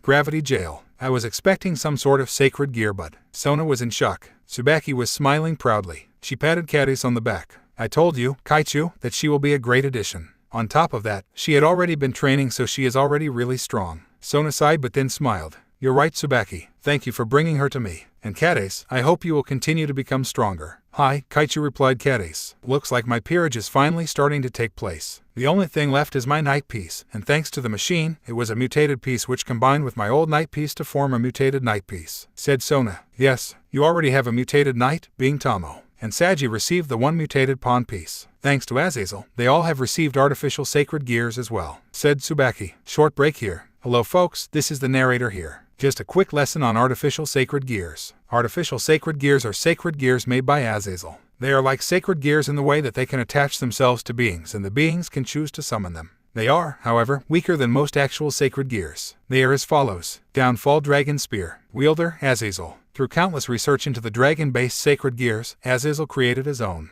It was much weaker than the real ones. In its initial form, it takes the form of a lance-like golden dagger with a purple jewel at the end of the handle. It has the ability to create barriers in whosoever is wielding it. The spear can communicate with creatures sealed within a sacred gear and able to help open dragon gates to summon a dragon. This is how Issei was saved. Forms, Downfall Dragon and other armor. Kind of like a balance breaker, the Downfall Dragon spear creates an armor around the wielder similar to that of the scale mail of both the boosted gear and divine dividing. Blazer Shining or Darkness Blade. Wielder, Tomo Meguri. Initially a discarded project, the Blazer Shining or Darkness Blade resembles Kiba Yugudo's Sword of Betrayer. It is, again, inferior to the real thing, but it's still very powerful. Similar to the Sword of Betrayer, it has the ability to cut down spirits without a physical form. Forms, kitchen knife. Yes, a kitchen knife. Azazel initially planned to sell this in the market, but it was later scrapped as it would do more harm than good. Samurai Sword. This is the version of the blade that Tomo wields. It is much more suited to her fighting style. It is in the form of a katana. It is also slightly like a balance breaker in a way that when the user applies a special type of magic on it, it becomes much lighter but also much sharper. The drawback to this is that it only works for a limited time and cannot be used afterwards for a period of time. Well, wielder, Momo Hakanai. This was the first sacred gear that Azazel made specifically for the Citri peerage. It takes on the form of two bracelets which are worn on each side of the user's wrists. Both these bracelets are capable of generating extremely strong defensive barriers capable of withstanding attacks from ultimate class beings. The left bracelet is for magic defense barriers and the right one is for physical defense barriers. Forms, Spotlight Barrier. Kind of like a balance breaker, Spotlight Barrier is a form of applause wall when both the bracelets are used together. It creates a massive shield resistant to both magical and physical attacks. The drawback is that after it is used, if the barrier breaks, then this sacred gear will not function for a period of time. Prosolarum Phantom. Wielder, Ruruko Namura. This is also known as the Moon and the Rabbit. It has the form of a set of armor primarily on the user's legs. It strengthens the power and capabilities of the user's legs by at least 10 times, granting them an increase in combat performance such as greatly enhanced speed and immensely powerful kicks. It also uses time magic. From the wielder's perspective, time would be slowed down to analyze their opponents. Forms, Hyperprosolarum Phantom.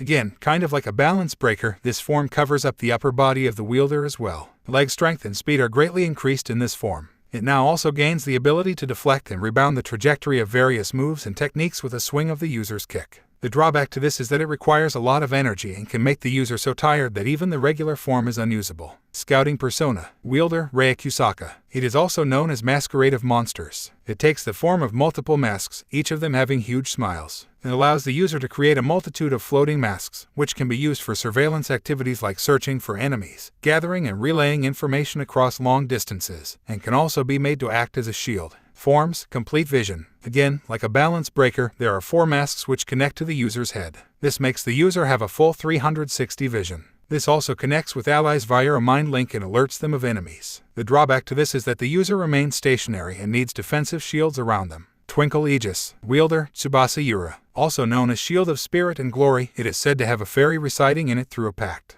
It takes on the form of a shield of light. The shield is durable enough to receive attacks from ultimate class beings without a scratch. It can also be released towards the enemy while spinning it in a yo-yo fashion and can have fire and lightning surrounding it. It can also create a large barrier of light while surrounding it. Unlike Applause Wall, this can be used as an offensive tool as well. Forms, Pixie Patronage. Like a balance breaker, in this form the shield becomes an armor for the user. They are able to take a lot of damage and deal a lot of damage. The drawback is that it slows down the user and makes them less agile, and for a rook like Tsubasa, that means that basically any sort of agility tactics are a no-go. That's it, folks. Now, back onto the regular story. Yes, I can't thank Azazel enough for developing those sacred gears for us. Sona seemed to have a relieved expression. Come on, Kaichu. It's getting late, said Tsubaki. We should go to bed. I agree, Tsubaki. After all, although I got the game pieces, I still want to see the challenges myself, said Sona.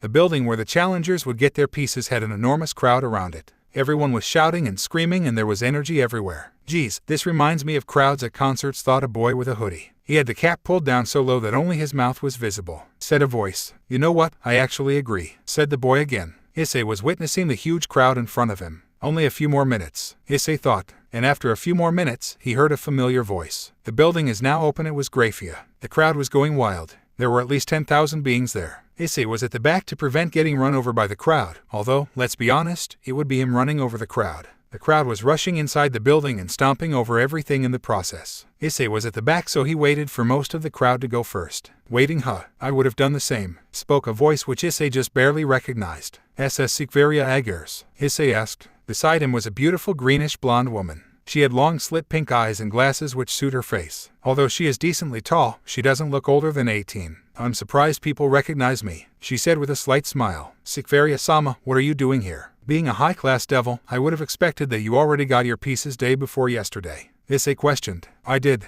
but I want to see the obstacle myself. Now, let's not waste time and go inside, she said in a noble voice. Issei nodded and went inside. He saw the crowd screaming and trying to pass a grayish barrier in the middle of the room. Although from the outside, it seemed like the building won't be able to handle so many people, it actually managed to take in all people and leave a lot of room. Illusion magic is insane. This barrier is coated with frostbite. If you touch it, you will be in pain and you will start losing your limbs. Try to find a way around it. And if you do touch it, I would suggest seeing the doctor outside. These words came from Graphia Lucifuge. She was sitting on top of a table behind the barrier. She had her legs and arms crossed.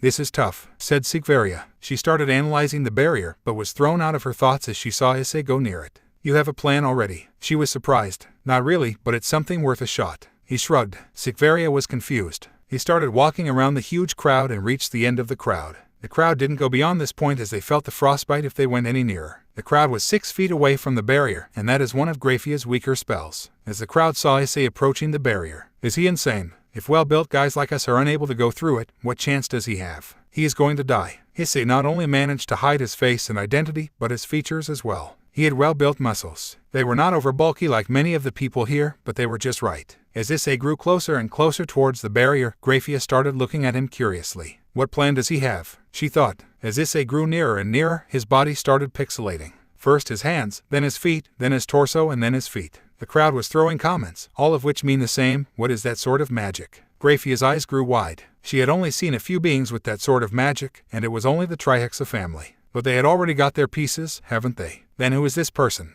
Issei just seemed to phase through the wall like it was nothing. After reaching the other side, he depixelated and bowed at Graphia. Graphia was stunned for a moment, but then composed herself. Very well, I will lead you to the next floor. I will have one of my subordinates look after the wall, she said. Graphia got off the table and led him to the next floor. Sikveria was watching all that happened. I never did get his name, she thought. On the second floor, Barakil seemed to be working on some sort of gadget. This is the first challenger that crossed the first floor. Graphia's sudden words stunned Barakil. Already, he looked at the boy, looked at his mouth I guess. Please start the second floor. I will be going down back to my floor. If the challenger reaches the final floor, I will be there when they get the pieces. I should not see you slacking off again. Graphia eyed Barakil before leaving. Geez, that lady is scary. Barakil shuddered. Anyways, you passed the first floor. That was really quick. I expected no one to pass that floor today, Barakil said to Issei. It wasn't that difficult after I studied the composition of the barrier, shrugged Issei. He changed his voice into a much deeper version to avoid detection. A guy of science, I see. Well, that won't help in my floor. Let's save the chit-chat for later and start the floor. Barrakiel pressed a button. Immediately, a metal door rose up which covered the place where Barrakiel was, leaving an empty hallway. Issei felt like his magic powers were taken away, but they were only blocked. Issei seemed like he was walking casually through the hallway, but he was actually on high alert. Swoosh! Suddenly an arrow came out of somewhere. It was coated with holy lightning. It would be strong enough to even stun the strongest of devils. But Issei was able to dodge it swiftly. Barrakiel was looking through a small window and he was impressed. Swoosh swoosh. 2 arrows shot out of nowhere again. Issei maneuvered himself to be in between the 2 arrows. The arrows went past Issei on either side of his body. Swoosh sling. This time a spear was also sent flying out with an arrow. Issei jumped towards the ceiling to avoid the spear and then backflipped from the ceiling to avoid the arrow. Numerous arrows and spears came to impale Issei, but he dodged all of them swiftly. What is this man? Barrakiel thought. Issei reached the end of the hallway. That was tougher than I thought, he said aloud. Barrakiel opened the door behind which he was looking at Issei. Very well, you have passed my floor. I shall guide you to the next floor, said Barrakiel. Barrakiel guided Issei towards the 2nd floor. They reached a door. I will leave you here. Good luck, Barrakiel said before going back to his floor. Issei took a deep breath and opened the door. He was met with an unusually large room and a person sitting in the middle, meditating. Started Issei.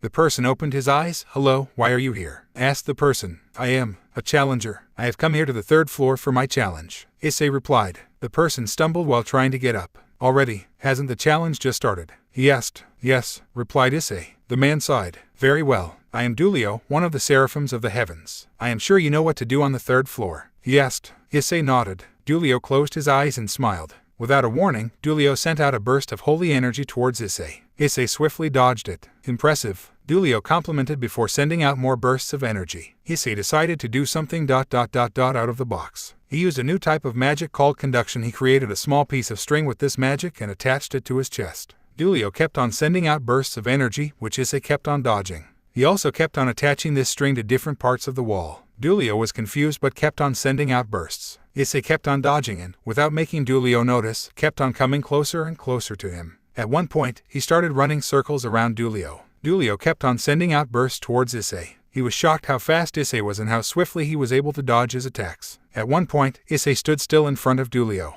Dulio was confused again but decided to conjure a small ball of holy energy into his fist. He was about to release it until he noticed the string.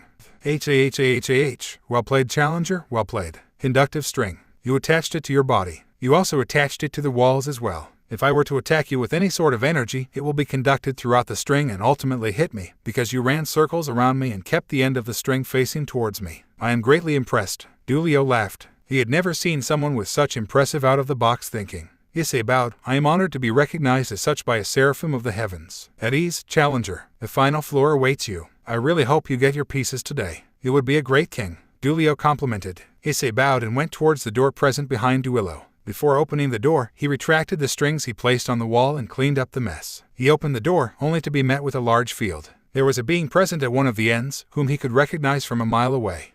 So a challenger has come. My, I thought no one could even pass Graphia's wall. Looks like there are indeed some strong beings in the low and middle classes. Roared Tannen. Well then, enough talk, let's fight. So as to not kill you, I will only use half of my power. Tannen-sama, are you sure? You might end up regretting it. Asked Issei. A lower class being asking me if I'm sure. Now I've heard it all. Do you want to be killed? Asked Tannen. Not really, replied Issei. Good ... so you have your answer, replied Tannen. Tannen rushed at Issei with a fist clenched in his right hand. Just as Tannen was about to hit Issei, Issei put his palm outwards. He blocked Tannen's attack. Impossible. Tannen was shocked. Issei delivered one punch to the gut. The match was over. Tannen fell down, hugging his gut. WWW, what are you? Tannen was barely able to form a sentence. Someone you should have used your full power against, Tannen-sama. Issei bent down to heal Tannen. Tannen was shocked at Issei's actions. After being healed, there are not many people like you in the world. Many would have walked off, and rightfully so. You have gained my eternal respect. Tannen bowed. Tannen-sama, I am honored. Bowed Issei. After bowing to Tannen, Tannen revealed an elevator which was on the edge of the field. Issei and Tannen both got on the elevator. Tannen created a communication circle and said that the challenger has defeated him and asked the floor guardians to meet them at the final floor. After a few moments, the elevator stopped and the door opened. Issei saw many familiar faces. The floor guardians Grafia, Barrakiel, Dulio and of course Tannen were present. All the four Maoists, Surzech, Lucifer, Seraphol, Leviathan, Aduca, Beelzebub, and Falbium Asmodeus were present. Archangel Michael was present as well. And of course, Azazel was also present. So you are the challenger, huh? Started Surzech. I never expected that we would have a mid or low class being get their pieces today. I know that this is inappropriate, but I am curious to see your face, said Azazel. Azazel, you know that we must respect the privacy of the challengers, scolded Graphia. I am a bit curious myself, states Surzech. Graphia gave a cold stare to her husband, but he ignored it for now. If it is all right with you, of course. Okay. You may have a lot of questions when you see my face, and I will explain everything. Just don't kill me, please, Issei said awkwardly. Everyone looked at him curiously. Issei put his hands on his cap. As he kept on pulling the cap back, everyone's eyes grew wider and wider. First they saw his mouth clearly, then his nose, then his closed eyes, and then his entire face. Many gasps could be heard in the room. As Issei opened his eyes, he saw that everyone's mouth was open wide. Hello. Hey. It's been long, he said awkwardly. Graphia's face went dark. She slowly walked towards Issei. Issei was scared for his life. Hey, I said that I would explain everything. No need to get violoof. Graphia pulled Issei into a tight hug. Issei was shocked. He thought he would be dead. But no, instead he was pulled into a hug by someone he considered to be his elder sister. Since Graphia was now shorter than Issei, her head reached up till Issei's shoulder. Issei could feel drops of water on his shoulder. Graphia, he could hear Graphia sniffing. Sniff. Baka. Sniff. You better explain everything. Sniff. You have no clue how much. Sniff. Pain I was in, she whispered. She didn't let go of Issei and kept on hugging him tighter. But how? Surzech was confused. His mouth was still open. I will explain everything, said Issei. So, Issei explained whatever happened this whole time. Graphia finally let go of Issei as he explained everything, but was immediately met by Seraphol's embrace. I am so proud of you. Azazel was in tears after listening to Issei's story. He wasn't proud because of Issei's intentions, although that might have been a part of it. He was mostly proud as Issei kept on building his harem, even thought he was thought to be dead. You have no idea how depressed we were. Seraphol was crying as she embraced Issei. Issei felt like his life was getting sucked out from his body when both Graphia and Seraphol were hugging him. You defeated not only Tiamat, the strongest dragon king, but also Fuyuki, the Daiokai of destruction. Michael was shocked with Issei's power. Both of those beings rival the power of the faction leaders. Issei nodded. Riaz would be so happy when she hears this. I have got to tea. Azazel started, but was stopped by Issei. I would like to tell her in her peerage myself. If you don't mind, said Issei. Azazel nodded. Well then, Issei, you should go and receive your pieces. And Seraphol, please don't kill him with your hugs, said Surzech. HMPH, Seraphol pouted as she released Issei. I will be coming for you. She winked at Issei. Issei didn't know whether he should be scared or happy. Issei nodded at Surzech. He went towards the machine. He had never released his full aura before, so this was the first time. Issei closed his eyes. As Issei shot open his eyes, his full aura was released. It was so insanely powerful that even Rion had to hold on to something for support so as to not be blown away by the immense power of his aura. Graphia had to strengthen the barrier 5 times for it to not break. Issei's aura was so strong that it started showing a crimson red color. This is just his aura. Falbium was shocked. It's stronger than all of our auras combined. He meant everything he said. There is no way he could have been magically gifted this much power. He really has trained like a madman, spoke Aduca. Issei concentrated his energy into a small spear. Graphia had to further strengthen the barrier around 35 times so that just the presence of all of that power doesn't crumble the barrier and blow it into smithereens. Issei's sphere was denoted by a crimson red color, but also had accents of orange, black, green, blue, and gold in it. After a few seconds, he released the sphere into the machine. The tubes of the machine started glowing a variety of colors. The machine started shaking violently. Issei kept on looking at the machine. The machine was going haywire. Sparks could be seen flying out of the machine. The machine was going to explode. Issei quickly retracted his aura and created a massive barrier around the machine. Boom! A violent explosion was heard inside the barrier. Since the machine was inside the barrier, the room was completely unharmed. The people in the room, however, was shook. Their hair ruffled, clothes creased, and eyes shot wide. Just who is this person? Issei was never this strong. Why your power ... It overwhelmed the machine, said Aduca in disbelief. He made the machine in such a way that it would be able to handle any kind of power. Seeing his machine break like such, Aduca went closer towards the machine to inspect it. I'm really sorry, I didn't know that. Issei apologized. Don't be. I am quite impressed that you were able to break my machine. Issei took down the barrier so that Aduca could inspect the machine. He blew away the smoke with his magic. He saw a box under the machine. Looks like it gave you your pieces before it broke, said Aduca. Aduca took the box and gave it to Issei. Everyone was curious to see the pieces. Issei opened the box. Let's just say that the group was one more jump scare away from fainting. And in no way, said Graphia. Every single piece, Seraphol exclaimed. Yes, every single piece was mutated. And not only that, but the pawn pieces seem to be hyper-mutated, said Azazel. Mutated pieces are usually worth twice of regular pieces. For example, if a being is worth 2 pawn pieces, they will be worth 1 mutated pawn piece. But hyper-mutated pieces are worth 4 times of that of regular pieces. So if a being is worth 4 pawn pieces, that being would be worth only 1 hyper-mutated pawn piece. Issei's eyes went wide. So I have a lot of room, huh? He said. With that kind of power, your peerage will be one no one would like to face, said Tannen. Well then, sorry for taking a lot of time, and I'm even more sorry for keeping myself hidden from you all, apologized Issei. You had a good reason. I am proud to call you my brother, Surzech said proudly. Just don't ever do that again, he said bluntly. You better not, cried Grafia and Serafal before hugging him. He was in intense pain and pleasure at the same time. After letting go, Issei said his goodbyes and was about to leave, but was stopped by Azazel. Before you go, I'm pretty sure Surzech and the Maoists have something to say to you, smirked Azazel. Issei looked back and was confused. The Maoists talked among themselves for a few seconds. Issei, would you like to be an ultimate class devil? Asked Serafal. Issei was dumbfounded. You ultimate class, he stuttered. Don't be so surprised. With that kind of power, you should be promoted to a Mao on the spot. But due to politics, we are only able to promote you to ultimate class, said Falbium. Us Maoists have the power to promote one being to ultimate class every 6 months without any sort of test. Are you sure you want to use that one promotion on ... me? Issei stuttered again. PFFT. There has never been another devil as worthy as you to be an ultimate class, said Serafal. ... Wow ... Issei was lost for words. If it is the decision of the Mao-samas, I accept. Issei bowed. Surzech raised his hand and a bright light came out of it. There, you are now officially an ultimate class devil. Although, I do wonder how you still have devil properties after losing your pawn pieces. Surzech wondered. Believe me, Lucifer-sama, if I knew I would have told you already. Issei gave an awkward smile. Surzech sighed and smiled. Very well then. I'm glad to have you back, brother. And please call me Oni-chan. Oni-chan. Issei was hesitant. Surzech's smile widened. And you better call me One-san. Grafia gave a slight frown. One-san. Grafia's smile widened as well. Well then, I guess I'll be off. I have to go meet a certain red-haired lady. Issei smiled. All the great leaders smiled back at him. Take care, Sekiryute, said Michael. I will, Michael-sama. With this, Issei went into the elevator and went away. Grafia, I didn't expect you to lose your cool, teased Surzech. Grafia normally would have given him a cold stare, but this time, she just smiled. I am just happy my brother is back. She gave a teary smile.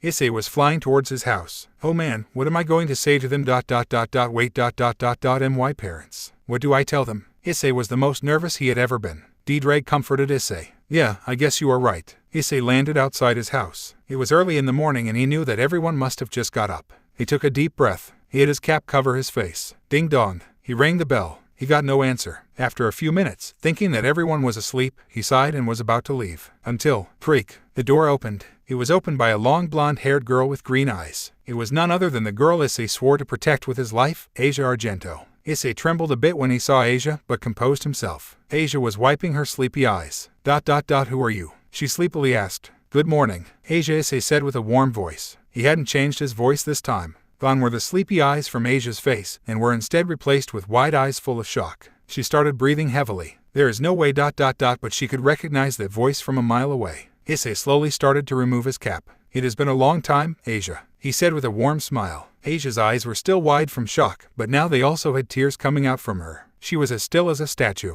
It seems like everything was gone from her field of vision, except Issei. She could only see the guy she loved dearly. There were literal rivers coming out from her eyes. She couldn't believe her eyes. Eyes, she whispered. Issei only nodded slightly. Asia, who is it? It was a voice Issei could recognize to be Irina. Irina was just as sleepy as Asia. She had her pajamas on, seemed to be holding a cup. She came to the entrance and rubbed her eyes sleepily. Asia, she said sleepily. She looked up. Her eyes shot wide, similar to Asia. The cup fell from her hand, shattered on the floor. Her eyes started tearing up as well. Issei only smiled awkwardly. Irina's face changed from a face of worry to a face of anger. She quickly drew a sword and interrogated Issei. Who are you and what did you do with Issei's body? She screamed. Her eyes had an expression of sadness and anger in them. She grit her teeth, thinking that the person before her was an imposter and took Issei's body. She was utterly disgusted by the thought that someone took over the body of the guy she loved dearly. Such disrespect would be punished. She brought out her wings. Issei was horrified at the sight of her wings. It was her usual white, angel wings, but it had some black feathers mixed with the white. Irina ... What happened to you? Issei said with a worried voice. Irina could recognize that voice anywhere. Her face of anger went back to a face of shock. Her sword fell from her in hand. She sat down on her knees. Eyes, she whispered. Hearing the commotion, the others seemed to be worried. Asia, Irina, what happened? Did someone attack you? This voice was Zenovia's. Is everyone okay? This voice was Akino's. They reached the entrance. Both of them seemed like they just woke up. They saw Irina on the floor and Asia standing as still as a statue. They were confused until they looked up. Zenovia's eyes went completely wide. Akino's usually soulless eyes had some emotion in them. Asia couldn't hold it in and jumped into Issei's embrace and grabbed him tightly. Issei-san, Issei-san. She kept on saying his name as she cried. Oh, how much she missed Issei's warm body. Irina couldn't hold it either and jumped onto Issei. Yubaka, you made us go through so much, she cried. Zenovia jumped onto Issei as well. What? How? When? Why? She kept on asking questions. Akino just stood there in disbelief. Issei hugged back the other girls to calm them down. Akino started walking towards Issei. She suddenly slapped him hard on his cheek. That is for leaving us for so long, she said angrily. The girl stopped crying and saw the sadness in Akino. Issei knew he deserved much worse, so he kept quiet and closed his eyes. Akino then suddenly pulled Issei down and kissed him deeply. And that is for coming back, she said in a sad smile. But you have a lot of explaining to do, she said before hugging Issei and crying. I will explain everything to you all and I will accept any punishment, Issei said as he hugged all the girls. After what felt like an hour of hugging, they let go. I believe the others are asleep,